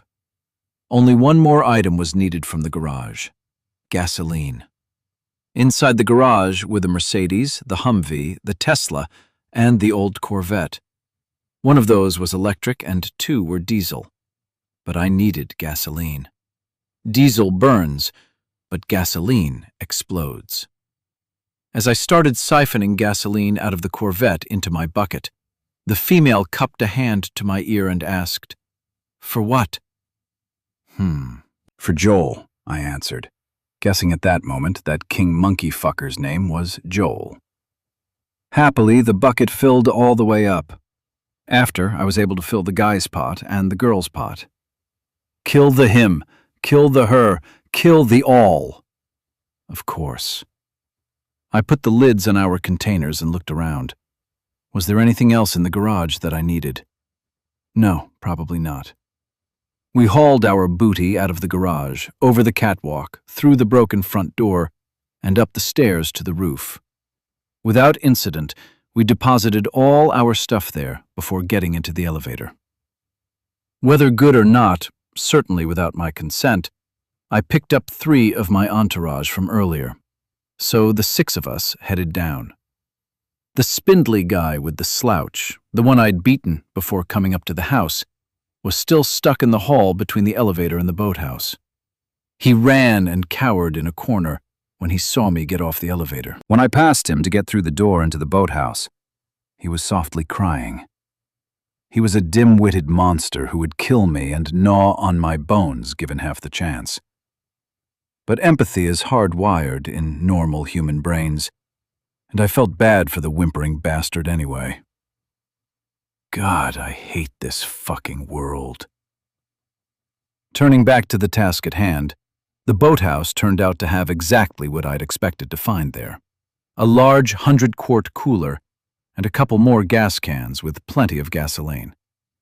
I managed to get all of my slack-jawed followers on board and had them carry the items back up to the elevator and then back up to the top floor, where we deposited the items in the place I'd selected at a corner of one of the pergolas. I looked over my items, checking them off of my mental list. Gasoline, cooler, hose, duct tape, electric air pump. I still had my knife, so it looked like there was only one more optional item I needed. And of course, several of a specific required item. Incandescent light bulbs. Leaving my stash where it sat, my entourage followed me around the rooftop pool deck, checking the light fixtures one by one. By the time I was halfway through, I knew what would be in the rest. Energy-efficient, compact, fluorescent bulbs. That kind would not suit my purpose. But that wasn't enough of an obstacle to deter me. I led my group through the broken glass door and onto the top of the stairs inside the house. We marched down to the interior catwalk that looked over the living room and Joel's lounging courtiers. At the far end of the catwalk was Sarah Mansfield's old room, the most likely place for me to find what I was looking for. On the way, I checked every room that I came to, but only found LED bulbs and more compact fluorescents. Frustration was starting to set in. We made our way through Sarah's expansive bedroom and into the master bath. Just inside, a 20-foot-wide floor-to-ceiling mirror stopped me in my tracks. I stared at myself. My companions stopped with me, and because I was doing it, they stared into the mirror right along with me. I was just as white, bald, and crusted with scabs, blood, and grime as they were. We were all gaunt with wiry muscles, sallow cheeks, and desperate, sunken eyes. I was indistinguishable from them. In my heart, I told myself that I wasn't a monster, but the mirror insisted that I was a liar. In an alcove that looked to have been constructed for exactly that purpose, a digital scale lay on the floor. On the wall to the right of the scale hung a chart with Sarah Mansfield's weight, penciled in with dates, 3 or 4 weigh-ins per day, every day, with pages and pages and pages of aging sheets of paper, a history of her obsession. A small shelf by the chart contained a bottle of some diuretic, several kinds of laxatives, and at least a dozen herbs or supplements with which I wasn't familiar. Without thinking of the possible risk, that of activating the scale, a machine, I stepped up onto the scale. It wasn't until I watched the black numerals on a silver LCD background illuminate from inside that I realized that what I'd just done was put my life at risk. Such were the powers of old habits. The number that I'd just risked my life to learn was best left in the scale. A half-second of idle curiosity served only to depress me. I was wasting away. Picking up the bathroom scale, I pressed it into the female's hand, and she responded by cupping her free hand to my ear and asking, "Joel?" "Yes," I confirmed, in a whisper, of course. The male, seeing his chance to communicate his predictable message, leaned close. I brushed past him and headed for the stairs that would take me down to the maid's room and the laundry area. More searching for bulbs, but damn, there wasn't anything I could use. That left the bottom floor with the theater and wine cellar.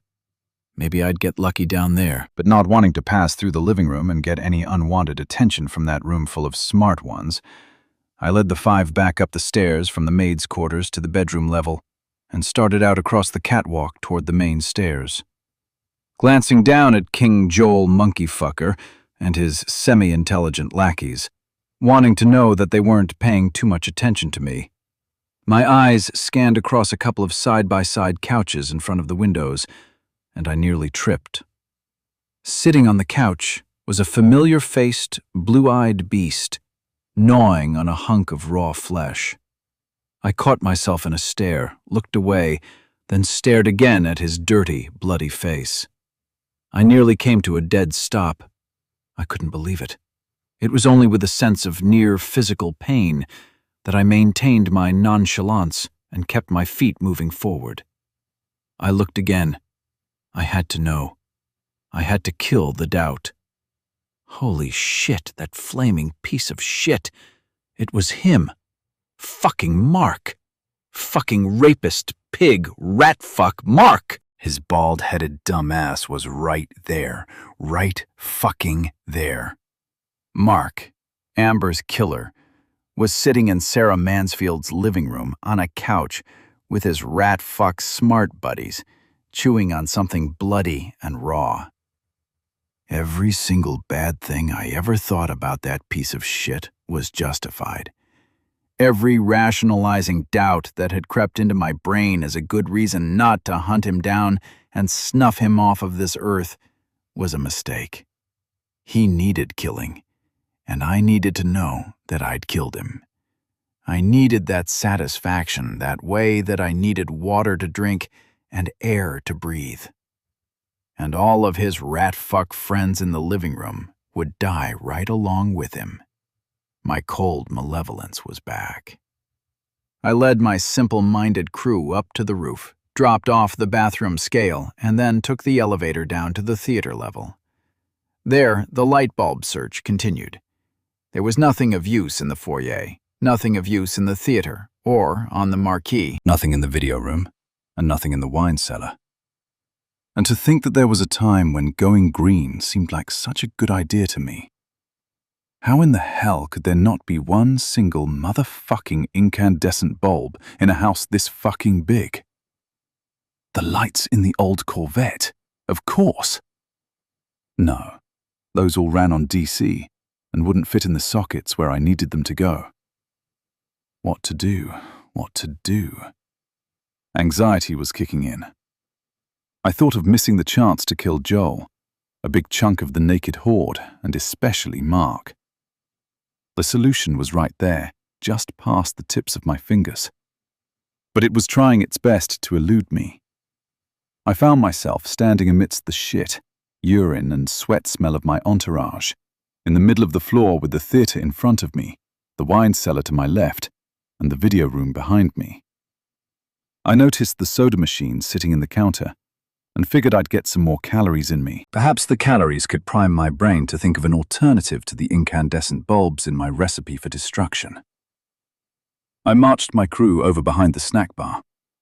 First things first, the cups. I checked the cabinets one by one, opening each door in turn, and found not a single cup. Had the incandescent bulbs in the cups gone off to the moon with the fork and the spoon? Kill the him, kill the her, kill the all. All I heard was, please jam that knife into my head. 2 drawers under the snack bar counter proved as empty as the cabinets. I found napkins, salt, and butter-flavored popcorn oil, but no cups.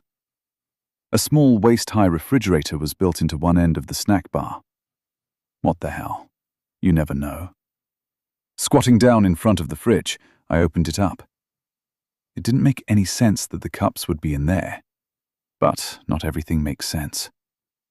Nothing. Damn. I stared at the cold, empty white box and sighed. Couldn't I even get a soda? There was always the option of drinking straight from the nozzle. I swung the door shut, and just as it closed, a light bulb of inspiration slapped me in the face. I reopened the fridge and leaned in. The light bulb inside the refrigerator was incandescent. Oh, hell yeah! Reaching in to unscrew the bulb, I completely forgot about the cups and the soda machine. There was a refrigerator and a freezer upstairs in the kitchen, a small fridge in the maid's quarters, and a fridge in the outdoor kitchen on the roof. I was off on hurried feet, and my entourage followed. My footing on top of the pergola, atop Sarah Mansfield's pool deck, was firm but uncomfortable. There were 10 feet of cedar slats between me and the 50-foot drop to one of the lawn tiers below, with no railing to keep me from going over the edge. On the bright side, the sun had been down long enough that temperatures had fallen into the 90s, and the late afternoon winds, so common this time of year, had died off. Just as when I'd climbed over the wall with Dahlhover's and Harris's help, one of the deck chairs stood up on its end and leaned against a support pole, proved to be a pretty good ladder. Hoisting all of my cumbersome supplies up on top of the pergola made for slow going, but it had to be done. The electric pump, a necessary component of my Rube Goldberg contraption, would be noisy once activated and very attractive to the whites around the pool. Construction went slower than I'd have wanted, but I was meticulous with each element. I had plenty of time, but I only had one chance to get it right. I drilled a hole in the cooler with my knife and cut the valve off the air pump's hose, leaving an open end. That went through the hole in the lid of the cooler and was secured with duct tape. The clear plastic tube that I'd used to siphon gasoline in the garage got hooked up to the cooler's drain valve. The diameters didn't match, so it wasn't a perfect fit, but a liberal application of duct tape made it functional. I cut the water hose that fed into the misting system mounted into the pergola and patted myself on the back for having the foresight to turn off the water when I'd turned off the lights from the video room. Nevertheless, water that was still in the system drained out onto the heads of my entourage who waited below, watching everything I was doing with confused interest. I gave Kill the All Boy a wink, a nod, and a smile. He didn't respond. Oh well. With the misting system empty of water, I spliced the free end of the clear hose to the misting system hose. I turned the scale upside down and slid it beneath the cooler so that I'd be able to read it from the deck below. Most of the gasoline, maybe 20 gallons, went into the cooler, which I didn't fill to the top. I wanted to leave room for air that would be put under pressure by the air pump and would drive the whole system. I closed the cooler and used my duct tape to wrap it with several bands to ensure that it would stay closed. More of the duct tape went to securing the air pump to one of the cedar slats. I didn't want it vibrating its way off the edge. After climbing down off of the pergola, I pushed the incredibly heavy deck chair that I'd used for a ladder into the pool. Being made of ipe wood, it sank. I didn't know if any of the whites would be able to connect the equivalency of that chair with the other deck chairs, but I knew that one or two might be able to recall what I'd done with that particular one. I used the last of my duct tape to secure the electric pump's cord down one of the support poles, far enough to reach an electrical socket. It remained unplugged for the moment. I looked up at the scale and checked the weight. The weight was going to be an important bit of information to the timeline of my plan. Light bulb time. Breaking the glass off of the 5 incandescent bulbs without damaging the filaments took some care. After that, it was easy work to spread them out into light fixtures built on the underside of pergolas. Of course, the bulbs would burn out within seconds of turning the lights back on, but I only needed those bare filaments to burn for a second or two, maybe not even that long. I walked over and stood by the pool, looking up at my contraptions sitting atop the pergola, and thought through every step in its construction. I reviewed all the steps that I needed to take next. There was no room to screw the pooch on this plan. Once I was satisfied, I went back over to the electrical outlet with the air pump's cord hanging in front of it. I took a look over at the outdoor kitchen area and made a note of the time displayed on the microwave clock. I plugged the pump in. It buzzed loudly. Every white on the roof was immediately transfixed. 2 seconds later, they were running toward the sound or reaching up toward the pergola's cedar slats to get their hand on the air pump. I was careful to stay out of their way as they congregated. I made my way over to the outdoor kitchen, got a good view of the microwave clock, and waited. 5 minutes to kill. All of the misting heads mounted under the pergola, emptied of water, started to cough and spurt as air was driven from their lines. The contraption seemed to be working. While I waited, a television commercial played through my memory, one that I'd seen as a kid. I had no recollection of what was being advertised, but for some reason, a masculine fellow with a gravelly voice held up a measuring cup with a quarter cup of gasoline inside and told me that it had the explosive equivalent of 1 stick of dynamite. Pretty impressive stuff to hear as a little kid, when every cartoon and old Western movie I'd seen that had a demolition problem to be solved did so with a bundle of dynamite that would fit in your hand. Need to blow up a bridge? A bundle of 6 sticks of dynamite would do it. Need a safe blown up? A bundle of 6 sticks would do it. Need the Roadrunner blown up? Well, in the absence of some Acme TNT, a bundle of 6 sticks would do it. The misters had stopped coughing and were spewing a fog of gasoline vapor. 20 gallons of gas measured to 320 cups. That converted to 1,280 quarter cups, which, if the gravelly-voiced television commercial pitchman was correct, converted to 1,280 sticks of dynamite.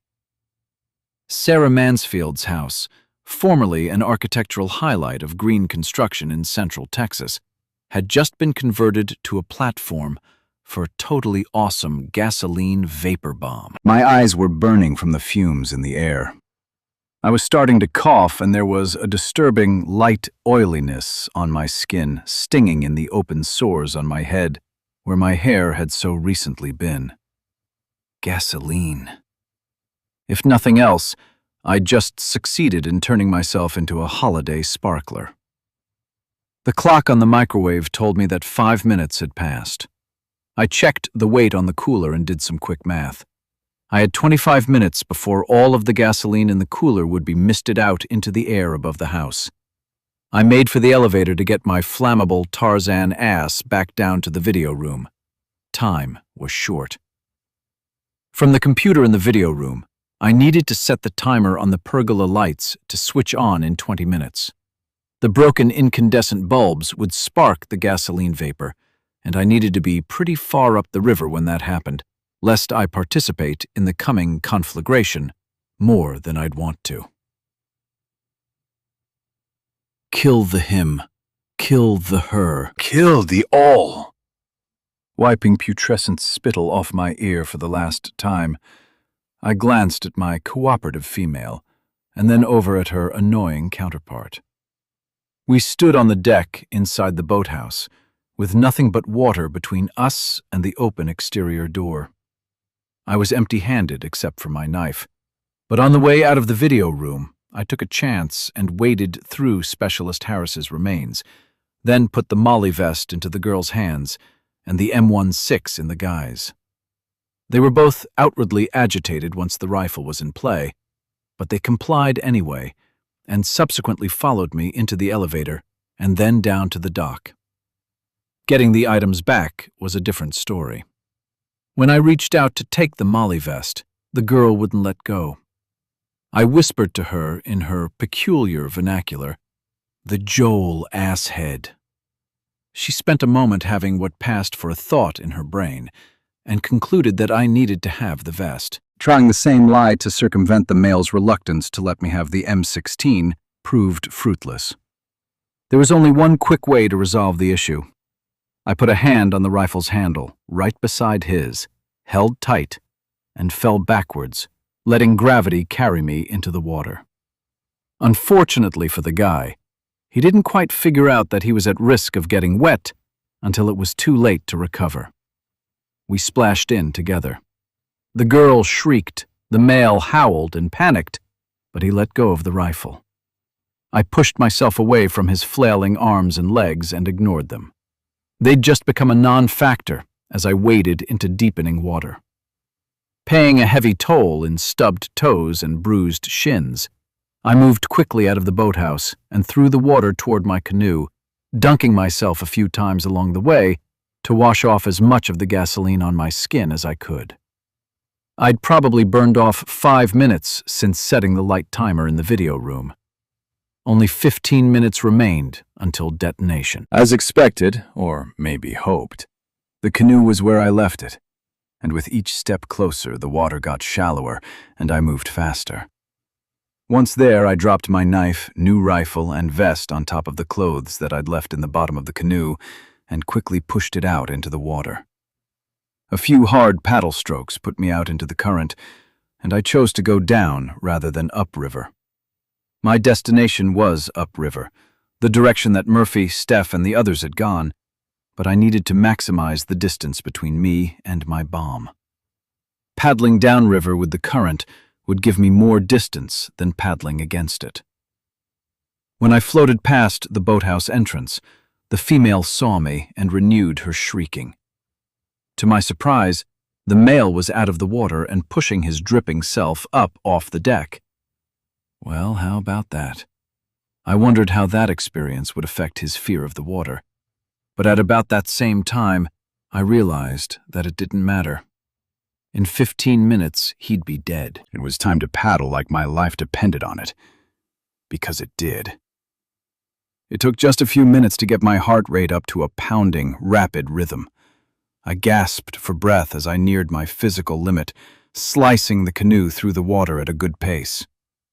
Mr. Mays's house passed on the far bank, and it occurred to me that my gasoline vapor bomb could be a danger to both him and Nico.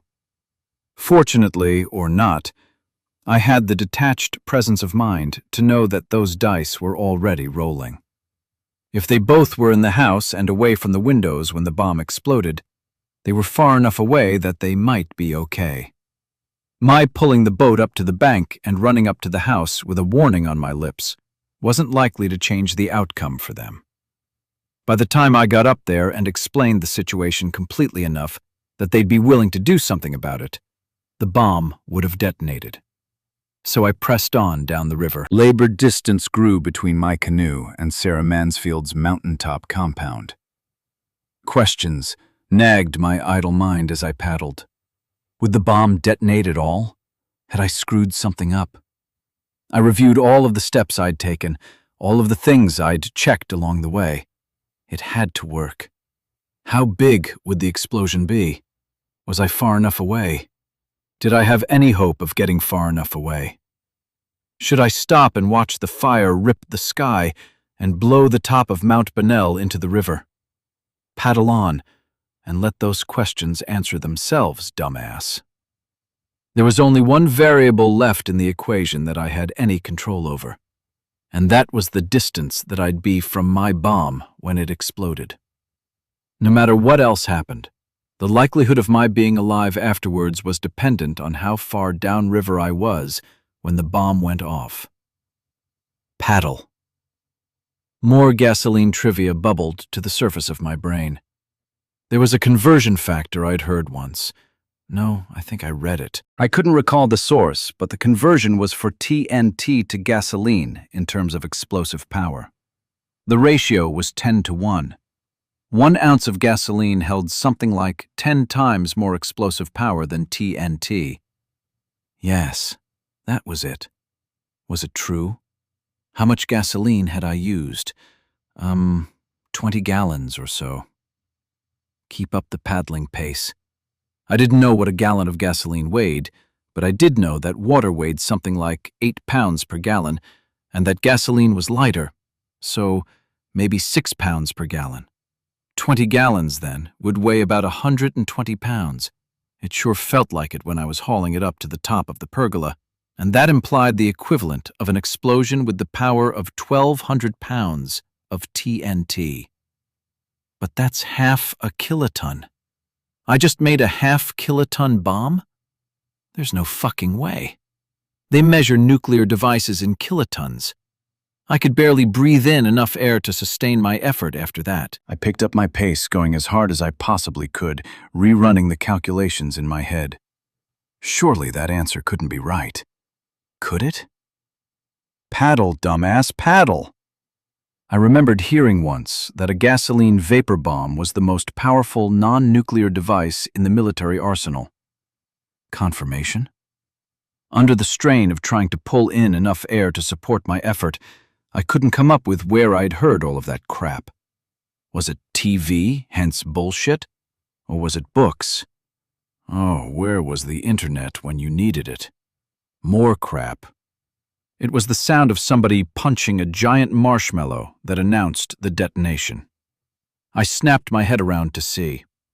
The glow from an enormous, disembodied flame burned in the sky above the peak of Mount Bonnell. More sound, more flame. Then, in what seemed like slow motion, the fire spread and nearly died, then spread again with 100 marshmallow punches as it crossed the mountain and spread down toward the river. An aurora borealis dying as it sank to the earth, torching a few trees as it settled over a mile span along the north bank, then down onto the river. Flames danced across the water toward me. I smelled gasoline in the air. Fuck. I pushed all my weight to the right and the canoe capsized with me as I fell into the water. Immersed in inky, cold blackness, the water around me lit up as though the sun had just gone supernova in the sky. As that light faded, I watched my purloined M16 sink into the darkness below. The blade of my knife twinkled as it sank 10 feet below, followed by my boots. Even my clothes drifted out of their place in the bottom of the canoe, semi-clad ghosts searching in greenish water for souls to torment. When it was done, my night vision was shot and I was out of breath, but I was still alive. Alive and disappointed. Coming up underneath the canoe, I took a few deep breaths, pushed myself under, and scissor-kicked hard back up to right the canoe, which readily turned over. Hanging on the edge, I looked in. Nothing but water was inside, and too much of it. Looking up at Mount Bonnell, I saw the crenellated rows of houses along the crest, their geometrically precise silhouettes intact. They hadn't exploded. Nothing had blown up but air and gasoline, too far above the ground and too dissipated to damage any property or kill any of the naked infected. The only result was some small, spotty fires in the trees. It was all a spectacular fizzle. King Monkey Fucker Joel and Mark were probably sitting in Sarah Mansfield's house, not even aware that I'd just tried to kill them and succeeded only in nearly barbecuing myself. Shit. Shit, shit, shit! Chapter 27. It was late. The fireworks show was over. A few small fires glowed dimly up on the mountain. I'd pushed the canoe in near the shore where I could stand, empty the water, and get back in. Except for the paddle. Everything I had was lost in the dark river. The only reason I had the paddle was that it was in my hand when I capsized the canoe. Had I waited another 4 or 5 seconds before capsizing the canoe, it would have been burned when the gasoline vapor flashed. Maybe that had happened to many of the naked horde up on the mountain.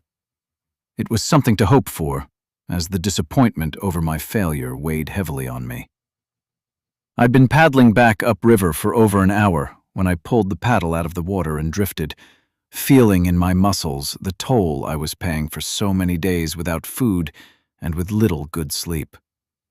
Sure, I'd drunk at least a quart of cola from the soda fountain on the roof, but those calories were gone, burned off on exertion and fear. Mr.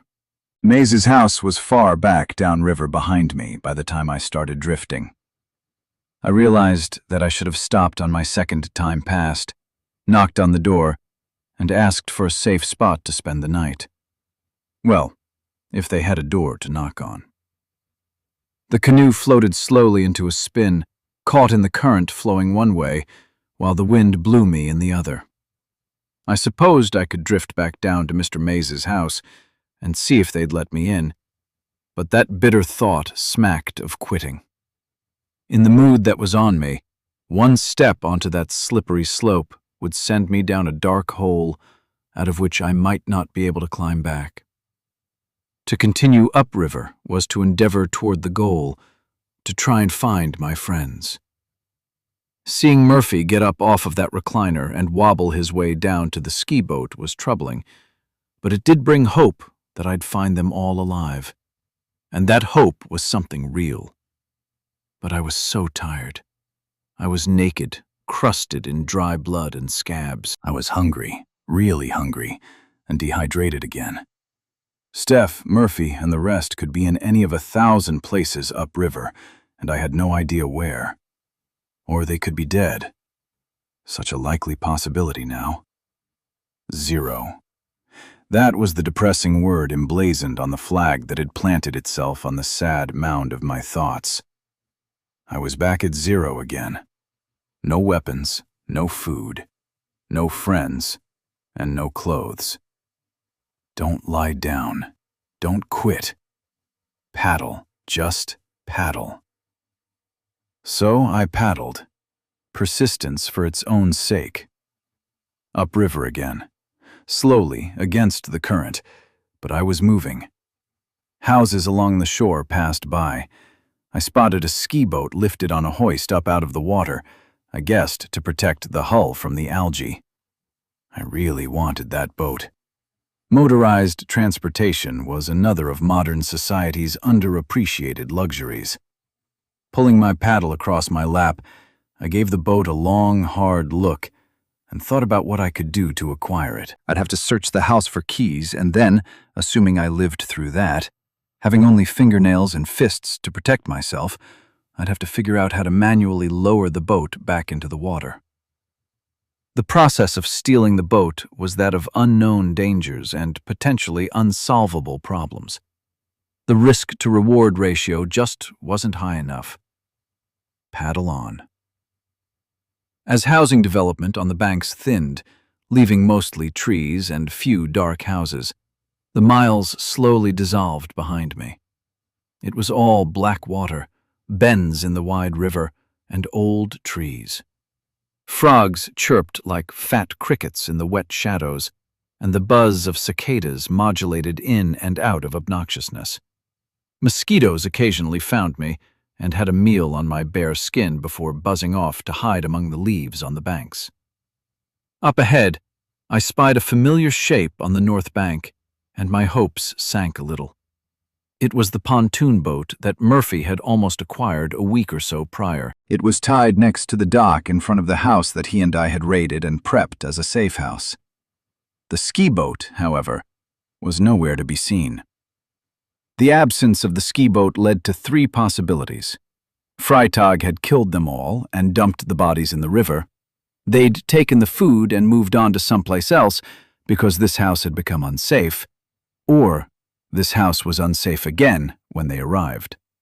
I went with the odds and decided that going into the house was a bad idea. At least the pontoon boat was still there. That had been ready to go when Murphy and I had left it. I needed only to hop on, untie the ropes, start the engine, and head upriver with internal combustion assistance, which is exactly what I did. 10 minutes after seeing the pontoon boat come out of the darkness on the north bank, I was motoring up the river with the canoe on a rope, skimming along in my wake, and feeling ever so slightly better about my situation. The tourist boat with the 3 girls was my next stop. With any luck, they could give me some idea what had happened to my friends. It didn't take long for the riverboat to come into view, anchored just where I'd last seen it. Careful to keep a distance of 30 feet or so between our 2 hulls, I came up alongside, looking for the silhouette of a girl's head or a hunting rifle sticking above the upper rail. Of course, I didn't see one. It was such a minor thing, not seeing at least one of the girls immediately, but I was starting to shade toward pessimism on every uncertainty I stumbled on. I called across the water. "Hey!" I waited. "Hey, this is Zed!" They were a timid, cautious bunch. "Amy? Brittany? Megan, are you there?" There were still 3 ski boats tethered off the stern of the faux paddle-wheeler. The girls had to be on the big boat. "Hey!" Nothing. Along the top rail, I thought I saw the barrel of a rifle peek over. 3 shadowy head silhouettes popped up as well. Amy, I'm Zed. I came by a week or so ago with a couple of other guys and left you some food and a gun. Why do you look like that? Where are your clothes? What happened to you? That's a long story. The girls whispered amongst themselves for a minute. "Trust me," I called up. "It's really me. How else would I know your names and my name if it wasn't me?" It seemed like a silly argument, but it was the only one I could come up with. "We thought you were dead." Why? "A couple of days ago, a girl came by in what looked like your boat." "A girl? Was she alone?" "I asked about the boat when she came by. I said it looked like your boat." And? Amy's tone turned to disgust and anger. "She said you raped her." What? "Did you?" No! Feeling like I needed to add more to my defense than just a denial, I said, "She's a crazy bitch. She tried to kill me." It occurred to me then that I should have said nothing else. The crazy bitch addendum made me sound guilty even to me. I slumped down in my seat. Did she say anything about my friends? About where they were, if they were okay? No. Could she have really killed them all? Was she that wicked? Or had she abandoned them somewhere? Did you think that was kind of weird? Her being all alone in my boat and not with Murphy or Russell or anybody? Murphy. He was the one that tried to get on our boat the first night we met you? Yeah. The girls conferred for a minute. It did seem a little weird. We didn't trust her, so we didn't let her come aboard. That was a good choice. There was a silence that lasted a bit, while I thought of what else I could ask. They weren't trying to help at all with the conversation. "Are you girls keeping a watch all the time, even at night?" Suddenly suspicious. "Why do you want to know?" "It's just that it took a little while for you to figure out that I was out here." "We knew." "Fine. Can I ask a favor?" In a tone that carried a harsh laugh, Amy said, "You can ask." "It's really late. I'm really, really tired." I pointed up the river. "Can I anchor my boat over there tonight and get some sleep?" "As long as you don't try to come on our boat. Just, if you don't mind, kinda keep an eye on me. Maybe warn me if you see danger." "Like what?" I looked around. "I don't know. Any of the usual stuff, I guess." The girls huddled again. "You were nice to us before. You gave us food and a gun. Yes, we owe you a favor. We'll keep an eye on you if you want to sleep over there on your own boat." That was a relief anyway. "How are you guys set for food? Did that stuff we dropped off last? Are you out?" One of the younger girls shouted, "We're almost out. Do you have any to spare?" I said, "I've been through some shit. I'm running on empty at the moment, but I'll need to raid a pantry tomorrow, if I can do it without getting killed." I can probably drop some surplus off if you like. "You don't have to. It was Amy speaking again. I know. Hey, can I give you some advice? About what? You're naked and you look pretty beat up. I think we're doing better than you are. Maybe we should give you some. I could hear the smile in Amy's voice on that one. She wasn't being mean. I need to tell you a bit of a story first. Brittany asked, "Is it about why you're naked?" Yeah, but it's a long story. We've got lots of time and no television to entertain us. I smiled.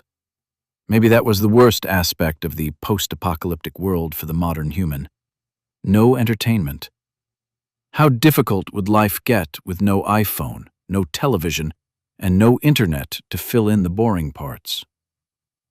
I told them about my experience at Sarah Mansfield's house, taking extra time on the part about how quickly the naked horde had overrun what had seemed like pretty strong defenses. I think you should take your ski boats and tie them up alongside, one midway on the starboard side and one midway on the port side. Leave one in the back, I guess. Why? I don't know if those naked ones can get at you in the boat, but if they get some boats or start swimming at you from one bank or the other, if you have an escape boat hidden from their view, then you'll have a better chance of getting away. But they're afraid of the water. Don't underestimate them if you see them on the shore looking at you, I pleaded. They are a very dangerous group. Chapter 28. I woke on a pallet of flat seat cushions next to the tool chest that Murphy had left on the pontoon boat a week or more before. It was late on a brilliantly sunny morning, and my head was throbbing. My joints were stiff and my stomach was rumbling. When I sat up, I had to throw out a hand to steady myself on one of the benches that ran down the length of both the port and starboard sides of the boat. I was sorely missing regularly scheduled meals. At least the warm morning air felt good against my skin. Looking downriver, I saw that one of the girls was fishing near the bow of their big boat, and I wondered how boring their daily routine must be, cooped up all day on that boat. Oh well, not my problem at the moment. I checked both shores for anything that could be a danger, and, seeing nothing, went to the stern and jumped into the river to clean myself up. The water was cold, of course. It was always cold, no matter what time of year. The water in the river flowed out of the bottom of the big dam upstream, so it came off of the bottom of the lake, where all the coldest water settled. After a few minutes, my skin got used to it, and I lay back, floating on the surface, truly relaxing for the first time in a week. It felt good, and goodness had become such a rare commodity. As I lay there, gently bobbing on the few waves and watching the puffy, white summer clouds, I noticed smoke. Raising my head and starting to tread water, I spun in the direction of the smoke. The fires on Mount Bonnell that I'd started the night before with my fizzled bomb had grown. Hopefully, some of the naked infected were still there, screaming and burning as their skin crisped black and flaked off. It was a dirty, murderous thought, but the imagining of it didn't feel bad. I climbed back aboard my pontoon boat, sat my naked body out of sight of the young girls on the riverboat, and thought about the day ahead. Food, clothes, weapons, friends, and fucking Freitag. Food needed to come first. I was going to fall into uselessness if I didn't get a lot more calories in me pretty soon. Clothes were a nice luxury. If I was going to be in a house collecting food, there'd surely be a closet with something to wear. Some kind of weapon would be a necessity. Again, if I was in a house, a kitchen knife was kind of the least I'd expect to find there. And being in Texas, the sky was the limit in terms of potential firearm availability. Then it came down to Freitag versus friends. If I knew where my friends were, I could get past my desire to get some vengeance on her. Really, all I wanted was to reunite with my friends and know that they were all okay.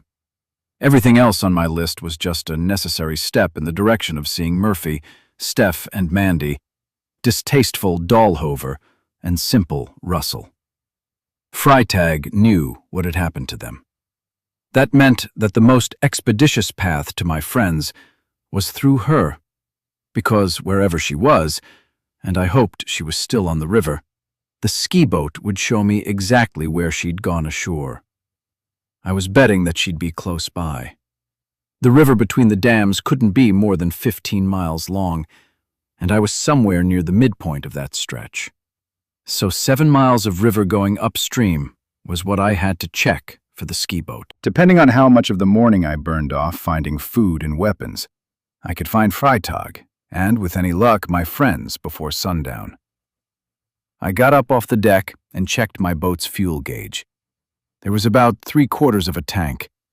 That seemed like a lot, though I had no idea how much fuel the tank held, or how far the pontoon boat could go on 3/4 of a tank.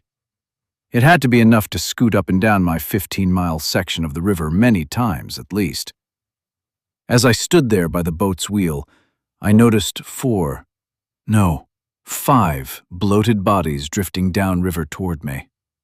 One wore a brilliantly colored turquoise skirt that spread out around her body in an enormous flowery semicircle with graying white stamens. 2 were children, and their skin wasn't infected white. They were Hispanic, and they floated face down in the water, with black halos of hair spread around them. Another woman, a big girl, was of no consequence to me, because I noticed at that moment that one of the flotilla was a man with a broad, hairy back, and he was wearing a pair of khaki cargo shorts, which, if I cinched up the belt, would fit me well enough. Thinking back to my fight with the alpha in the boathouse, who'd made the bad choice of victoriously dangling his manhood where I could grab it, a pair of risk-free shorts suddenly moved to the top of the necessity list. A quick glance around the pontoon boat's deck was enough to inventory my resources. The big red toolbox, of course, and several dozen seat cushions that I'm sure doubled as flotation devices. 2 life preservers and a rescue hook, the kind found by nearly every swimming pool in the country. It was a 12-foot-long aluminum tube with a rounded, body-sized hook at the end, perfect for fishing infected corpses out of the river. But what really caught my eye were a couple of things I hadn't noticed and hadn't thought to look for previously. Just below the cushions on several of the bench seats were latches, giving away the presence of storage bins beneath. At least one of those storage bins had to be a cooler. And a cooler might contain something edible, or at least a warm drinkable. My stomach concurred with a growl. First things first, I grabbed the aluminum hook pole and went to the port side of the boat and waited for the corpse with the shorts to float near enough by. I didn't have to wait more than a minute. I reached out into the river with the hook and looped it around the big man's torso on the first try. When I tugged it to bring him closer, the hook compressed his bloated gut, and his head, face down in the river, bobbed up on an eruption of bubbles, stinking gases of rotting flesh that floated my way on the wind and nearly made me vomit. The shorts were risk-free, but there was still a price to be paid. Hand over hand, I pulled the body toward the boat until I had it pressed up against the hull. In a quick move, I unhooked the man and dropped my pole to the deck as I got down to my knees and grasped, with no small measure of disgust, one of his ankles. I didn't need my prize drifting off. A slippery film covered the man's skin, and if not for the thick hair on his leg, I might have lost my grip on his ankle. I pulled his foot up onto the flat deck of the boat as I reached for his other. I didn't have any desire to have the spewing end of the man in my boat. Pulling and tugging, I had to get the legs up onto the deck if I was going to have any hope of reaching the shorts. As I was working, the man's belly pressed against the hull, and several more puffs of gaseous rot belched out. Remaining naked was starting to have some real appeal, but I was close. One more tug put the man's thighs flat on the deck, the belt within reach. In a most unflattering way, I straddled the man's thighs, feeling the slime from his skin on my legs, to hold him down. I bent forward to reach down around his belly so that I could loosen the belt, then unbutton and unzip the shorts. I thought I heard giggles across the water, but I ignored them. More gas seeped out of the man's mouth and nose and bubbled up past his ears, giving me a full dose of the stink.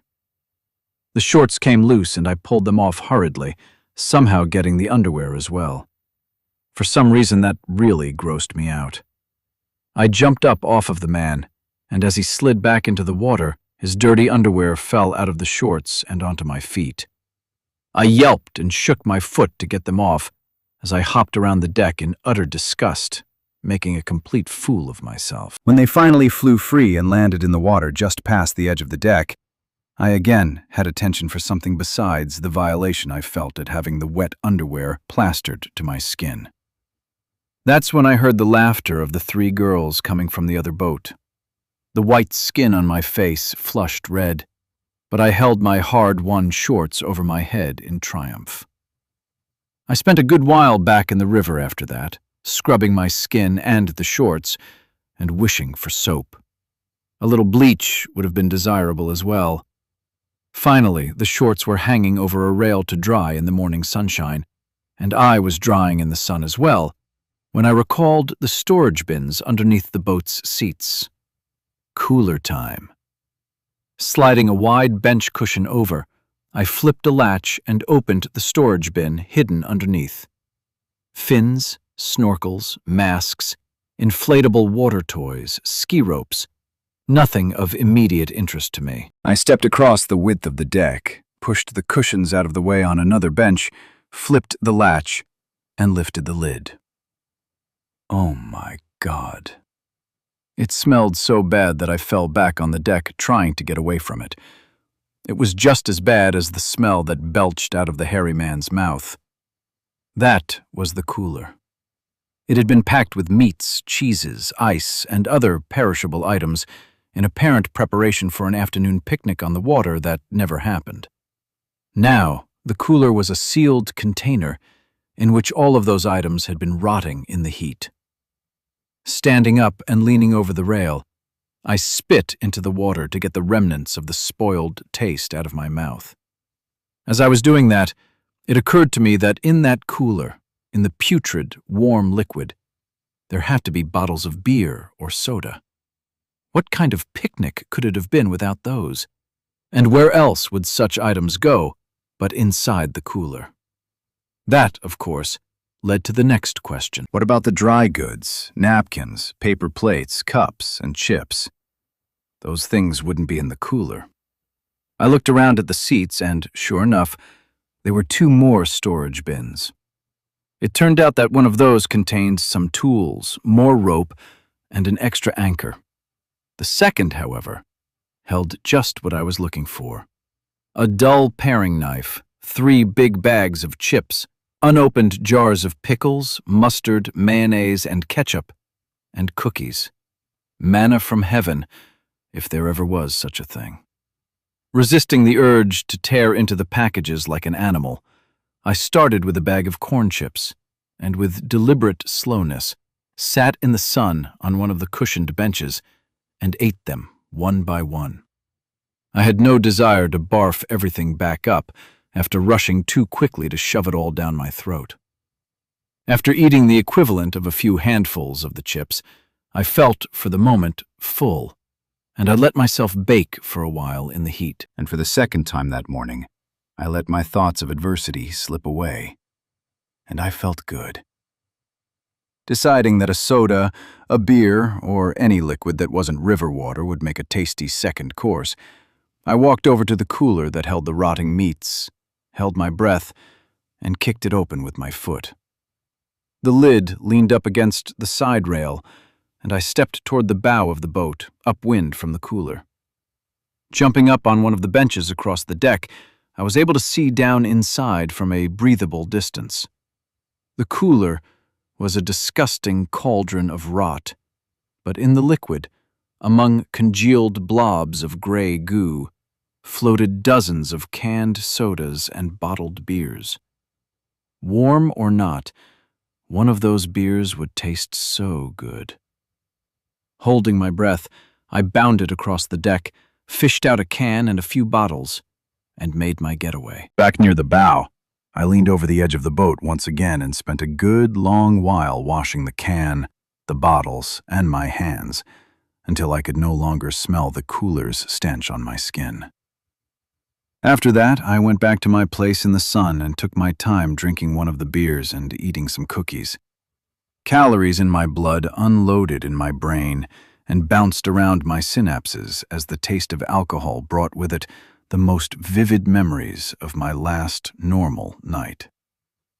My buddies and I were at a yuppie sports bar in the suburbs with dozens of enormous flat-screen televisions and waitresses that wore tight blouses and skirts too short to take out in public.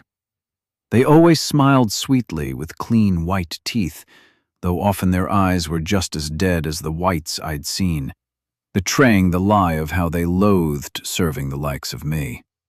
Because one thing they knew, just as I did, was that I was no better than they were. I didn't have a high-paying, high-tech job with a big future. We were all commuters, traveling serially to the same unsatisfying future, the same dead end. I was so hammered when I went home that night. I was so hammered after I drank that tequila the next morning and saw what the ogre had done to the harpy in the middle of their living room. Oh, why weren't those memories gone yet? I tossed the beer bottle, still half full, into the river. Chapter 29. Wearing only my warm, dry cargo shorts, I piloted the pontoon boat slowly up the center of the river, keeping a watchful eye on the banks and paying special attention to docks and boathouses. Occasional whites were lurking in the shade to escape the midday heat, or were on their haunches on the banks, sipping from the river. Much of the northern bank was undeveloped, an unbroken forest of oaks and cedars. The southern bank had regularly spaced houses, mostly of the opulent variety, and they slowly passed, turning mundane in their ubiquity as the sun crested in the sky. When I finally spotted Sarah Mansfield's familiar ski boat, it was docked in front of a Mediterranean villa-style house with stucco walls, a terracotta roof, and dying landscaping. Taking care to keep myself concealed between the pontoon boat's bench seats, I motored on past without seeing a single living soul. When I was a quarter of a mile upriver, I killed the engine. Drifting back down and staying out of direct sight of the house would be safest. Unfortunately, guiding the clumsy pontoon boat with a single canoe paddle was a nearly futile endeavor for which I had no patience. When I came within 30 or 40 yards of the dock, I dropped anchor and waited for it to catch on something as it dragged on the river bottom. The line straightened out, pulled taut, and the boat jerked to a stop, causing me to fall down as my momentum carried me forward on the suddenly motionless deck. Secure enough for me. I'd expected to have trouble pulling the anchor back up when I returned to the boat later on, but I'd deal with that problem when I got there. I patted my pocket to make sure the paring knife, my only weapon, was there. It was. Canoe time. Pulling the canoe's bow line, I took the loop off of the cleat on the deck, tugged it up beside my pontoon boat, and very carefully put a foot in. Well, carefully didn't work out so well. With nothing to secure it to the boat, the canoe slipped away from the pontoon boat, and my legs split wide apart as I lost my balance and fell into the river. The stupidity of it pissed me off, and I immediately feared losing the canoe. The canoe had real value in a world of hydrophobic cannibals. When I got my head back above water and got my bearings, the canoe was skating across the water and getting caught in the current. I swam hard after it, figuring I could catch it in 4 or 5 strokes. I was wrong. It took closer to 10 or 12, and I was gasping for breath when I finally reached out of the water to grab it. My fingertips, instead of catching the edge of the canoe, barely caressed the top edge of the hull and slipped down the curved side, pushing it further away from me. Crap. When I did finally get a solid grip on the hull, before I could congratulate myself, the bow bonked into something solid. I looked up. It was the dock in front of the house. So much for a stealthy approach. If Freitag was in there, she knew I was out here. The water wasn't more than 4 feet deep, so close to the shore, so I stood up slowly and was able to see a good part of the lawn and the roof of the house. I tied off the canoe and considered how to proceed. Why not just get out of the water, do my best not to look like a threat, and stroll up the house? I'd lost maybe 10 pounds since Freitag last saw me. I was bald, scabby, and nearly naked. She probably wouldn't recognize me. In front of the mirror in Sarah Mansfield's bathroom, I barely recognized me.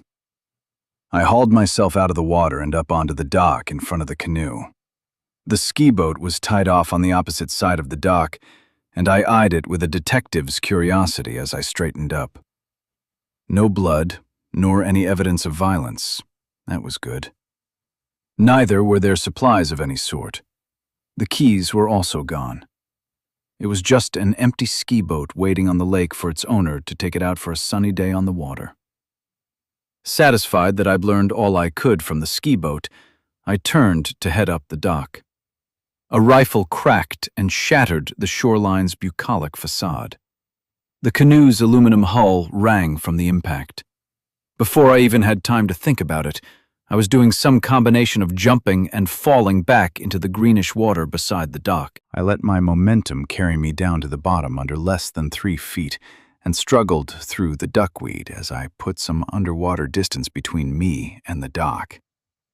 It was so hard to remember to see myself through the lens of others' prejudices. It didn't matter whether Freitag did or did not recognize me. It didn't matter that I was acting like a normal, unarmed person. I was white, and she hated anyone with the virus.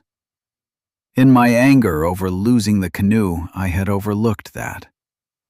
When I popped my head back out of the water nearly 20 feet from where I'd splashed into the river, I heard another gunshot and saw a burst of splinters on the surface of the dock. 2 more gunshots followed in rapid succession. Freitag thought I was hiding in the water under the dock and was hoping to kill me with little more than luck. Out of sight from the house, I let the current carry me down, and I waded in chest-deep water toward the trees and undergrowth that bordered the property. In the frighteningly close distance, I heard the howls of the infected. They'd heard the shots too. They were coming. Stupid Freitag. Before the infected got their hungry hands on her, I needed to get to her and find out what she did with my friends. I climbed up out of the water and took the paring knife with its meager 4-inch blade out of my pocket and looked at it. As a weapon, it was better than nothing, but not by much. Dragging my thumb over the edge, I tried to gauge how sharp it was. Sharp enough for a stabbing weapon, but I had doubts about what I could cut with it. Skin, maybe. Jeans? No way. I was in the undergrowth about 20 feet from the shore when I saw the first of the infected run off of the street in front of the house and start searching the house's walls for a way in. Choosing to wait and watch, to know what I was getting myself into instead of walking in stupidly, again, I spotted at least 20 of the infected. Half of those lollygagged around the yard, seemingly unable to figure out what to do next. Some of them looked around, searching for the tasty source of the sound they'd heard. A handful were working their way around the perimeter of the house, touching walls and pushing on windows. Whether smart ones, or just smart enough to know that houses sometimes contained food, those whites were my biggest concern at the moment. A heavily vined trellis was anchored at right angles around the front corner of what I guessed was the garage. The flat roof of the garage appeared to have some sort of patio on it. That looked to me like a way in. As quietly as I could, I crept through the bushes, trying my best to avoid thorny vines and prickly pears. My appreciation for shoes was growing by leaps and bounds. When I came out of the trees, I caught the apathetic attention of several of the whites on that side of the house, but they quickly deduced that I was one of them and left me alone. I crossed the yard quickly in case Freitag was stupid enough to take another shot at me with so many whites so close. But no bullets came. I arrived at the trellis and examined the vines. There were no thorns. Good. The wood framework looked strong enough to support my weight. My biggest worry would be that of getting shot when I topped the wall and made for the doors that I presumed were on the other side of the patio. With any luck, Freitag was still looking for my floating body out of the back of the house. Glancing left and then right, I figured I had enough space to get to the top of the trellis before I caught too much attention from the lackadaisical whites on my side of the house. So I climbed. I was halfway up when I heard a noise below me. Damn it. An infected woman was doing her best to follow me. I moved up as quickly as I could. When I reached the top, I peeked over. I saw patio furniture, big potted plants, and a gas grill. On the wall of the house, there were 2 sets of French doors and a couple of large windows. There were no blinds or curtains on the windows, and I was able to see into the room beyond. Not a single thing moved. Assuming that Freitag was still alone, there was no way she could cover all sides of the house on her own. With a few quick heaves, I threw my legs up over the edge of the wall and got my feet planted before looking back down. The woman on the trellis was just a few feet below, and another white was halfway up. Ugh, grizzly duty was up next. I glanced back toward the house to make sure that I wouldn't be surprised from behind. I waited for the infected woman to arrive. As soon as her head popped up over the wall, I jammed the paring knife into and out of her eye in one rapid motion. She stiffened, and at the same time seemed to open both of her hands to lunge at me. But her balance was gone, and she was falling. Whether it was the knife thrust or the fall that killed her didn't matter to me. It didn't even matter whether she was dead. She hit the ground and didn't move. That was all I really cared about.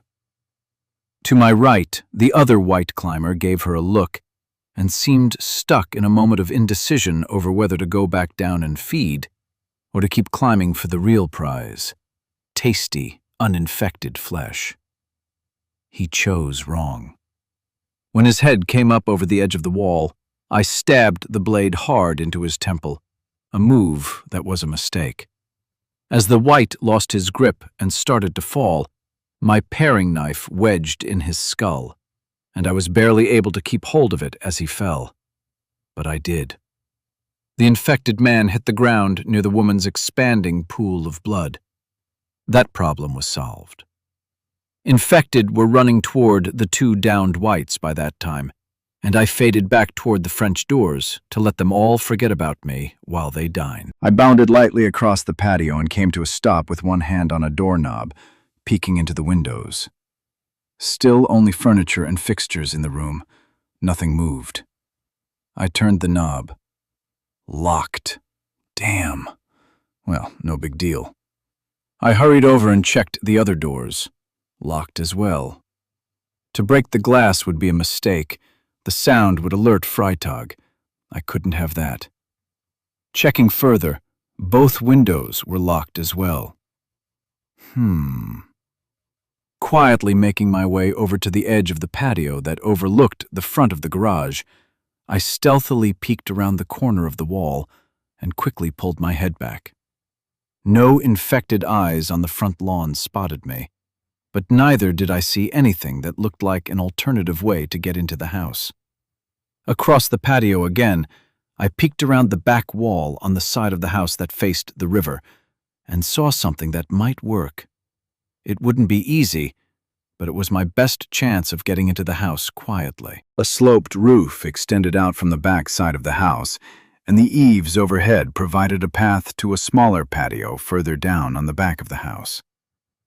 As I jumped up onto the wall, my thoughts went, of course, to 100 movies I'd seen in which the hero was running across a tile roof, only to have the tiles slip loose before sending him on a perilous skid to the edge of the roof.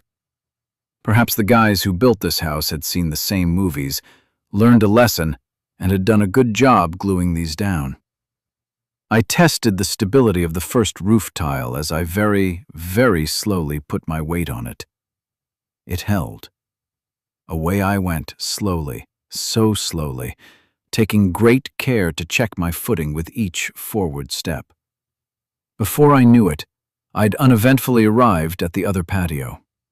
I hopped down to the concrete floor and made no sound at all beyond that of my bare feet slapping the cement. A quick, deep breath and a quick look around were all I afforded myself before I checked the glass French door. It was open. I smiled. I found myself in what appeared to be the master bedroom. It was decorated in a rustic Mediterranean style to match the house's exterior. Lightly closing the glass door behind me, I listened but heard nothing of importance. The infected weren't inside the house. They didn't know how to mask their victorious feelings with silence. On the dark wooden floor, bare feet were a stealthy advantage, and I crossed the room noiselessly. The bedroom door opened with the slightest of creaks, and I looked out into a hallway that opened at the end to the large sitting room I'd seen from the patio. In the house's silence, every buffet of the wind against the windows, every yowl of a wight outside, was magnified. My heartbeat pounded its drum, and my breathing shouted in my ears. Trusting in the solidity of the floor, I stepped out into the hall. No boards sounded a complaint under my weight. Still, I stepped slowly, letting the weight of each of my steps come down gently on the bare wood. Off to my right, a wrought iron rail looked over a curving stairway that led down to the first floor. I suspected that the shots had been fired from downstairs, but I checked another upstairs bedroom and a couple of bathrooms to see if anyone was on the upper floor before I proceeded down. The bottom of the stairs was hidden from view as I started around the curve at the top, so I stayed close to the wall, knife at the ready for Freitag, or anyone she might be with, or any infected. I expected whites to be noisy, but assumptions kept getting me in trouble. With each step down, the sound of rapid breathing from below became more distinct. My muscles were tense, and my palms were sweating. It could be a white's breathing that I heard, or it could be a fear-filled Freitag. What came into view was the back of a petite, dark-haired woman in camouflaged fatigues, holding an assault rifle in her hands, pointing it at the back of the house. It was Freitag. Step lightly. Stay quiet. The whites were not in the house. If they were, she wouldn't be standing out in the open at the bottom of the stairs. Just 4 steps to go, nearly in arm's reach, and Freitag was getting nervous. She hurried a glance at the kitchen off to her right. Maybe it's a sixth sense that people feel when someone is watching them that gives their spines the tingles. Maybe in Freitag's case, it was just nervousness about the infected outside, coupled with an ominous sense of powerlessness and vulnerability. Either way, when I took another silent step down, her senses triggered and she looked back up over her shoulder like she expected something to be there. What she saw was a gaunt, bald creeper. She screamed as she tried to bring her rifle around to shoot me. I pounced, blocked the rifle barrel toward the wall, and landed on her as she crumbled under my meager weight. The gun went off, destroying the silence inside the house. We hit the floor with me on top, and I quickly wrestled myself into a position where I had her arms pinned under my legs with one hand pressing down on her forehead to hold her head against the floor. I pressed the warm metal of my dull blade against her throat. Her eyes were wide with terror, but not recognition. In a harsh whisper, I asked, "Are you alone?" That did it. She recognized my voice, and her mouth fell open in a sad, silent wail. Tears flowed. The price for her sins had come due, and her murderer was sitting on her chest, or so she feared. It was a thought worth indulging, but I had more important problems to resolve than bleeding her stupid ass out all over that nice wooden floor. "Do not scream," I hissed. "Are there any others in the house?" She was going catatonic, apparently focused entirely on her impending death. "I'm not going to kill you. You deserve it, but I'm not going to. Where are my friends?" Her continued silence made me realize that there weren't others in the house. If assistance was available, she would have screamed for it already. She was alone. I pressed the point of the knife into her throat until it broke the skin. She needed some pain to bring her back into the moment. "If you don't start fucking telling me where my friends are, I'm going to ram this knife through your throat and leave you for the infected to eat alive. Do you fucking hear me?"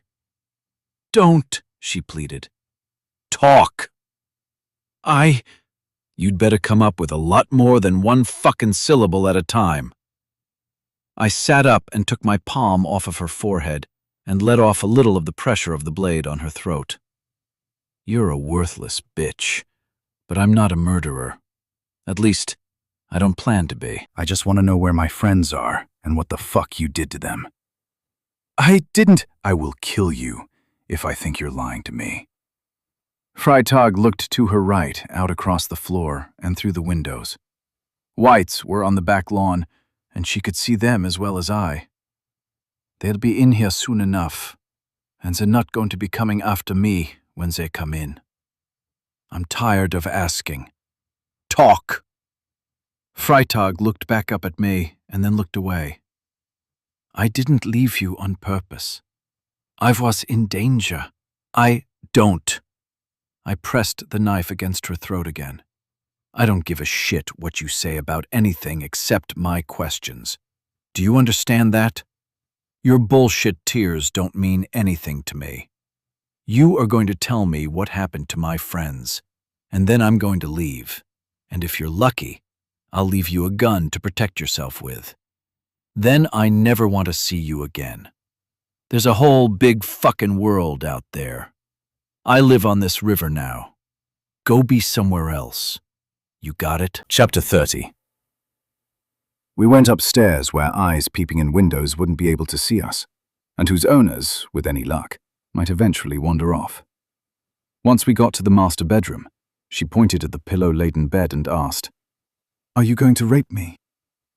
I just shook my head and instructed her to sit on the edge of the bed.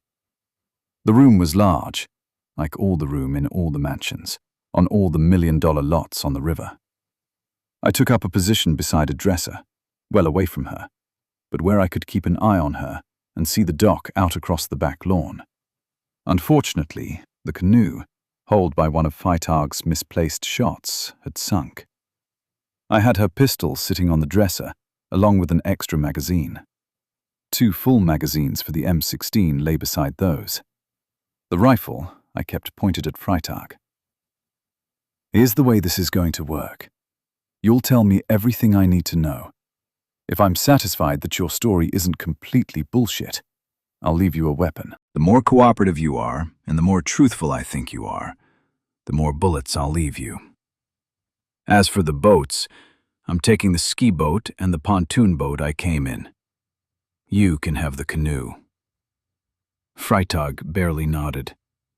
She hadn't seen yet that she'd sunk the canoe with her bad shooting.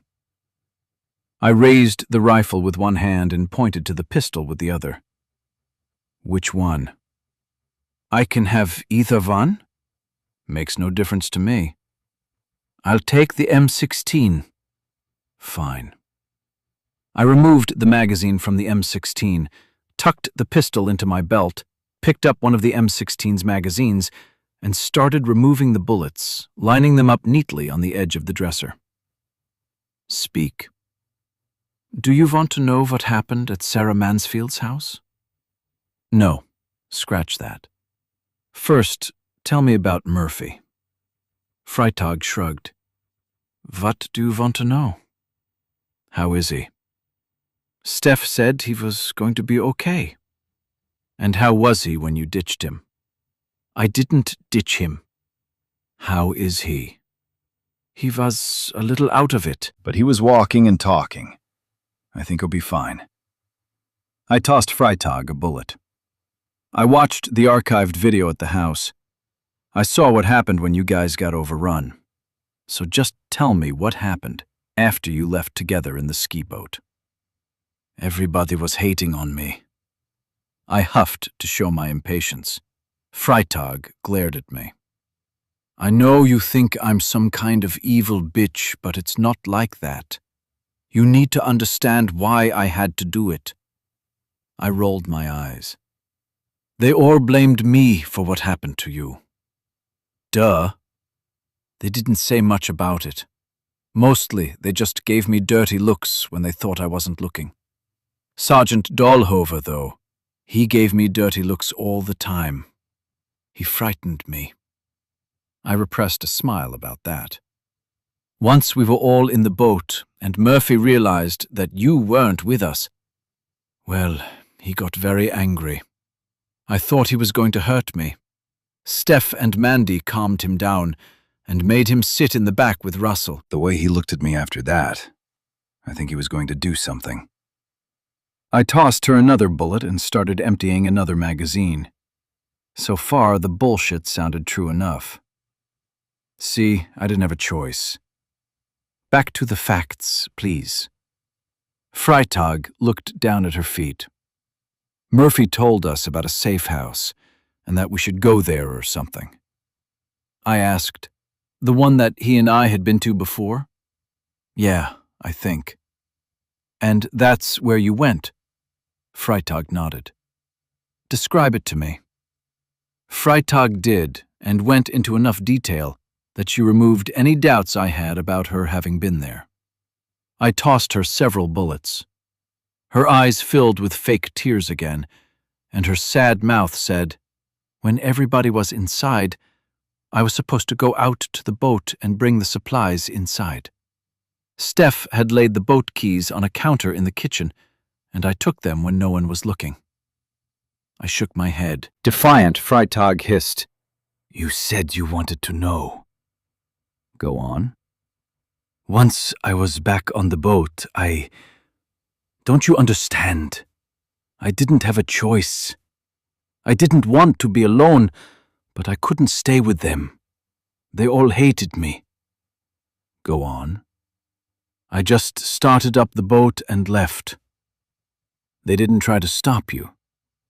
I don't think they knew I was gone until it was too late. I didn't see them come out of the house. I shook my head in disbelief. And you didn't run the boat around in circles for 10 minutes to draw in every white in the neighborhood? Freitag looked at her feet. Well, I didn't do that. You did it to me. Still looking at her feet, Freitag started to say something but didn't. She started to cry again. I'm sorry. I didn't believe that. If anything, she was sorry that nobody believed her bullshit. She was sorry that she got caught. She wasn't sorry she ditched me and called in the infected to kill me. Did you circle the boat and draw in the infected when you ditched my friends? She shook her head. I didn't know whether to believe that or not. The only way I was going to know would be to head back down the river to the safe house and see for myself. At least I knew where to look, I hoped. How deep could Freitag's vindictiveness run? I brushed the rest of the free bullets onto the floor. One magazine was still full, and I left it on the dresser as I headed for the door with both weapons. You said you'd leave the rifle. I stopped and turned. I will. You have the bullets. I'm leaving your M16 on the grass in the backyard. You asshole. You promised. She jumped to her feet. I gave her the coldest look I could pull together, and with the pistol, I gestured for her to sit back down. Here's how that's going to work. I'm going to leave this rifle out there in the grass. I'm going to get in the ski boat and get the pontoon boat, and then use one to tow the other down the river. When I'm heading back down, I'll get the attention of all of your friends outside and get them to follow me along on the bank. Once you see them go, run out and grab your M16. It won't be far. But what if some are still out there? Be careful. I hate you. That's nice. Listen, when you put the magazine in your rifle and you get back inside, be really careful about choosing to shoot it. Gunshots are like dinner bells to them. Oh, and don't be such a duplicitous cunt if you find some other group of survivors. We were trying to help you guys when you came to our compound. We were ready to take you in. The whole deal with Harvey and Murphy was fucked up, but like Dahlhover said, shit happens. So grow the fuck up. I turned and headed out the door. She stood up, following and rattling on about something I didn't care to hear. I hollered back up to her. I'm not listening to you. Don't follow me. If I don't see you standing in the window up here when I go across the backyard, I'm not leaving the gun on the lawn, got it? And I'm taking a couple of the pillowcases full of food that I saw in the kitchen. I scavenged that, and you stole it. Oh, and you shot a hole in your new canoe. So fuck you. Chapter 31. It is always a surprise to me when everything goes as planned. So when I left the M16 in the yard, picked up the ski boat, tied it to the stern of the pontoon boat, and still managed to get the anchor free, all without getting shot at again by Freitag, I was surprised. And since she didn't take any more shots at me, I fulfilled my promise to her and pulled the pontoon boat close to shore to get the attention of the infected around the house. The whites weren't as cooperative as I'd hoped they would be, so I took a few shots with the pistol. After all, why not kill a few if I was going to use some bullets? It turns out that shooting moving targets from a distance with a pistol is a whole lot harder than it looks on TV. What a fucking surprise. I didn't hit any of them, but I did get their attention, after which they were more than happy to tromp through the woods on the bank and keep pace with me as I slowly motored downriver. After half a mile, I pulled the pontoon boat away from the shore and watched them fade into the distance behind. Apropos to the situation, I gave them the finger for my own amusement. Looking south and east, I saw billows of heavy gray smoke several miles distant. It had to be coming from the Mount Bonnell area. Those fires of my making had grown. More of Austin, perhaps the rest of it, was going to burn. That saddened me a little, but I rationalized away the guilt with an argument of inevitability. All of Texas was a dry tinderbox awaiting a spark. I hoped that a good number of the naked horde was roasting in the conflagration beneath that smoke. If that was the case, then the bomb hadn't been a total waste. My stomach rumbled, letting me know that the cookies and beer from earlier were digested, and it was ready for a refill. Oh, and I had 2 pillowcases full of other items. My personal stash of food had, for the moment, grown into a big enough hoard to keep me fed for 2 or 3 weeks. It was time to kill the pontoon boat's engine and drift. I was anxious to get back to my friends, to see Murphy's grin and Steph's smile. Even seeing Russell, Dahlhover, and Mandy would do me good. But I knew where they were. At least, I hoped that my confidence in my ability to tell the difference between Freitag's lies and half-truths wasn't misplaced. But the last thing I wanted to do was motor up to the dock in front of the safe house in broad daylight and alert every white on that side of the river to my presence. It would be better to arrive after dark and to drift silently in, as Murphy and I had done in returning to Sarah Mansfield's house after that first trip out. Given all of that, there was no point in running the engine to get down the river. If I drifted, I would likely arrive at the safe house after dark, and in the process, I'd conserve the fuel in the boat's tanks.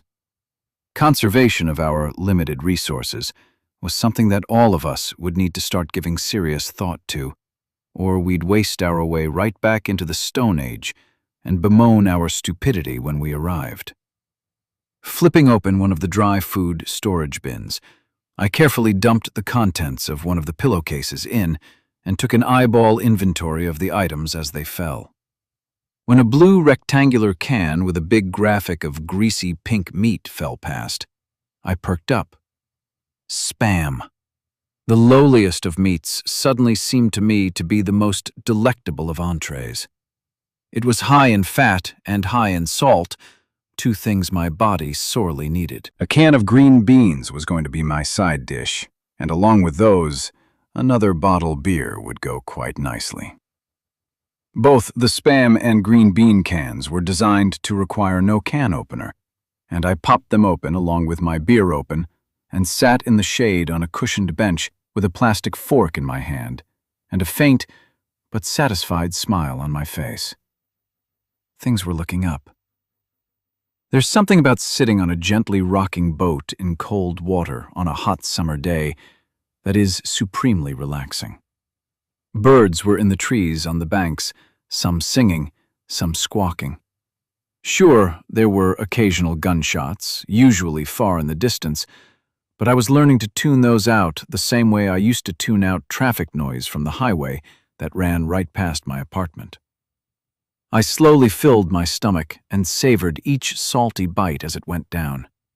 Even the beer was kind enough not to bring any unwanted memories with its flavor. Eventually, my lazy thoughts turned to more serious matters, and the problem of the smart ones, King Joel and Mark. Murder Plan A, my bomb, had failed. I'd had such high hopes for that.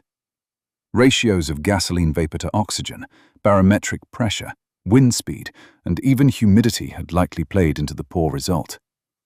Perhaps on another day with even slightly different conditions, it might have worked exactly as planned and rid West Austin of its infestation of human roaches. The failure was demoralizing, but it couldn't be the end of my efforts. The thunder of an oncoming brainstorm started me thinking. The snipers with the silencers, the ones that had killed Jerome, have done well for themselves. The number of infected bodies in that intersection was impressive. Surely those guys were all dead now, and their weapons were lying by their corpses, or lying where they left them after getting infected and wandering off. But still, they'd done well while they lasted. I wasn't much of a marksman, but I'll bet Murphy was, and I had no doubt Dahlhover could shoot. But bringing Dahlhover out on hunting trips among the infected was too dangerous for him. As for Murphy and I, with a little care and a little planning, we could blend in and out of the infected population without any of the smart ones ever noticing. Heck, we could follow the naked horde like the Indians used to follow the buffalo herds on the Great Plains and hunt the smart ones into extinction. That brought up the next question: how to identify the smart ones. Could we identify them based solely on their behavior? Possibly. And if we made a mistake and killed a dumb one, well, no big loss. They all needed to die eventually. I wondered if night vision goggles or an infrared rifle scope would be helpful in sorting out which of the whites downrange was burning cooler than the others. The cooler ones would be the smarter ones. But was the equipment sensitive enough to allow us to tell the difference of a couple of degrees? Probably not. That would leave us with behavior-based identification. I wondered if Murphy would go along. It would be great, so much safer, to have him as a partner in the venture, but I would go it alone if I had to. I understood the danger posed by my list of targets. I was convinced that it was a matter of life or death for anyone with a normal capacity for thought. When my pontoon boat drifted around a bend and the faux riverboat came into view, it surprised me. I'd been so lost in my thoughts and plans that I'd lost track of time. Hours had passed, and it was late in the day. I wondered if I'd dozed off without realizing it. Well, no harm done. At the moment, I felt better than I had in many days, and I was on my way home, so to speak. As I drifted closer to the riverboat, I waved and smiled. The girls recognized me and waved back. Good. We needed to talk. I started the engine on the pontoon boat and made a large U-turn so that the ski boat would be behind the pontoon boat in the current as I navigated up to within 10 feet of the tourist boat. "Hey," I called over. "I need to anchor here for a bit so that we can talk. Is that cool?" By this time, all three girls were up on the top deck, curiously watching. It was Amy who answered, Yes. What happened to your canoe? I traded it in. That looks like your old ski boat. It is. Should I ask about the girl who took it? Amy's smile disappeared. I shrugged. She's fine. I mean, she's got a rifle, she's got food, she's in a nice house, and she's probably got a few extra bruises, but I didn't shoot her or anything, if that's what you're asking. That's what I'm asking. What do you want to talk about? Well, there's a long, long story, but at the end, I'm going to ask you if 4 of our people can stay here with you guys. The younger girls were excited over that. Amy wasn't. I think maybe you guys have too much drama for us. I don't think it's a good idea. I think we're past the drama part. Have you got some time to talk? Amy looked around in a gesture that seemed to ask if I was kidding about that. So I dropped anchor and secured my boat. I told the 3 girls about our group, about our attempt to take in Freitag and the others.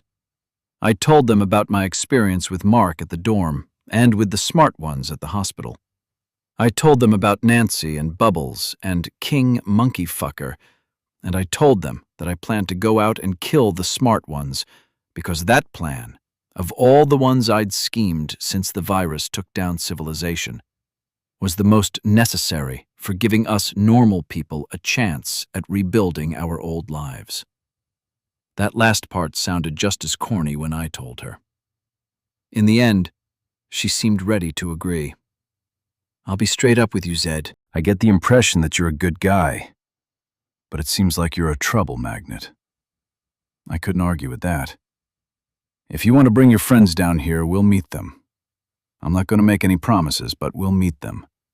You just have to be sure that they know before you bring them that we might choose not to let them come aboard.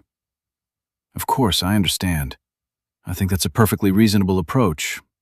I'll tell you what, though, if it helps with your choice, Murphy and I can keep you guys stocked up with food and other supplies between our hunting trips. It's safer for us to go ashore than it is for you. Amy laughed out loud.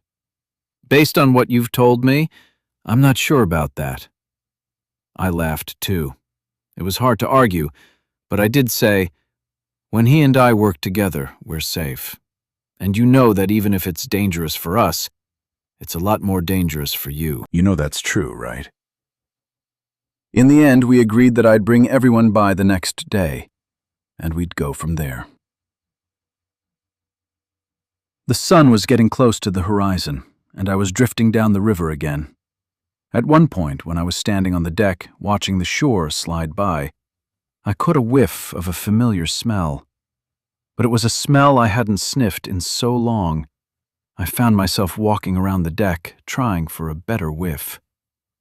It was near the stern, out in the sun, that I breathed in a full dose and sighed. Rain.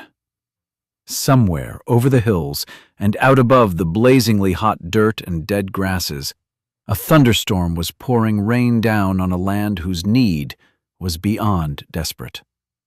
The smell of the ozone from the lightning and the water evaporating off of the hot ground and streets had a distinctive scent that floated on the wind, down between the hills, over the river, and to me. It smelled like hope. Energized by the possibility of rain, I used the time on my hands to clean out the cooler and salvage 22 bottles of beer and 34 cans of soda. Thankfully, none of them were diet drinks. Diet food and drinks were made obsolete the moment that dining in America changed from recreation back to a matter of survival. The sodas and beers got packed into the pillowcases, tied off, and lowered into the cold river, hanging by a rope off of the deck railing. It was the only refrigeration I had. As I neared my destination, I sat down on the flat deck at the bow of the pontoon boat, dangling my feet in the water and using a paddle to nudge the boat in the direction I hoped to go. I use the word hope because I'm not sure if my paddling had any significant effect on the direction of the boat. Eventually, I spied the boathouse, emerging out of the darkness on the peninsula, where I remembered it to be. So it was back to sweating and struggling with the paddle to urge the pontoon boat to a place in the current where I had a chance of catching one of the posts in the boathouse with the rescue hook when I floated by. As I reached that point, I jumped up to the starboard railing, took the long hook out, and braced myself against falling into the river. It all went in slow motion at first, and I was thinking it would be too easy. But everything seemed to accelerate as the dock drew closer. I hooked the end of the rescue pole around a thick wooden pier and gripped it tight as the starboard railing pulled back against my torso, anchoring the boat at a spot in the water and creating a pivot point around which it slowly spun. The ski boat had a slow-motion collision with the stern of the pontoon boat, then slid out and around in a wide arc. As soon as the bulk of both boats was out into the river and roughly perpendicular to the shoreline, I hauled in hard on the rescue hook to bring the bow of the pontoon boat closer to the dock. A rope was lying at my feet, attached to my boat and just waiting to be looped around a cleat or piling. Maybe a minute or two after catching the pole, I found myself attaching that line. It had all come off just as planned. Both boats straightened out into the flow of the current. I gave a thought to bringing them both into the boathouse to secure them more thoroughly, but decided against it. It would be better to do that after I checked the house for whoever might be inside. My arrival at the house was predicated on the truth of Freitag's story. A hurried exit could still be in the cards, and I didn't want to lose my boats if that became necessary. Without hesitation, I jumped onto the wooden dock, naked except for my shorts, with my knife in one hand and my pistol in the other. The house ahead was dark. It looked abandoned. But then, that was the smart way to make it look from the outside. No attention was good attention these days. At the end of the dock, I stepped up onto the grassy lawn and walked under the deep shadows of the live oaks. The stone patio that surrounded the pool was up the slope 50 or 60 feet ahead. The kitchen door was my target. I'd go there and knock. If my friends were inside, they'd see me through the glass. From there, the story in my head jumped unrealistically to happily ever after. It was the kind of thought that could only be entertained on a full stomach and a slight alcohol buzz. The ground sloped up a little more steeply as I got near the pool, and I froze because I spotted something moving in the shadows on the other side. An alabaster Aphrodite with blazing red hair. Or Steph. She moved gracefully along the far side of the pool, but didn't give any indication that she saw me. I wanted to call to her, but there was a chance that the redhead wasn't Steph at all, but just an infected monster, morphed by my imagination into Steph. There was a chance that other whites were lurking in the shadows around me, ready to pounce if I risked a single syllable. With that thought, I looked into the shadows to my right to see if anything was over there among the thick oaken trunks. Nothing moved. I glanced to my left. Oh shit. It all happened too fast. Something was moving at me with a well-timed attack from my left side, taking advantage of the fact that I was transfixed by the pale, red-haired goddess across the pool. It was a trap, and I'd foolishly stepped into it. I spun hard to my left as I bent low, trying my best to roll through the knees of my attacker before his hands and teeth could clamp onto my flesh. My attacker, not expecting my evasiveness, stumbled into me, but instead of going over my bent back and giving me a chance to sprint off to an escape, he came down on top of me, smothering me with his weight. My knife jammed into the dirt as I collapsed into the grass. I struggled, squirmed, and tried to push the heavy monster off. My only luck was that he was still trying to recover from the fall, so he didn't have his massive hands on me. But once that happened, I was dead. I kicked and pushed and punched and wrestled and grunted and beat the beast with the butt of my gun. If I was going to live through the next seconds, I came to the realization that I was going to have to shoot it and pray to God that his white companions wouldn't get to me before I got out from under him. I felt a blow to the side of my head and saw stars. Too late. Still, I struggled and tried to raise my pistol to fire, but my wrist got pinned roughly to the ground just as the big man on top of me figured everything out enough to sit himself on my chest and raise an axe to cleave my skull. Recognition. "Murphy, stop!" Everything froze. It was fucking Murphy on top of me. It was Dahlhover pinning my pistol hand to the ground and pointing a rifle barrel at my head. "It's me, Zed!" Without pause, Murphy grinned wider than I'd ever seen. "Zed? Damn, you look like shit." Dahlhover rasped, "I'll be goddamned." Footsteps came running across the grass, and I suddenly saw Steph leaning over Murphy's shoulder, looking down at me, her face draped in her red hair. Through tears that were just starting to flow, she said, "Wow, you're still alive." As I bore the weight of my struggles and thought every day about the moment when I'd finally find my friends again, it never occurred to me to see the situation through their eyes. They, very reasonably, assumed I was dead. Each of them in their own ways had been grieving, crying, perhaps missing me, and doing what they could to move past it, filing the memory of my face away in the mental scrapbook of all the dead they'd known or seen. But suddenly, there I was, alive. Murphy jumped off my chest and, in standing up himself, yanked me up to my feet and engulfed me in a smothering hug. "God damn, motherfucker, I thought you were dead!" I tried to croak the same back to him, but the lump in my throat was too big to allow for speech. When Murphy eventually let go, Steph draped her arms around my neck and buried a river of happy tears in my shoulder. I put my arms around her, squeezed back, and did my best to keep my own tears sealed up tight. Dahlhover laid an arm on my shoulder and joined the embrace as much as he could ever be expected to. "Good to have you back." I thought maybe his voice cracked just a little bit. I was home. When I went into the house through the familiar kitchen door, Mandy shrieked and smiled as she jumped into my arms. Russell, glued to Mandy's side by then, seemed ready to explode with emotions that couldn't be contained or expressed. Having used the pillowcases to bring my food and reasonably cold beers and sodas into the house with us, we gathered around the dining room table and, for the moment, chose to let our guard down. The peninsula where the house had been built was remote and secure because of it. No one stood watch. A celebration of my rebirth was called for, and we all wanted to share in the joy of being together again. We ate cookies, drank beer, and shared stories.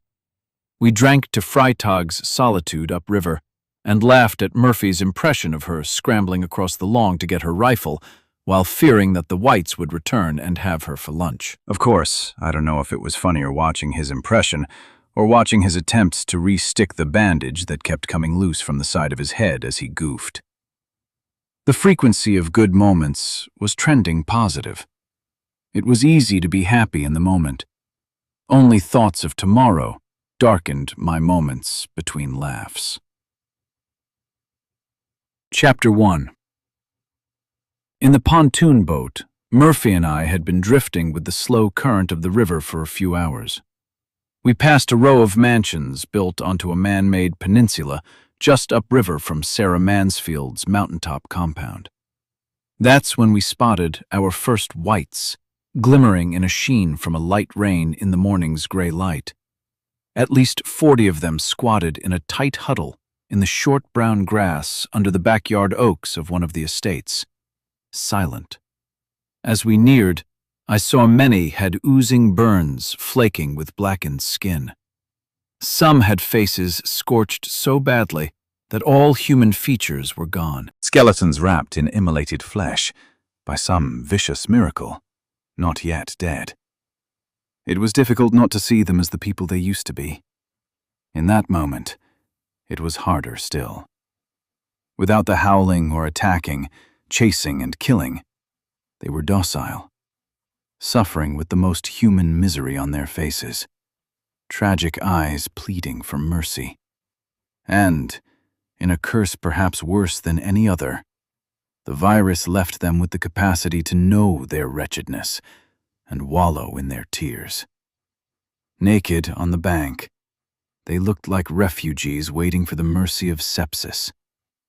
It was growing in the pus under their scabs, soon to assist death in finishing its work and ending their torment. No doubt they were burned as a result of my work, but in my imagination, as that gasoline vapor bomb came together, I thought only of them blowing up, disintegrating in a supersonic rush of hot gases. Even afterward, when it was clear the blast had been a dud, I hoped the resultant blaze would burn them, make them suffer. Just as they were, on the edge of the river.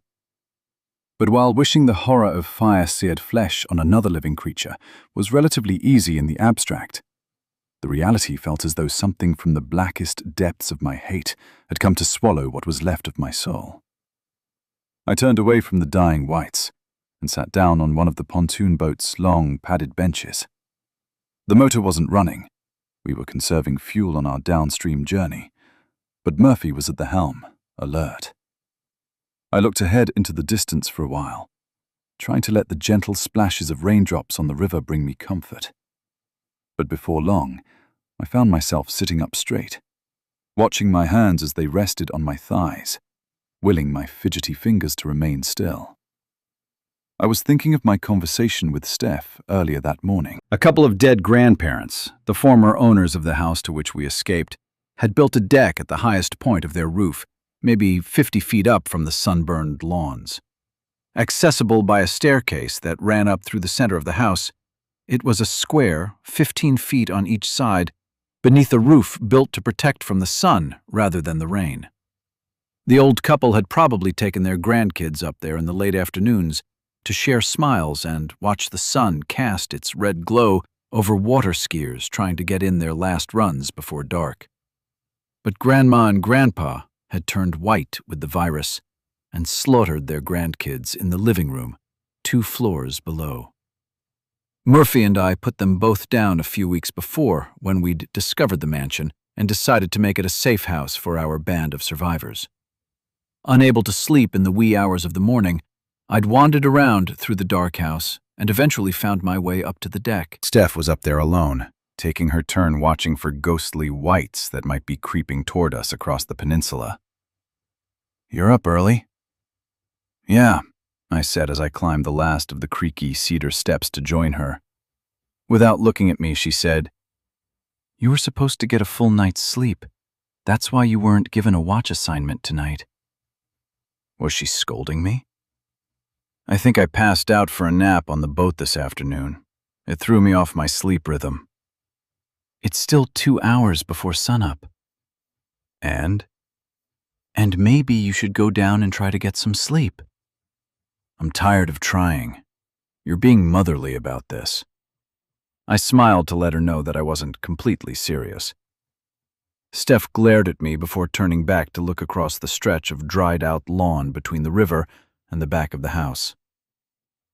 "I'm responsible for keeping all of us alive, and that requires discipline, Zed." "Yes, ma'am." I sat on one of the empty chairs and took in the view. The Black River snaked off to the west. The sky flashed dimly with far-away lightning, but only scattered clouds rimmed in silver moonlight hung in the sky above. Steph changed her position to look up the road that led to the bridge at the end of the peninsula. The smell of rain blown in on the breeze earlier that day was gone. The dry taste of dust and lingering smoke was back. To make conversation with a seemingly impervious Steph, I asked anyway, "Did it ever rain?" Steph shook her head and gently snorted as if to say, "Of course not." "Do you mind if I sit up here with you?" "It seems like you've already decided. Is everyone else still asleep?" "Yep." Steph strode over to the railing that gave her the best view of the front of the house, and then, without a word, walked over to me and laid her hand across my forehead. "What?" I reached up to push her hand away, but her stern expression told me I'd better let her go about her business. She pulled her hand back. "Last night when I hugged you, I thought you felt hot." I get that a lot. I pasted on a grin. I'm serious. I put a hand to my face, then to my forehead. What? I feel fine. You have a fever, Zed. I know. We both knew the virus left me with a permanently elevated temperature. Have you had a chance to check your temperature since? Since? When was the last time you checked it? I'm fine. She was in Captain Leonard mode by then. The last time I saw your temperature was after you got injured at Sarah Mansfield's house. I'm guessing you haven't touched a thermometer since? I shook my head. Do you think you should have? I shrugged, getting a little miffed. Sure, she was a nurse by training, but her tone didn't sit well with me. I think you're hotter than you were. Maybe it's just that you're used to the cool air out here tonight. Cool? It's got to be at least 85. That's cooler than 100. Nobody thinks 85 is cool, Zed. I shrugged and tried to look for anything interesting out in the darkness to divert her attention. I have a thermometer in my bag downstairs. After my shift, we're checking you. Steph looked back across the grass toward the mountain and examined the near-vertical face of the white limestone cliff. How would anybody be able to see the infected climbing down the jagged, pale-colored rock? We need some night vision goggles. You can change the subject if you want, but I'm still taking your temperature when we get back downstairs. What's the point? We need to know. Why do we need to know? We can't do anything about it, can we? That's not the point, Zed. Of course it is. If the virus is progressing, I don't want to know. I don't want to dread the morning I wake up half brain dead. I'd rather just stick my head in the sand. Steph turned away from the cliff and came over. She looked down at me. Her stern face had softened, and, for the moment, she stopped being my boss and was just green-eyed Steph, a girl with guarded emotions and a big heart. Please, I said. I don't want to know. Steph reached out and laid her hand back on my cheek. Just as I started to think it was something more than another temperature check, she slipped it up to my forehead. Zed, please understand. I have to do it for the safety. I huffed as I pulled back. Her hand fell off of my face. For the safety of the others. I jumped up and stomped over to the railing, anger boiling.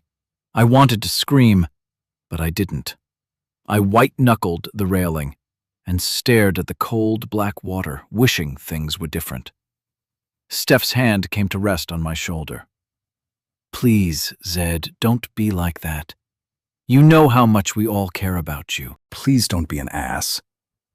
I motioned my head out towards the darkness. The words got caught in my throat. I didn't want to be out there on my own again. I'd gone through too much finding my way back last time. Steph's other hand found a place on my other shoulder. Please, Zed, please look at me. She turned me around. You have to know, this isn't going to be like it was back at the dorms. You know that, right? Nobody here would ever do anything to hurt you or to push you out. I nodded. I knew she was right, but it felt like it was going to happen anyway. Let me take your temperature, please. Let me protect our friends. I know you're not a danger to any of us right now, but I have to do more than just hope it stays that way. She paused. How about if I check it, and I don't tell you if it's gone up? Her hands were on my face by then, and though the moment was full of emotion, there was no romance in it. I was dealing with a fear that haunted me every time I glanced at my stark white skin. Perhaps she was as well. And as much as I feared turning into one of them, I couldn't help but sympathize with Steph's fear that I'd wake up one morning as a mindless monster and she'd have to put a bullet through my heart. Without indulging any thoughts about the awkwardness of it, I pulled her into a hug and whispered, Okay, but I don't want to know. I never want to know. After that, our silence had no room for words. I pulled away from Steph and put myself back in my chair to watch the Black River's lazy current in the reflection of the moonlight. Cicadas pulsed their rhythm, and nocturnal frogs chirped. I thought only of my burning desire to move, to do anything kinetic. With motion, paddling, running, shooting, even toting heavy bags of costume jewelry, came a solace in which the strain of effort consumed my attention and washed away all of the blackness. To move was to live. To live. Well, living was better than not. Being a brain-dead flesh-eater was some kind of hell in between. Anything but that. I'm not sure how long I sat there absorbed in my fears, but it startled me when Steph interrupted with a question. "Are you okay?" I nodded out of habit. I wasn't. "What are you doing?" I gave her a look that silently asked for an explanation. "Thinking." She looked down at my hands, which were resting on my thighs. "I mean, what are you doing?" I followed her gaze and watched my thumbs tap out a sequence across each of my fingertips, before repeating the sequence again and again. Fuck. I clenched my fists tightly. I hadn't realized I was doing it. Just fidgeting. I've always been fidgety. Fidgety. Just like so many of those fucking white monsters. A tear ran down her cheek. Neither of us believed the lie. In a steady rain, the gray sameness of the morning made time flow as lethargically as the river's current. Only the passing of trees, houses, and hills gave us any sense we were moving forward with the day. Eventually, we came to a wide inlet on the port side of the boat. It was something of a harbor for the marina that was to be where we left the safety of the river. The marina was part of a smallish country club at the foot of Mount Bonnell, right where Mount Bonnell Road cut hard east and changed names before it led past Camp Mabry on the way into central Austin. From the country club, Camp Mabry's munitions bunkers were only a few miles. Those bunkers were our destination. Murphy and I paddled the boat toward the inlet, making as little noise as possible. It was no small effort to get the boat out of the current and into the mouth of the harbor. At that point, it became much easier to guide the boat, though no less difficult to move it. Looking around for potential dangers, I saw a group of the infected huddled together against the rain in a grassy picnic area beside the docks. Just like the group I'd seen earlier, they all had burns, mostly bad, some horrendous. Not a one made any effort to look at our boat. They stared at nothing. In their rotted brains, they all knew the last days of their lives would be consumed by a single, macabre task, awaiting death. A pier that stuck prominently out into the marina was our target. Once close enough for our momentum to finish the job, I climbed up off my side of the boat and dropped my paddle on the deck. Murphy did the same. Guessing the rain would kill my words before they drifted too far across the water, I softly asked, "Are you sure you want to do this?"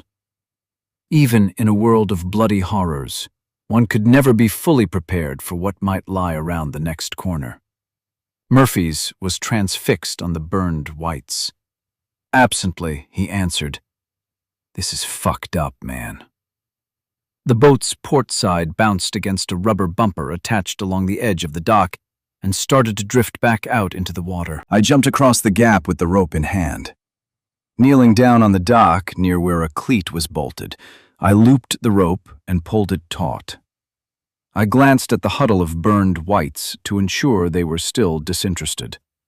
Another glance up the length of the dock showed me it was empty. Using the rope, I then pulled the boat in close and wrapped the rope around and across the cleat several times. It would hold. Stepping back onto the boat, I took up a position beside Murphy.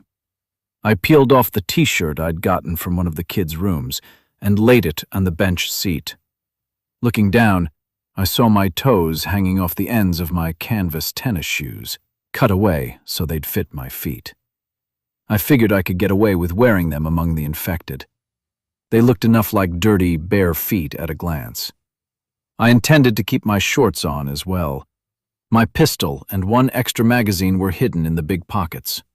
In two other pockets, I'd rolled up a couple of the kids' school backpacks. We'd need those if our trip to scavenge some ammunition was to be successful. Murphy shook his recently shaved head in disgust and looked down at me. He was more than willing to come along, but he thought my method of disguise was pointless. Without a word, he laid his rifle on the seat cushions and went to work removing his molly vest. Once that was off, his shirt followed. He looked down at his pants and boots and shook his head again. He picked up his rifle to make it clear it was staying in his hands. "That's all I'm taking off." "Okay." I kept my voice as neutral as I could. The rifle was a bad idea. He removed several magazines from his molly vest and stuffed them into his pockets, then stowed the vest under the seat. He stood with his rifle in one hand and his hatchet in the other. "I know we talked about it, but I can't leave my rifle. I'm not going out there without it. The only way we're going to fit in perfectly is to go naked." "Knives are cool, but nothing else is," I said. "What are you saying, man?" "I'm not going naked either. I'm not going to tell you to leave the rifle, though I think you should. We just need to be discreet." "Discreet," Murphy grinned. "You crack me up, man." "You know what I mean." He nodded. "It's not like we were going to walk down the middle of the street looking for attention." "Yeah." I looked down at my shorts and gave some serious thought to removing them and going out with just my knife. But what would I do with the school backpacks rolled up in the pockets? "Don't be a worrywart, Zed. You're my lucky charm. Everything'll be cool." I couldn't help but smile. "Your lucky charm? Bad shit never happens when we stick together." Murphy's ability to see sunshine through the thickest clouds almost made me laugh. "You did get shot in the head when we were together." "Ain't nothing." "I'm fine now. And I got blown up in that bunker." "You're my lucky charm, not your own." Murphy's big grin brightened the boat. "Besides, you didn't get blown up. You're just a drama queen that got knocked down is all." I shook my head. Whatever. Together we exited the boat and walked quietly down the dock. The burned infected continued to ignore us. At the end of the dock, we crossed over a paved boat ramp and a parking lot. Near the back of the country club's main building and out of earshot of any infected, I said, "We should check this place out to see if there's a kitchen. If we could score some food in bulk, that would help out the supply situation." "Right now?" "No, let's stick with the plan today." "I'd be cool to come back. Tomorrow?" "I've got no plans." We skirted the building, crossed some wet grass, and came to a sloped driveway with a few inches of flowing rainwater. In front of us was a bend in Mount Bonnell Road at the base of the mountain. A month before, that road would have been funneling the last of the morning commuters to their soul-deadening cubicles in the city. Besides Murphy and me, the only thing on the road that morning were some naked whites, near and far, busy in their day of scavenging for something. A dog, a cat, an armadillo, anything to eat. I looked around, paying extra attention to the thicket of cedars across the street. Nothing was moving anywhere within 100 yards. If we cross the street and get into the trees, we can still follow the road, and with any luck, we'll avoid attention, I whispered, pointing to my right. When we cross, I'll keep an eye on the ones down there. You watch the ones up that way. Murphy gave me a nod and let me lead. Doing my part to watch the whites down the road to our right, I hurried across with Murphy at my side. It was clear that we caught the attention of several. They weren't shy about staring, but they made no sounds of alarm and made no move to come after us. Perhaps Murphy and I had enough bare white skin on display to assure them we were as infected as them. But something wasn't right. Murphy and I had been through enough together that I was tuned in to any tension in his body language, his breathing, even the sound of his steps. And that's how I knew. I shushed him with a hand gesture and crept back out to the edge of the covering trees to peek up the street. Kneeling to keep myself hidden behind some scrubby bushes, I peeked out at the whites who'd watched us cross from up the road toward Mount Bonnell. They were motionless, except their poses had changed from when I first saw them. They were all looking in our direction, save one who was leaning in close to a female, cupping his hands over her ear. He was whispering. A smart one. Damn.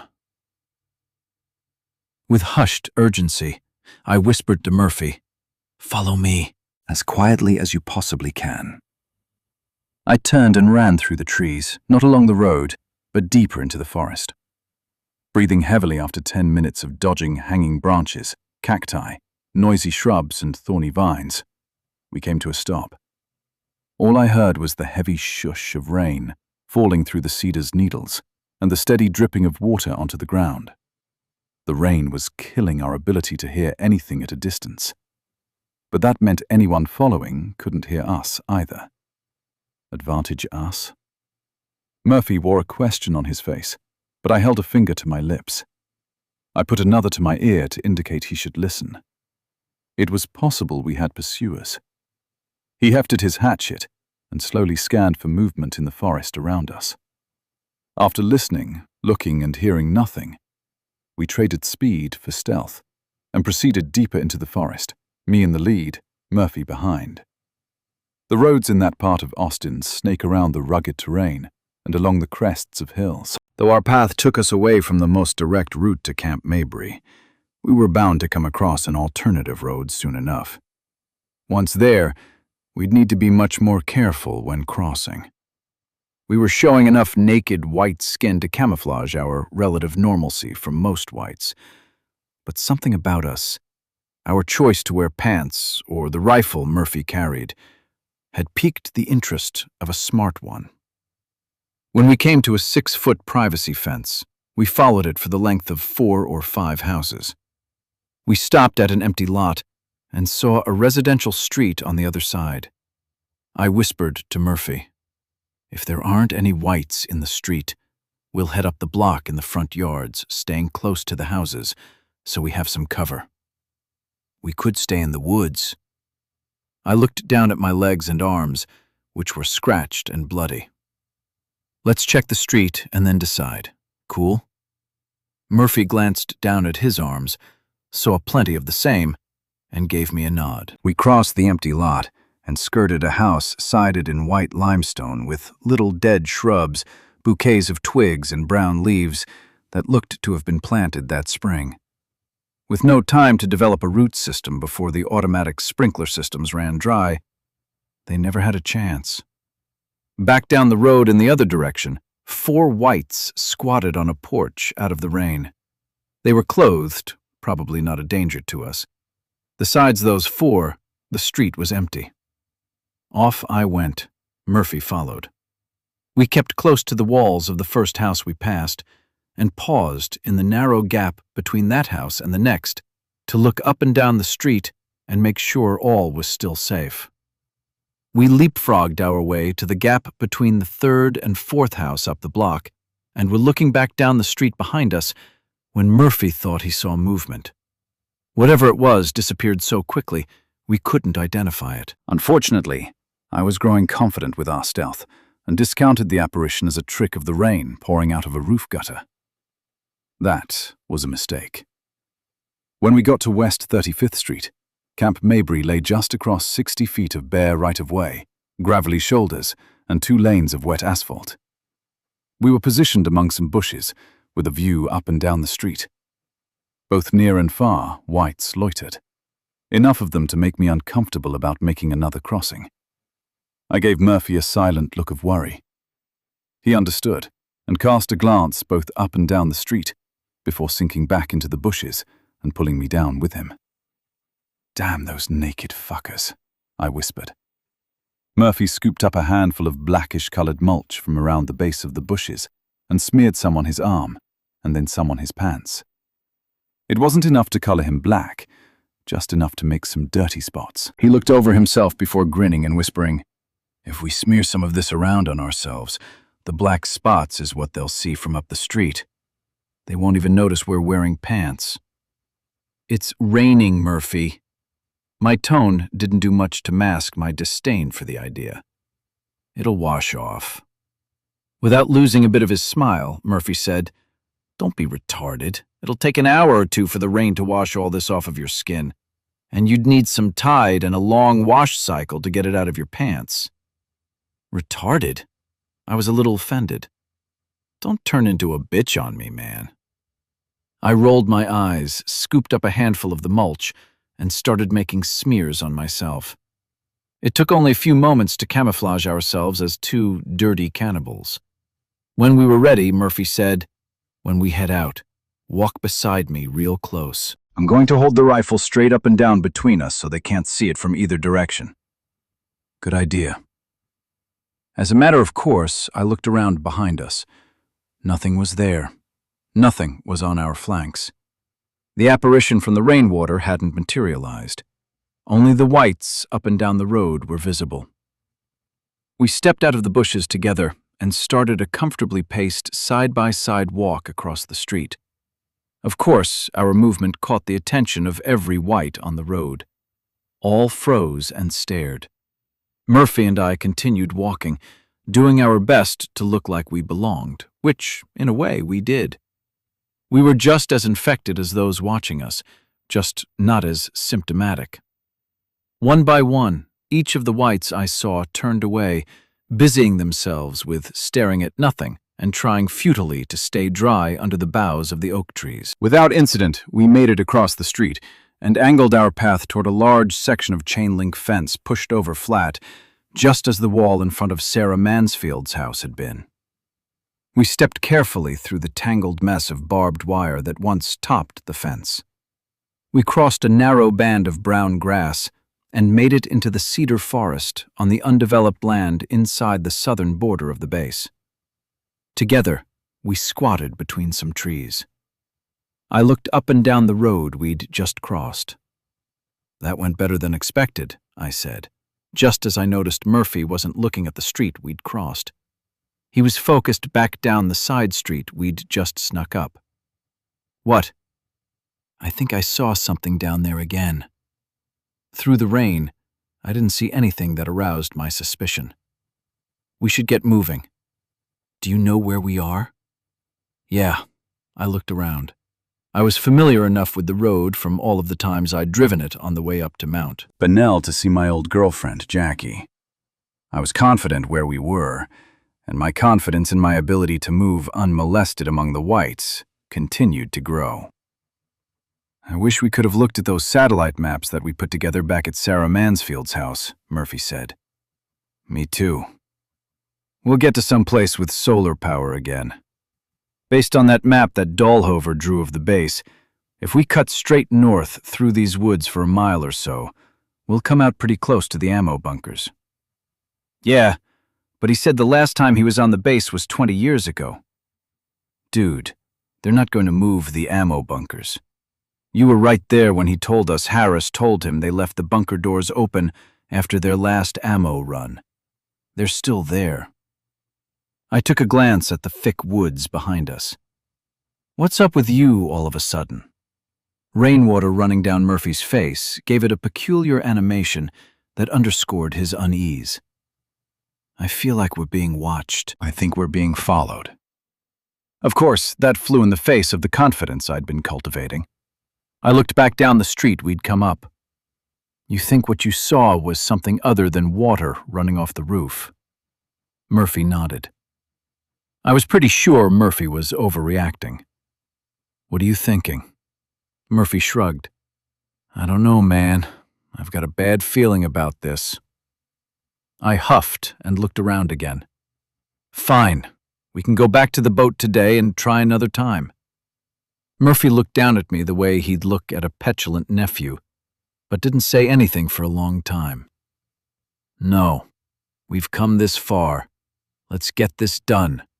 We're light on weapons and low on ammo. We need this stuff.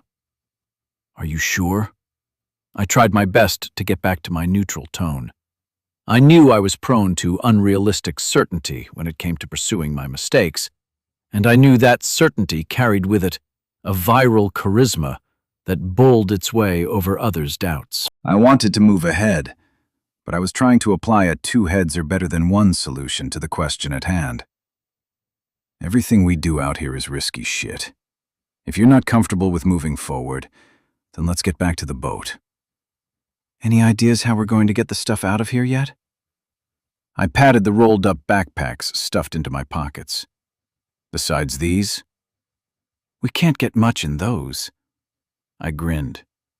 We'll figure something out. Murphy stretched a smile over his concerns. Just my kind of plan. We may be able to get some ammunition and, with any luck, some grenades in the backpacks. But a lot of whites are around, and that smart one we saw a little bit ago is a worry. We can't be loading up and just walking out of here with armfuls of rifles. Murphy nodded. Yeah, that's what I'm thinking. Let's go check things out then. We'll get what we can, and then get out of here. This'll have to be just a mostly recon mission. Cool. I stood up and backed deeper into the forest. I was in the lead again as we worked our way through the trees.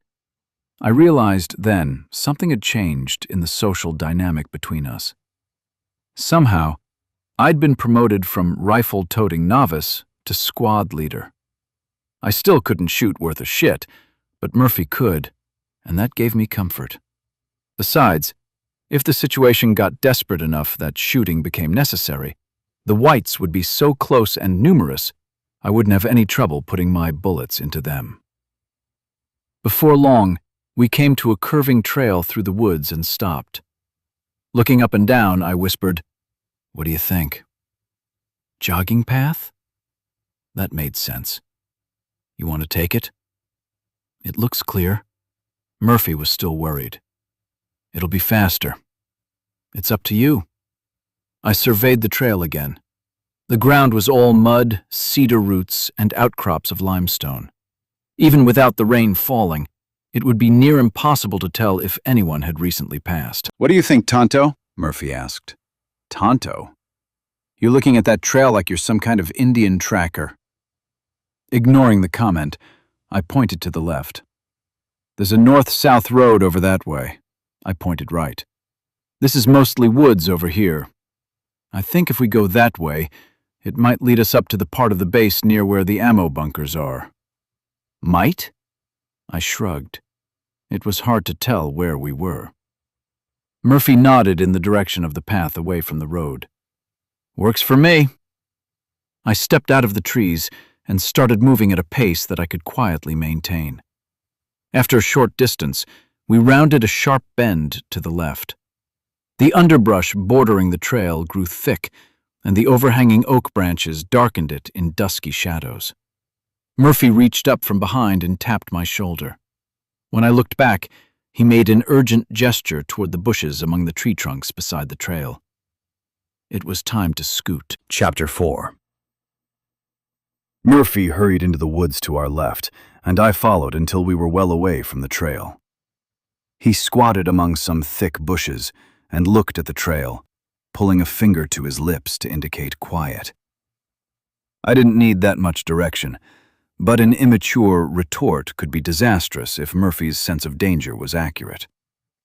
I squinted between the branches and leaves, but saw nothing, felt nothing but wet. I knew my intuition for danger wasn't as sharp as Murphy's. All of the trouble I'd gotten myself into when he wasn't around was proof enough. Drawing my pistol from my pocket with one hand, I gripped my kitchen knife in the other and checked the woods behind us and off to our sides. Murphy was focused on dangers that might be on the trail, so checking our flanks for sneaking infected or possible escape routes became my responsibility. Noise from the direction of the trail got my attention and sent my heart racing. Moments later, I saw movement through the trees. Murphy crouched lower behind our concealing bushes, as did I. A troop of whites, maybe a dozen strong, came into view, moving on the trail, slowly, quietly, on the balls of their feet. Their heads swiveled, looking forward and back, peeking through gaps in the cedar fronds on the right and left. Holy shit. They were hunting. As we watched, a runner came up the trail from the other direction and stopped in front of the group's leader. All halted. Most stood there doing nothing, staring at nothing. Some stayed alert, scrutinizing the woods. The runner cupped her hands over the leader's ear and whispered something brief. The leader whispered something to the runner and pointed up the trail in the direction from which the runner had come. With a confused look on her face, the runner looked at the leader of the group. This visibly angered the leader. His body language turned aggressive, and when he was no longer able to contain his frustration, he slapped the runner hard across her face, dropping her to her knees. The runner tried to escape, pushing herself backward on the rough ground. The leader caught her by the shoulder, bent over, and whispered again into her ear. He punctuated his message with another slap and pointed up the trail. The girl crawled some more before standing up beyond the leader's reach. Blood flowed from her mouth and nose, but she didn't run off to deliver the message she'd been given. The leader took another aggressive step toward her and raised his fist. The girl finally seemed to understand. She turned and ran back up the trail. The leader of the group looked around, listened, then followed the same path, taking the time to place his feet noiselessly as he moved. Murphy and I waited. When I felt sure the hunting party was far enough out of earshot, I whispered to Murphy, "I'd bet your balls they were looking for us." "Me too." "Do you think that was that smart one that saw us cross the road by the country club?" Murphy nodded. "I don't see who else it could be. When I was naked among them, they thought I was one of them. I think that's the only safe way to do this, to be just as naked and bald as they are. And without weapons," Murphy added. It was clear from his tone that he didn't have any intention of being in their company without a rifle. "Why do you think they didn't come after us on the road if the smart one knew what we were?" "I think they're learning. If we have guns and if they don't have numbers on their side, they know they shouldn't come after us." "If they know what guns are, why don't they just pick them up and kill us?" Being smart enough to know that a gun can kill you isn't the same as being smart enough to use one. Murphy looked around a bit before he said, "I think they're getting a big pack together to come hunt us down." "Uh-huh. I hadn't thought of that, but it made perfect sense, considering what we'd seen with the messenger girl. Something was being coordinated. What do you think we should do? We could bail out, and I could come back later in spy mode." "Spy mode?" "Naked, with a knife. Alone." Murphy shook his head. "Being out here alone is too dangerous. You should know that better than anybody." "I just need to be more careful." "You don't even know what that word means." I shrugged, looked around between the trees, and listened through the sound of the rain. "I say we see what we can see on our way back to the boat and call it a day," Murphy said. It was a disappointing choice, but Murphy was right. We were in danger. Weapons, ammunition, and maybe even MREs were available somewhere on the base. But without a better plan to find and get away with some of it, we weren't likely to have a happy outcome. We should stay off the trail. I agreed on that point as well. Murphy pointed through the woods. "I think the boat is back that way, if we're cutting straight through the woods." I'd lost my sense of direction. I looked around as though that might help me get my bearings. "Sure. Lead the way." So I did. Murphy followed me through the dense cedar branches as I grew more and more nervous. While stealth was necessary, it was slow. If those smart ones were gathering their numbers for a hunt, time was definitely against us. The smell of wet death embraced us in a clammy hug as we neared the edge of the forest. When we finally came out, to our right stood a row of widely spaced buildings of painted cinder block and 50-year-old brick. Among those was a gravel road with vehicles scattered about. Human bones, with all but the smallest bits of rotting flesh gnawed off, lay in puddles and on the grass across the empty space. Thousands had died there. "Can you tell where we are?" Murphy whispered, aghast at the sight of so many dead. "Deal with it later. You've got more immediate problems." I tried not to look at the bones. "I don't know where we are. You have any idea?" "Nope. This is my first time here.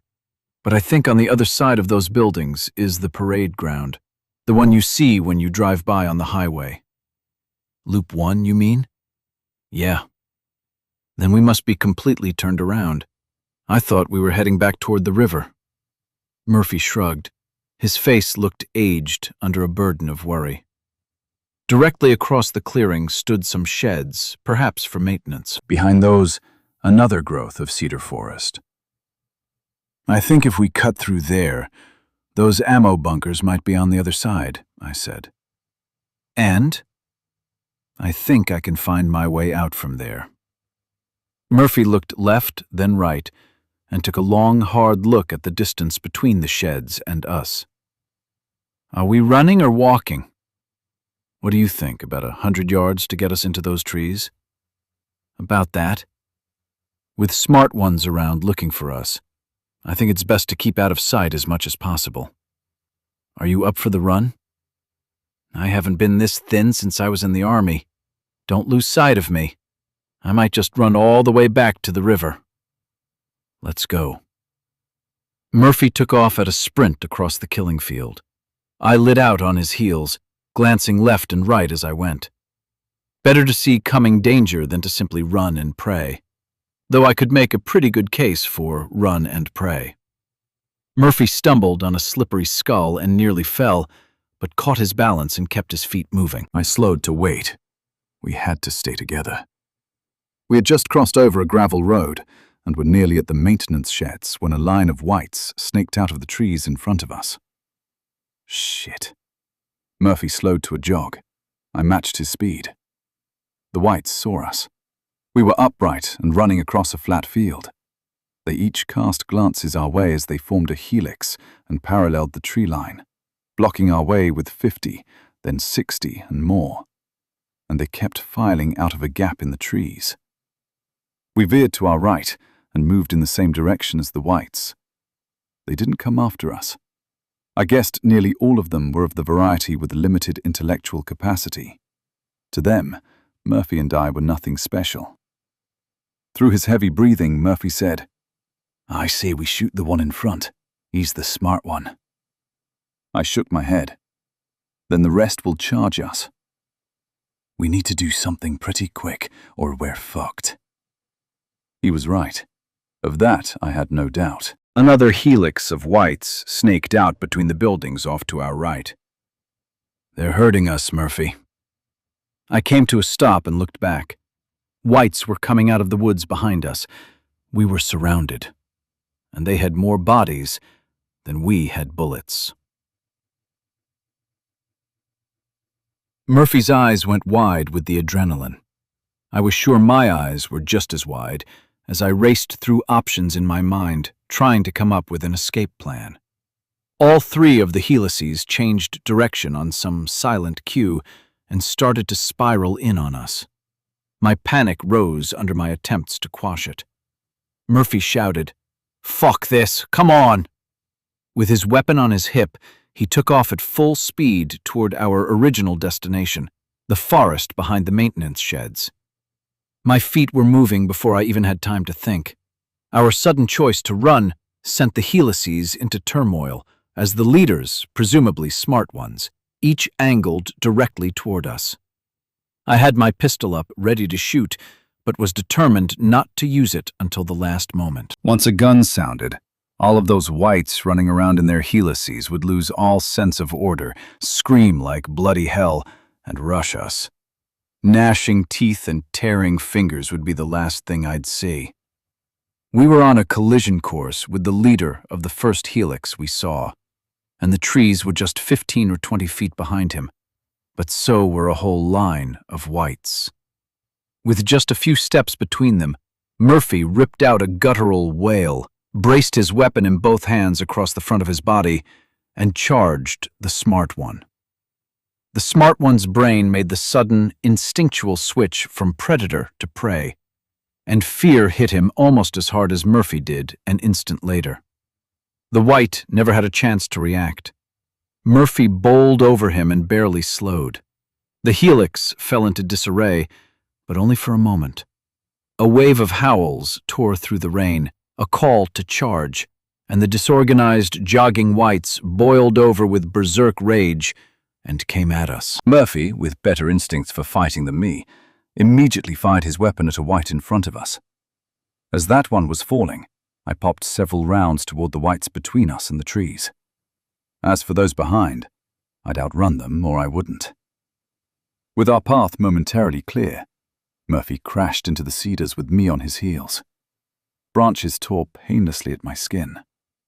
The horde hit the trees a handful of seconds behind us, breaking branches and jamming themselves into the gaps in the foliage.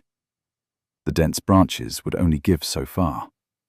The whites tripped over one another, screaming in frustration. We got some distance on them, but ran at a careless speed. The thicket of trees was not as wide as the clearing we'd just crossed, and before I knew it, we broke out on the other side. We were on clear, bone-strewn ground again, with another helix of whites coming around a bend off to our left and bearing down on the ruckus. We were right in their path. To our right, I saw a rectangular section of barbed wire-topped chain-link fence surrounding two berms with flat concrete walls at the front of each. Centered on each wall was a doorway large enough to drive through. One bunker was sealed by a heavy metal door. The door on the other bunker was slid to the side on its tracks, leaving it open. "The ammunition bunkers!" I shouted. Murphy veered right, willing to accept any idea, any direction. It was a foot race between us and the helix rounding the bend. We ran, demanding every painful spasm of speed we could wrench out of our lungs and legs. Our lives depended on it, and it was going to be close. Without breaking stride, and with the leaders of the new helix just a few dozen feet away, Murphy let go with several bursts of his rifle, and 4 or 5 whites at the front fell. Those behind tumbled over. That bought us the time we needed. We crossed through the open gate in the chain-link fence and headed toward the open bunker. That's when it occurred to me. We can't go in there. Fuck that. Murphy crossed through the threshold and turned to make an attempt at closing the door. "We'll be trapped in here if we shut that door." "I don't know what the fuck you want me to do, but you better figure something out, Professor." Murphy ran a dozen paces inside, turned, dropped to a knee, and brought his rifle to his shoulder. He started popping off rounds as the first of the infected tried to come in behind us. The open door was nearly 10 feet wide enough to drive a vehicle inside for loading and unloading. Murphy wouldn't be able to hold the mob at the door for very long. Once they massed outside, they'd overwhelm him easily. My pistol would be of no help when that happened. Near frantic, I looked around as my eyes adjusted to the darkness. Breathe, breathe. The place was disorganized, not full, but more crates, boxes, and canisters were there than I imagined we'd ever need. Many were open, some were spilled. Whomever had been in here last had been in one hell of a hurry. Then I saw them. Grenades. A box of fragmentation grenades laid broken open on the far side of the bunker. Those were probably the only weapons in the whole place we could put to lethal use in the short seconds available to us. The fact that they'd also alert thousands of whites within a mile to our presence didn't matter. If we didn't use them, we'd die. I ran over and grabbed as many as I could cradle in my hands and forearms, bounded back across the bunker, and dropped a half-dozen on the ground at Murphy's feet. His face turned from grim to grin. He reached down and picked one up. "Grab one, toss it, Then get the fuck out of the way. He was already pulling the pin on one when I got my finger through the pin on mine. He tossed his through the open door and moved to the side to get out of the direct line of any fragments that the blast would send back in our direction. A half-second later, my grenade followed his, and I ran back over to the open box of grenades on the floor. The twin blasts knocked me off of my feet, and I landed roughly. Fragments sizzled the air. As I picked myself up, Murphy was already pulling a pin from another grenade. Writhing bodies of screaming whites, their dead and their dazed brethren, lay in the mud outside the door. Murphy threw the grenade through the rainy smoke and squatted to gather up more. He'd only just gotten out of line with the doors opening when the grenade exploded. Seconds later, I'd pulled a Hello Kitty backpack from my pocket and was loading it with loose hand grenades. The other bag got its share of grenades just as quickly. I yelled to Murphy, "We need to get the fuck out of here and make a run for it." "How many grenades you got?" "Fuck, does it matter? Give me the word and we'll make a run for it." Another grenade blast rang my ears. Having stuffed my pistol back in my pocket, I jumped to my feet with a bag in each hand. They were heavy and awkward enough that running would be damn difficult. "Ready." "Beside the door," Murphy shouted, running to put his back to the wall just inside. "We'll toss out 2 more, and as soon as they blow, follow me out." "Right." I was beside him in a flash and passed him a bag. We both pulled a pin from a grenade. Murphy tossed his around the corner. I did the same and immediately stepped around the corner to run. Murphy threw an arm around my neck and jerked me roughly back, pinning me against the wall just as the first grenade detonated. As the second one exploded, it occurred to me I'd forgotten to wait for the grenades to blow before chasing them through the door. Murphy had just saved my life. Again. With ears ringing and my brains rattling, Murphy yelled, "A grenade in each hand, pull the pins. If any motherfucker gets in my way, I'm gonna run him down. Throw a grenade at any bunch you see, whether they're coming or not. Stay on my ass, now." Murphy ran through the door and into the smoke. Blood, body parts, shrieks of the dying, ripped torsos spilling intestines, shattered bones, white skin that ran with red, severed arteries spewing fountains of blood that made the ground slippery under our feet. Murphy was the devil, and I was a demon. Together we'd created a little hell at the entrance of the bunker.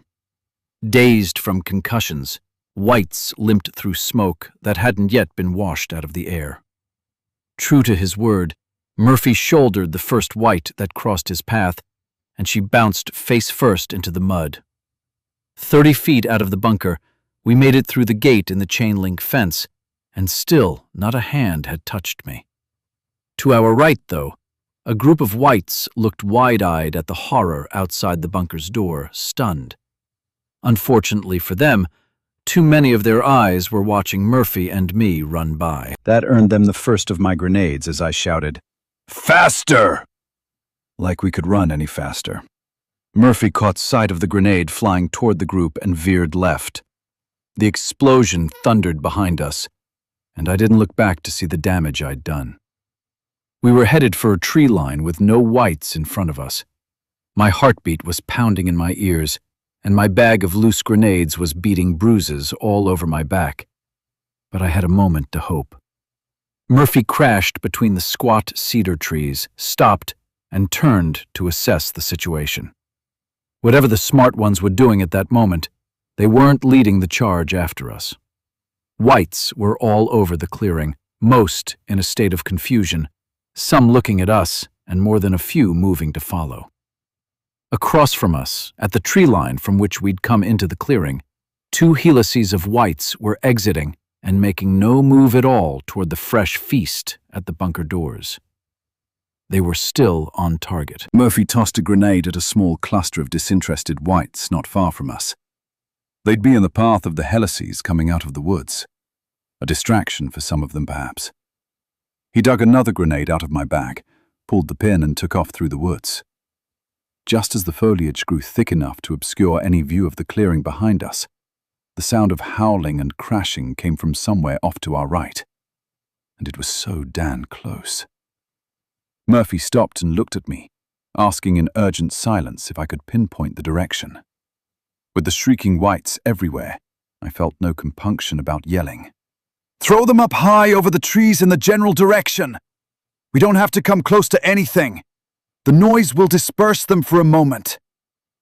I heaved a grenade with all the force I could put behind it. Murphy lofted 2 grenades into high arcs in the same direction. Before the first explosion sounded, we both had more grenades in our hands and were pulling the pins as we barreled through the trees with no idea where we were heading. We were running for our lives. That's all either of us were thinking in that moment. When we broke out of the trees again, under a blanket of stink, we were back in another field covered with decaying carcasses. A large building lay off to our right, with corpses piled high near the walls, probably the last stand of those who had died at Camp Mabry. Several vehicles sat about, some military, some civilian. One was an armored Humvee, with the front door swung open and a machine gun mounted on the top. Nothing in the world could have been a more beautiful sight. On the far side of the clearing, several hundred whites were coming at us, both organized and not. Behind us, in the trees, the infected were thrashing their way through. Off to our left, 2 long helices were interspiraling toward us. Murphy said, "We're so fucked." I shouted, "The Humvee!" I ran, knowing without looking Murphy would be right behind. It was another race we had to win. It was the only thought I could afford to entertain. My legs carried me faster than I thought possible, and when I was just 10 feet from the Humvee, with dozens of whites closing in, I tossed both of my grenades in rapid succession. Murphy did the same and jumped in through the driver's door. I hopped in the passenger side. The infected were closing fast. We had to get moving. The wet ground would compromise our traction. We'd be dead if they hemmed us in. I slammed my door and set the battle lock just as a white bounced off the glass. Murphy already had his door buttoned up and was waiting for the diesel's glow plugs to warm up. "Murphy, let's trade places." "What?" "No time. God damn it, just do it." Under the duress of my urgency, Murphy squirmed up out of the driver's seat and tried to push into the back to let me get around. But the back of the Humvee was stacked full of boxes. It was awkward getting past one another in the cramped space. We earned more bruises for doing it quickly. But we could afford the bruises. We could barely afford the dozen seconds it cost us. As soon as my butt hit the driver's seat, the glow plug indicator flashed off and I cranked the engine. The Humvee rocked against the impact of several more whites. The engine rumbled and I mashed the accelerator. The Humvee lurched and started to roll. Across the hood, I saw whites coming toward us from all over the clearing. I plowed into them as I turned the wheel to angle away from the buildings. They thudded against the grill with crunching bones and desperate screams as I ran them down. The mob was thick enough to slow the Humvee, and whites were climbing on top. But it wasn't thick enough to stall us. "You know where we're going?" Murphy hollered. "Yeah." Rolling out of the muddy field, our tires finally grabbed asphalt, and we accelerated down a long, straight road. "Where?" "This way." One of the infected fell off Murphy's side, rolled across pavement, and tumbled over the rocky grass. As the mass of whites receded behind us, up ahead a group of a dozen infected stepped out of the cedar forest on the left. I let my foot off of the accelerator and braced myself for the impact of the bunch, as I guessed they'd all jump in front of the Humvee or charge it from the side. But they didn't. They walked purposefully toward the road, stopped, and stared. It was more than weird. As we passed, the closest of the group was just 2 feet outside of my window, glaring at me with cold, cruel eyes. It took a second for recognition to kick in, but as I looked at him over my shoulder, I was sure it was Mark. Fucking Mark. My toe touched the brake. Murphy felt the deceleration and shouted, "What the fuck, man?" That was fucking Mark. Mark? What the hell are you talking about? That was Mark back there, the one right by the road. I looked back and forth across the road and the grassy shoulders. I could make the turn and go back to run his ass down. Dude, it wasn't Mark, just keep going. The Humvee was slowing. Mark was standing in the center of the road by then, daring me to come back. Oh, to feel his bones break on my bumper. Breathe. Think. My experience at the hospital, trying to drive that Humvee through the mass of white bodies, was a lesson that screamed at me not to be tried a second time. It was by little more than luck I made it out of that one alive.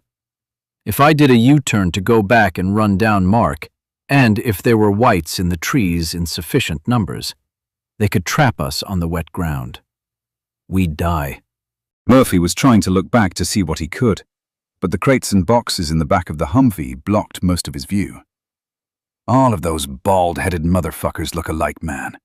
Let's be smart and get the fuck out of here. The Humvee shook against several impacts. I looked forward and cursed myself for focusing so much on Mark that I never saw them. Whites were pouring out of the trees on our right, already climbing on top and trying to destabilize the Humvee with their weight. The Humvee was picking up speed again. "How many on the roof?" "More than one," Murphy shouted. "How the fuck should I know?" I mashed the brakes hard. Murphy hit the dashboard as 3 naked white bodies rolled down off the hood. I accelerated again and ran them over. The Humvee picked up speed, and we passed the bulk of the ambushes. Several were still clinging to Murphy's side of the Humvee. I swerved and scraped them off on an abandoned car. And we were free. Occasional whites came out of the trees in front of us, a stupidity that cost them their lives. Some tried to catch us from the side. We were moving too fast by then. Murphy exclaimed, "Holy shit!" I tensed and jerked my head around to look. Nothing. Murphy was grinning. "What the hell, Murphy?" He nodded toward the back of the Humvee. "What, the boxes? Jesus must love us. It's all ammo and shit." "No way." "Way. Do you know how to get back upriver from here?" I laughed out loud. "Yeah, but you're not gonna like it." We reached the base's southern gate and turned onto 35th Street, headed west. "This is the way to Sarah Mansfield's house, right?" "Yeah." "Man, don't smile like that. You're worrying me." "We're not going to Sarah's house." "Cool, man." The fork in the road was just ahead. Right led up the crest of Mount Bonnell. Left led into the country club parking lot. It was time to commit. I cut the wheels left and entered the country club grounds. Murphy was alarmed. "Dude, there's nothing down here. We can't get out this way." He turned in his seat. Whites were coming out of their hiding places behind us. I swerved around the driveway, ran down a few of the infected, got to the parking lot, and lined the Humvee up with the boat ramp. "Hang on." That's when Murphy figured out what I intended to do. "I can't swim," he said. "I know." The Humvee pitched forward as it rolled onto the ramp, and I braked to slow it a little. I didn't want to hit the water so fast that we'd be injured by the impact. A giant white splash exploded in front of us, and my chest hit the steering wheel as my body was thrown forward. I pressed my foot to the brake more firmly, but not enough to stop us as we rolled down the boat ramp. Before I knew it, the water was up to the bottom edge of the windows and running in through the floor drains and inadequate door seals. Murphy was freaking out and trying to open the door, but it wouldn't open. I expected that. "Be calm." "Be calm." "God damn it, Sid! God damn it!" He was panicking. I lowered my voice and spoke slowly as I reached over to put a hand on Murphy's shoulder. "Be cool, Murphy. Be cool." "I can't get the goddamned door open." "Be cool, Murphy. It won't open. He spun around in his seat, near frantic. What the fuck? The water was more than halfway up the windows outside, then only a few inches from the top edges of the doors. The 6-ton vehicle, still rolling slowly down the boat ramp, lurched to a halt when I pushed the brakes all the way down. The water inside was up over our legs. Murphy stood as much as he could and tried to get his face as close as possible to the roof. God damn you, Zed. Murphy, I said calmly. We've stopped. The Humvee isn't going to roll any deeper into the water. We're still on the ramp. We just need to wait a second before the doors will open. They won't open. They will open, just not yet. We're gonna drown. No, Murphy. We'll still have air up by the ceiling when the water stops rising. Look at where it is near the tops of the windows. Once it's level inside with the water outside, we'll be able to open the doors. The water had risen to my chest at that point, and I deliberately got up out of my seat to get my face near the ceiling. How do you know that? I just do, okay? Trust me. You should have asked me to trust you before you drove the damn truck into the fucking river, because I would have told you hell no. That's why I didn't tell you. I swear to God, Zed, if I don't drown. The water was nearing the ceiling, and Murphy was nearly hyperventilating. Be calm. It'll be okay. The water stopped rising. Moments passed before Murphy figured out I was right. The rising water had stopped. He looked at me, surprise etched into his face. Try the door, but be careful. You don't want to fall out into the river. You can't swim, remember? Like I'm ever gonna forget that. Murphy turned away from me and reached down to pull on the handle of his door. It opened with ease. He stuck his head out and looked around. I'll be damned. You gotta trust me sometimes, Murphy. Okay, Lucky Charm, what's next? He pulled his head back in. We're in the middle of the marina, and about 100 whites are back there on the ramp and more coming.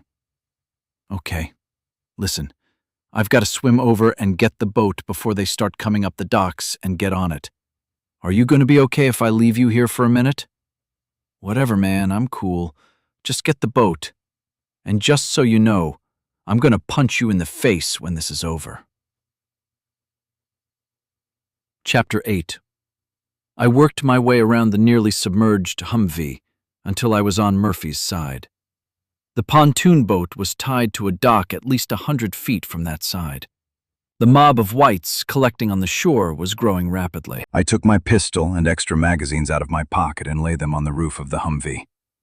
The extra pounds of grenades in my Hello Kitty bag would make for hard swimming, so the bag stayed on the roof of the Humvee. I kept the knife. I inhaled deeply 3 times before submerging and using my feet to push myself off of the Humvee's fender. I intended to cross the distance completely underwater. Any surfacing would get the attention of the white mob and might lead to their welcoming me when I reached the boat. Staying just a few feet beneath the surface, I stroked with my arms and scissor-kicked my legs. The wails of the whites barely transmitted down to me through the water, which was noisy with raindrops falling on the surface. Surrounded by cold green, I had nothing to guide me but the hope I could swim in a straight line. As the distance dragged at me, my lungs cried out for oxygen. The need for breath grew, and doubt sat itself on my shoulder and whispered faithless, discouraging words. But to come up for air was to advertise my presence to the whites. To come up for air was failure. It was tantamount to stranding Murphy in the Humvee in the middle of the river. I stroked through the cold green. I thought about my buddy, Benny, the one I'd eventually beaten up in junior high. The summer before that, we were at the community pool with a couple of other kids from the neighborhood. We were all standing on the side when somebody said, "I'll bet you can't swim all the way across underwater." Without even taking a moment to brag, I dove into the pool and glided under the surface, kicking with my legs and using my arms to pull myself along, as I watched the black lane markers pass beneath. I reached the other side of the pool, popped up and turned around. It was easy, but my friends were amazed. I swelled with pride. Benny, however, was having none of it. I can do that. He dove into the water and followed my path. My pride dribbled quickly away as Benny's wiggly form beneath the water closed the gap between us. The last smidgen of that pride winked out of existence when Benny's grinning face popped out of the water beside me. The little fuck had made it. The guys on the other side of the pool started to talk. I climbed up out of the pool, looked at all my buddies and said, "Well, watch this."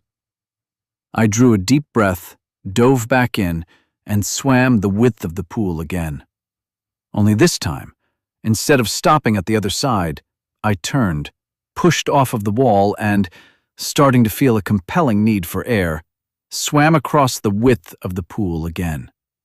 I made it all the way back across and popped up next to Benny, breathing deeply to get some fresh air back in my lungs.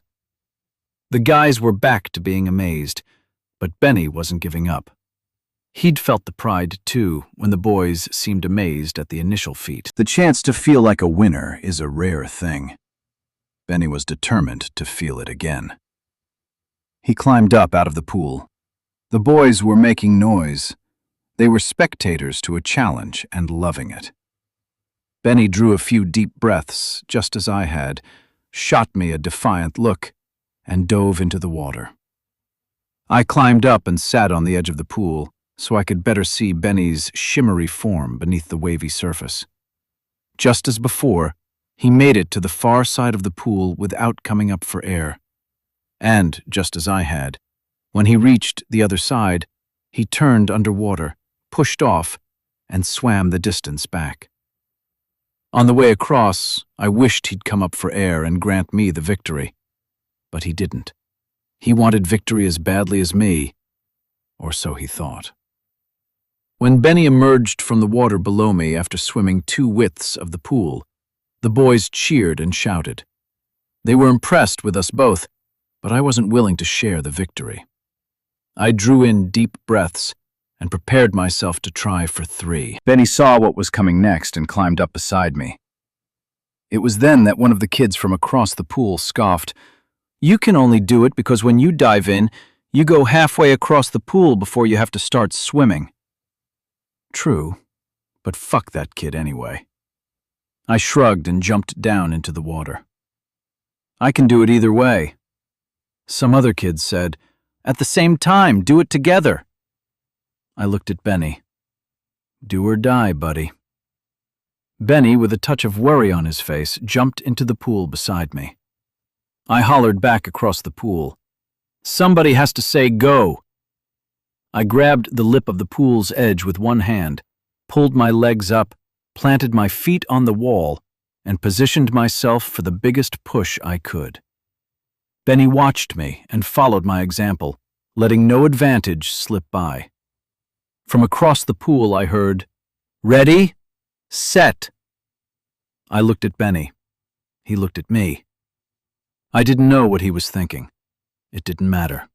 I was going to win the challenge, or I was going to suck in a lungful of water trying. Go. Off we went. In an ideal world, the challenge should have been each of us against ourselves to see how far we could push ourselves beyond our beliefs and fears. But that world is a fantasy. Nothing like it has ever existed, nor will it. Under the surface, I watched Benny and kept even with him as we swam across the pool. When we reached the other side, it had indeed taken longer without the advantage of diving in. I was feeling the stress of insufficient oxygen in my blood. I made my turn and started to swim back, expecting Benny to quit at the turn. When I looked, though, he was coming up beside me. He hadn't quit. Persistent fucker. No biggie. I could make another lap. Benny wouldn't make it to the other side. No fucking way. The black lane lines passed beneath us and kept passing until I saw the bottom of the pool curve up to the wall ahead of me. My lungs were screaming for air, but Benny was still beside me. He would stop at the wall. I was sure of that. I only had to make the turn, swim a few strokes, and I'd win. I could do to it. I knew I could. I hit the wall, negotiated my turn, pushed off with my legs, and glided over a few of the black lane markers below. Just before I surfaced to finally grant relief to my lungs, I saw Benny glide on past me, stroking as he went. Shit. Every muscle in my body demanded I surface and breathe, but every ounce of my soul refused. Win or drown. I swam on. I sped up and came up beside Benny. I'd laid claim to something when I jumped into the pool the first time, and whatever it was, whether pride or something less tangible, it felt better than anything I'd ever felt before. I would not lose, no matter how much my muscles begged to quit. We made it to the halfway point, and we were still underwater. Despite my resolve, I silently begged Benny to quit and end the irrational pain screaming in my head. Surface, surface, breathe. But Benny swam. And swam. I swam. At 3/4 of the way, my prayers were answered, and I saw Benny's body change its position in the water just before he pushed his head above the surface. Victory. But not enough victory, not yet. Only 1/4 of the way to go. I swam on. I'd make 3 full widths. To my surprise, my body complied. Stroke, kick, stroke, kick. Black lane markers passed beneath me. The pool wall curved up, and I hit it with my outstretched hand. But I wasn't done. I turned, pushed off with my feet, and let my momentum carry me back out into the pool. 3 full widths had passed underwater. I knew I wouldn't make a 4th, but I pushed myself anyway and watched the black stripes slip past. Then I saw Benny, just ahead of me, standing on the bottom with his head above the water, feeling his defeat. With the last anything that was left, I stroked past Benny and swam another 10 feet before surfacing. I hadn't just beaten Benny. I'd beaten him in legendary fashion. The boys on the side of the pool were silently amazed. I felt fucking fantastic.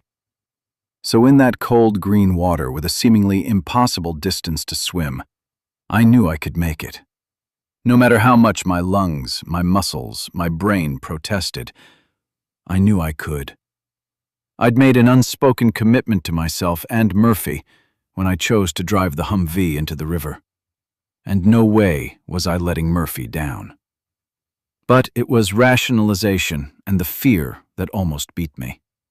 In the murk, every direction looked the same, just green fading to darker green. Distance passed without measure. Direction existed only in degrees of hope. Had I swam past the pontoon boat? Had I veered so far off course that I was swimming up the boat ramp and into the greedy hands of whites brave enough to wade into knee-deep water for their supper? It was at the end of a stroke, with my arms back at my sides, that I realized how little visibility I had. One of the boat's pontoons materialized from a lighter green color in front of me into silvery aluminum. Before I could react, my bald head collided with a thin metal fin that ran the length of the pontoon just under the surface. It nearly knocked me silly and pissed me off to the point I grabbed my scalp while yelling my anger into a flurry of bubbles. I ducked under and quietly surfaced between the pontoons, beneath the boat's deck. Neither the burned squatters under the trees nor the infected on the boat ramp could see me. Grabbing onto a piece of the boat's deck support to catch my breath, I reached up to evaluate my latest wound. The gash felt deep and enormous, but probably wasn't. Warm blood flowed down my face. Damn it. After several deep breaths, I slid back beneath the water's surface, swam over to the far side of the boat, and went under the other pontoon, and came up under the dock. I heard feet on the wooden planks overhead. The footsteps belonged to whites. Whether they were working their way around the marina trying to find a way to get to Murphy, or they'd seen me go underwater, and had deduced my destination, my time had expired. Retrieving the pontoon boat was going to get difficult. After positioning myself near the rope I'd used to tie the boat to the dock, I reached up with my knife and started to saw at the rope. I wasn't quick enough. First 1, 2, then 3 noisy whites jumped from the dock to the boat. More feet were coming when the rope finally separated. I wasted no time in using a support post for leverage to push the bow of the boat away. The whites on the boat's deck, seeing the widening of the water that separated them from dry land, started a whole different kind of yelling. They were afraid. When the whites on the dock reached the end just above my head, the pontoon boat was 10 feet out into the water and drifting slowly toward the center of the marina. Given that my boat had unwanted passengers, a hard task was ahead. Climbing up onto the deck and starting the engine was not an option. I swam out to the front of the boat and grabbed the rope. From there, it was slow going, dragging the heavy boat through the water with only the power of my kicking feet and a stroking arm. After a lengthy effort, the boat neared the submerged Humvee. I looked up and saw Murphy had climbed up on top and had his rifle at his shoulder. With his feet on something solid, his big smile was back. My 3 infected passengers were going completely nuts over being surrounded by water. Murphy gave me a nod and a wink, but waited before shooting. Good enough for me. He'd taken ownership of that problem.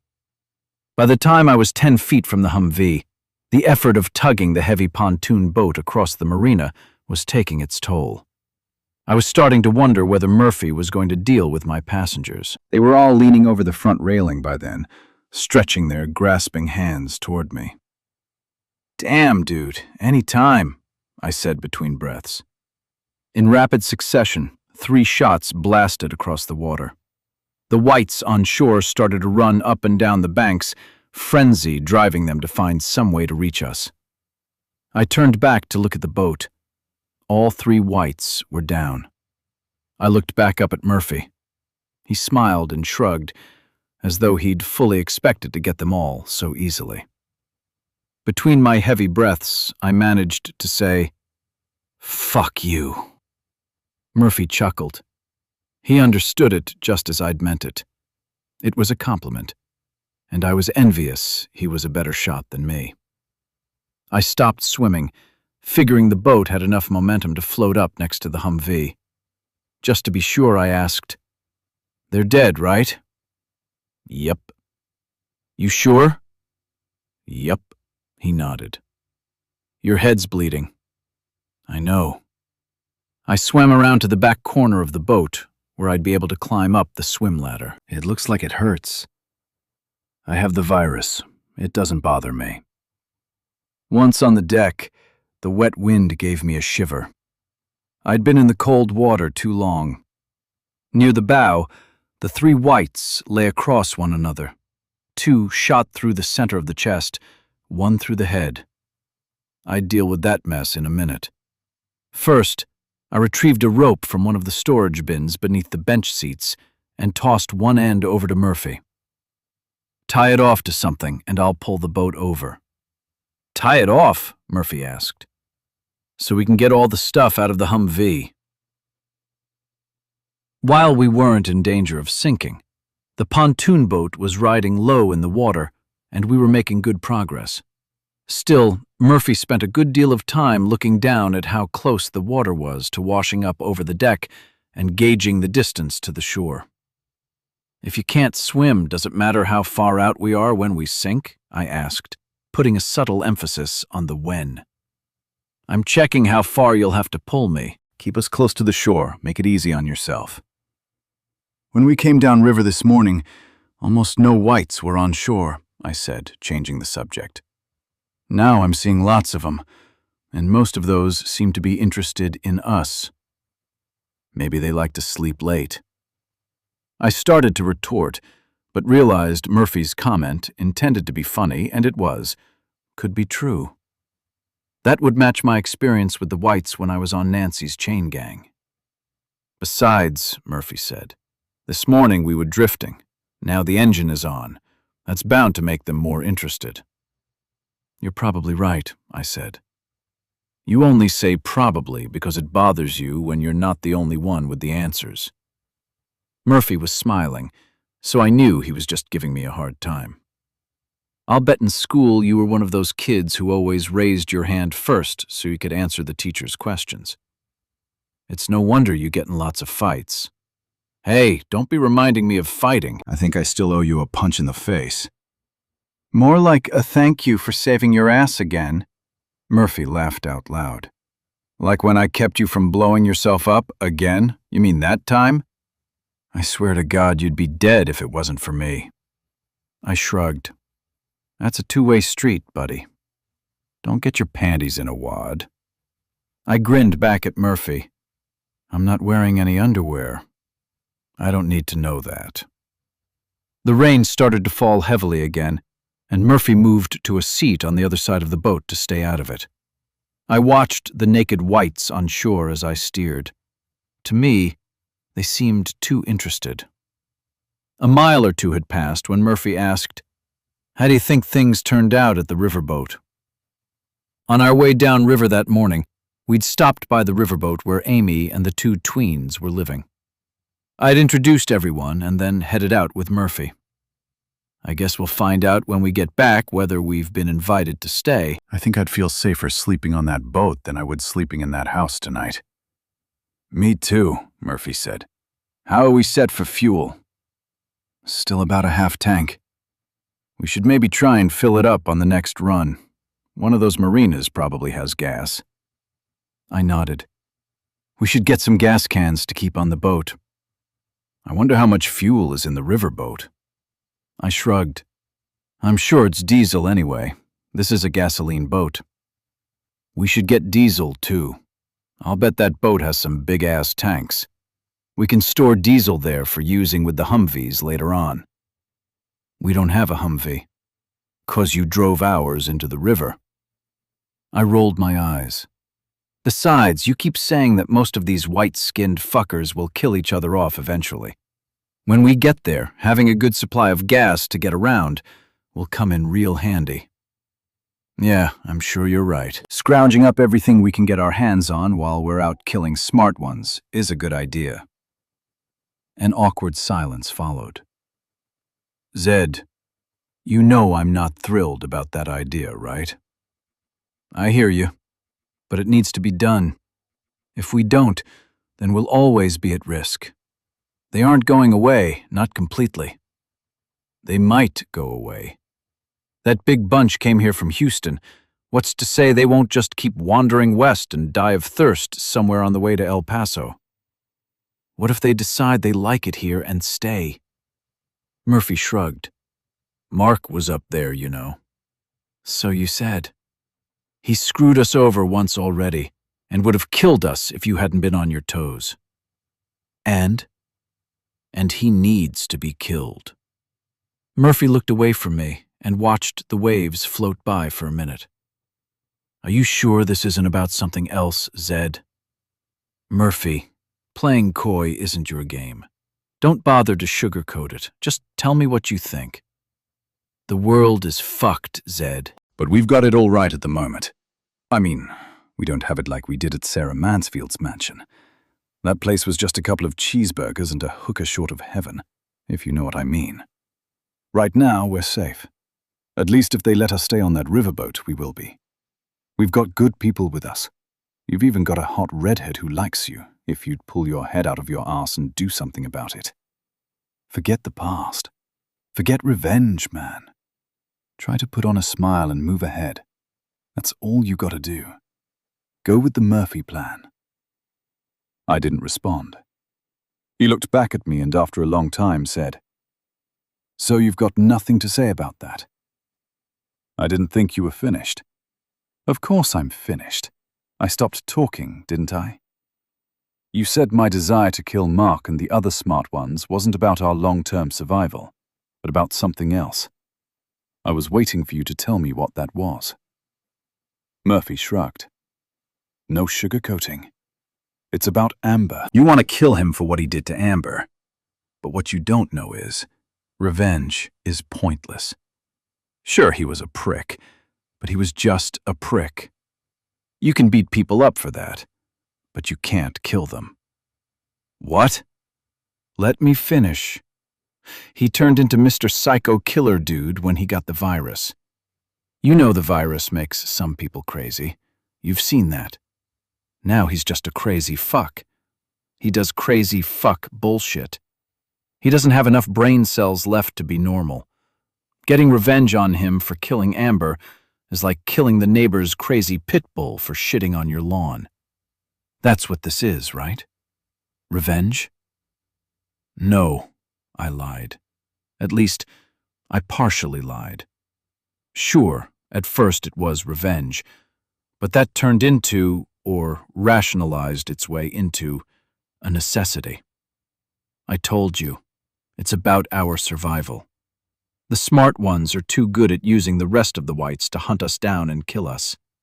Left unchecked, they will succeed. They'll kill every last one of us. And you're going to go all null spot and save the world. Is that it? Fuck you, Murphy. Murphy grinned. You're getting all bitchy again, man. You said no sugarcoating. I wasn't angry about it, not really. I meant it in the most loving way. So what then? Level with me, man. Tell me what's really going on inside that big, white peanut head of yours. I laughed. I don't have a peanut head. That reminded me of my earlier collision with the boat. I touched the place where the metal had cut my skin. It was still bleeding, lumpy and icky. I know, man. Like I said, it's a fucked up world now. If you don't lighten up, you're gonna go nuts. If you don't learn to let all of this shit go and be happy about what little we have left, you're gonna explode one day. Or finally do something stupid enough to get yourself killed. I know. Well, if you know, then why are we out raiding National Guard bases full of crazy white fuckers instead of staying back home under the blankets and getting some pussy? You know Steph wants it, right? You can see that, right? I'm not so sure about that. Well, who cares, man? This isn't 7th grade. Why don't you just ask her? Or do you want me to ask her for you? Murphy busted out laughing.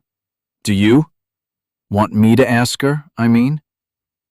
I think I can handle it myself, thanks anyway. Man, lighten up. We might not be around much longer. We need to enjoy life while we can. Let's talk about something else. What? You remember those guys I told you about, Nico and Mr. Mays? Yeah, the old guy and the dude you escaped with. I think we should stop by Mr. Mays' place and see if they want to join us. Murphy nodded, but didn't agree. Steph's the boss. Shouldn't we run it by her, or at least ask the others first? I shrugged. Okay, tell me why this is a good idea. Sure, but can we at least stop by and see if they're interested before we try to sell it to the group? We? Yeah, look, their place is just up here on the left.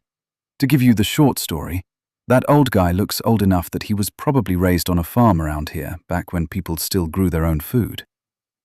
And if he knows how to farm in Central Texas, he might be the most valuable person we're likely to meet. Fine, but you better practice that shit up before we get back to the boat, because you're selling it to Steph, not me. Chapter 10.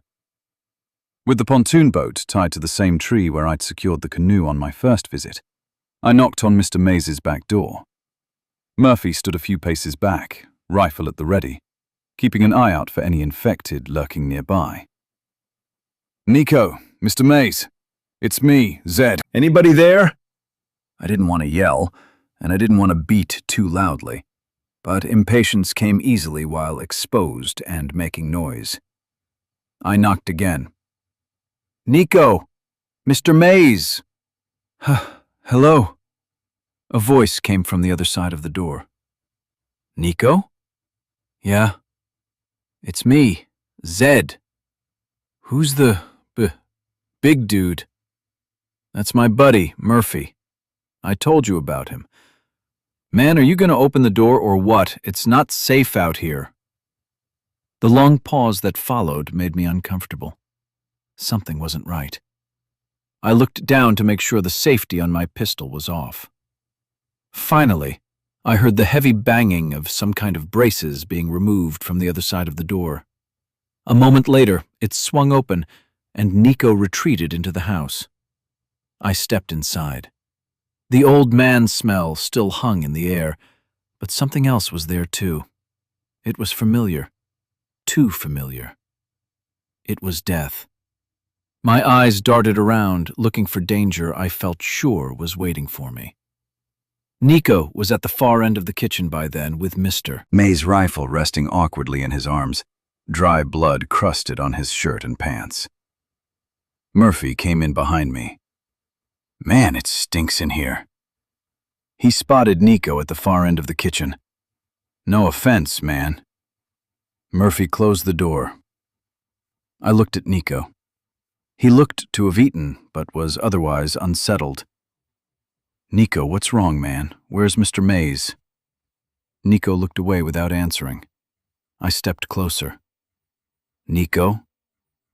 He was different, skittish, odd. Dude, what's wrong? Nico shook his head. They got in. Murphy asked, The Whites? Yeah. Nico looked through a doorway into the living room. They got in. They killed Mr. Mays. What? I'd heard what Nico said. I just wasn't willing to accept it. What happened? Nico looked at the floor, at the cabinets, at the sink, and then back into the living room. There wasn't anything I could do. I tried to stop them. I tensed. They're gone, right? Nico nodded. I stepped closer to Nico's end of the kitchen. You shouldn't come in, he said, looking out the kitchen window. It's bad. He looked back into the living room. He's in there. I tried to soothe him using slow, calm words. It's cool, dude. We've all seen it. You know what I mean. Nico turned almost manic for no apparent reason. Take me with you, Zed. Don't leave me here. Please, take me to your friends. Please. Nico had tears in his eyes. Outside of anger, after I implied he'd hurt his daughter a few days earlier, it was the first significant emotion he'd expressed. I can't do this alone. I just can't. I need to be around people. I'm losing it in here. It's cool, Nico. I had serious doubts about Nico's mental state, but I couldn't bring myself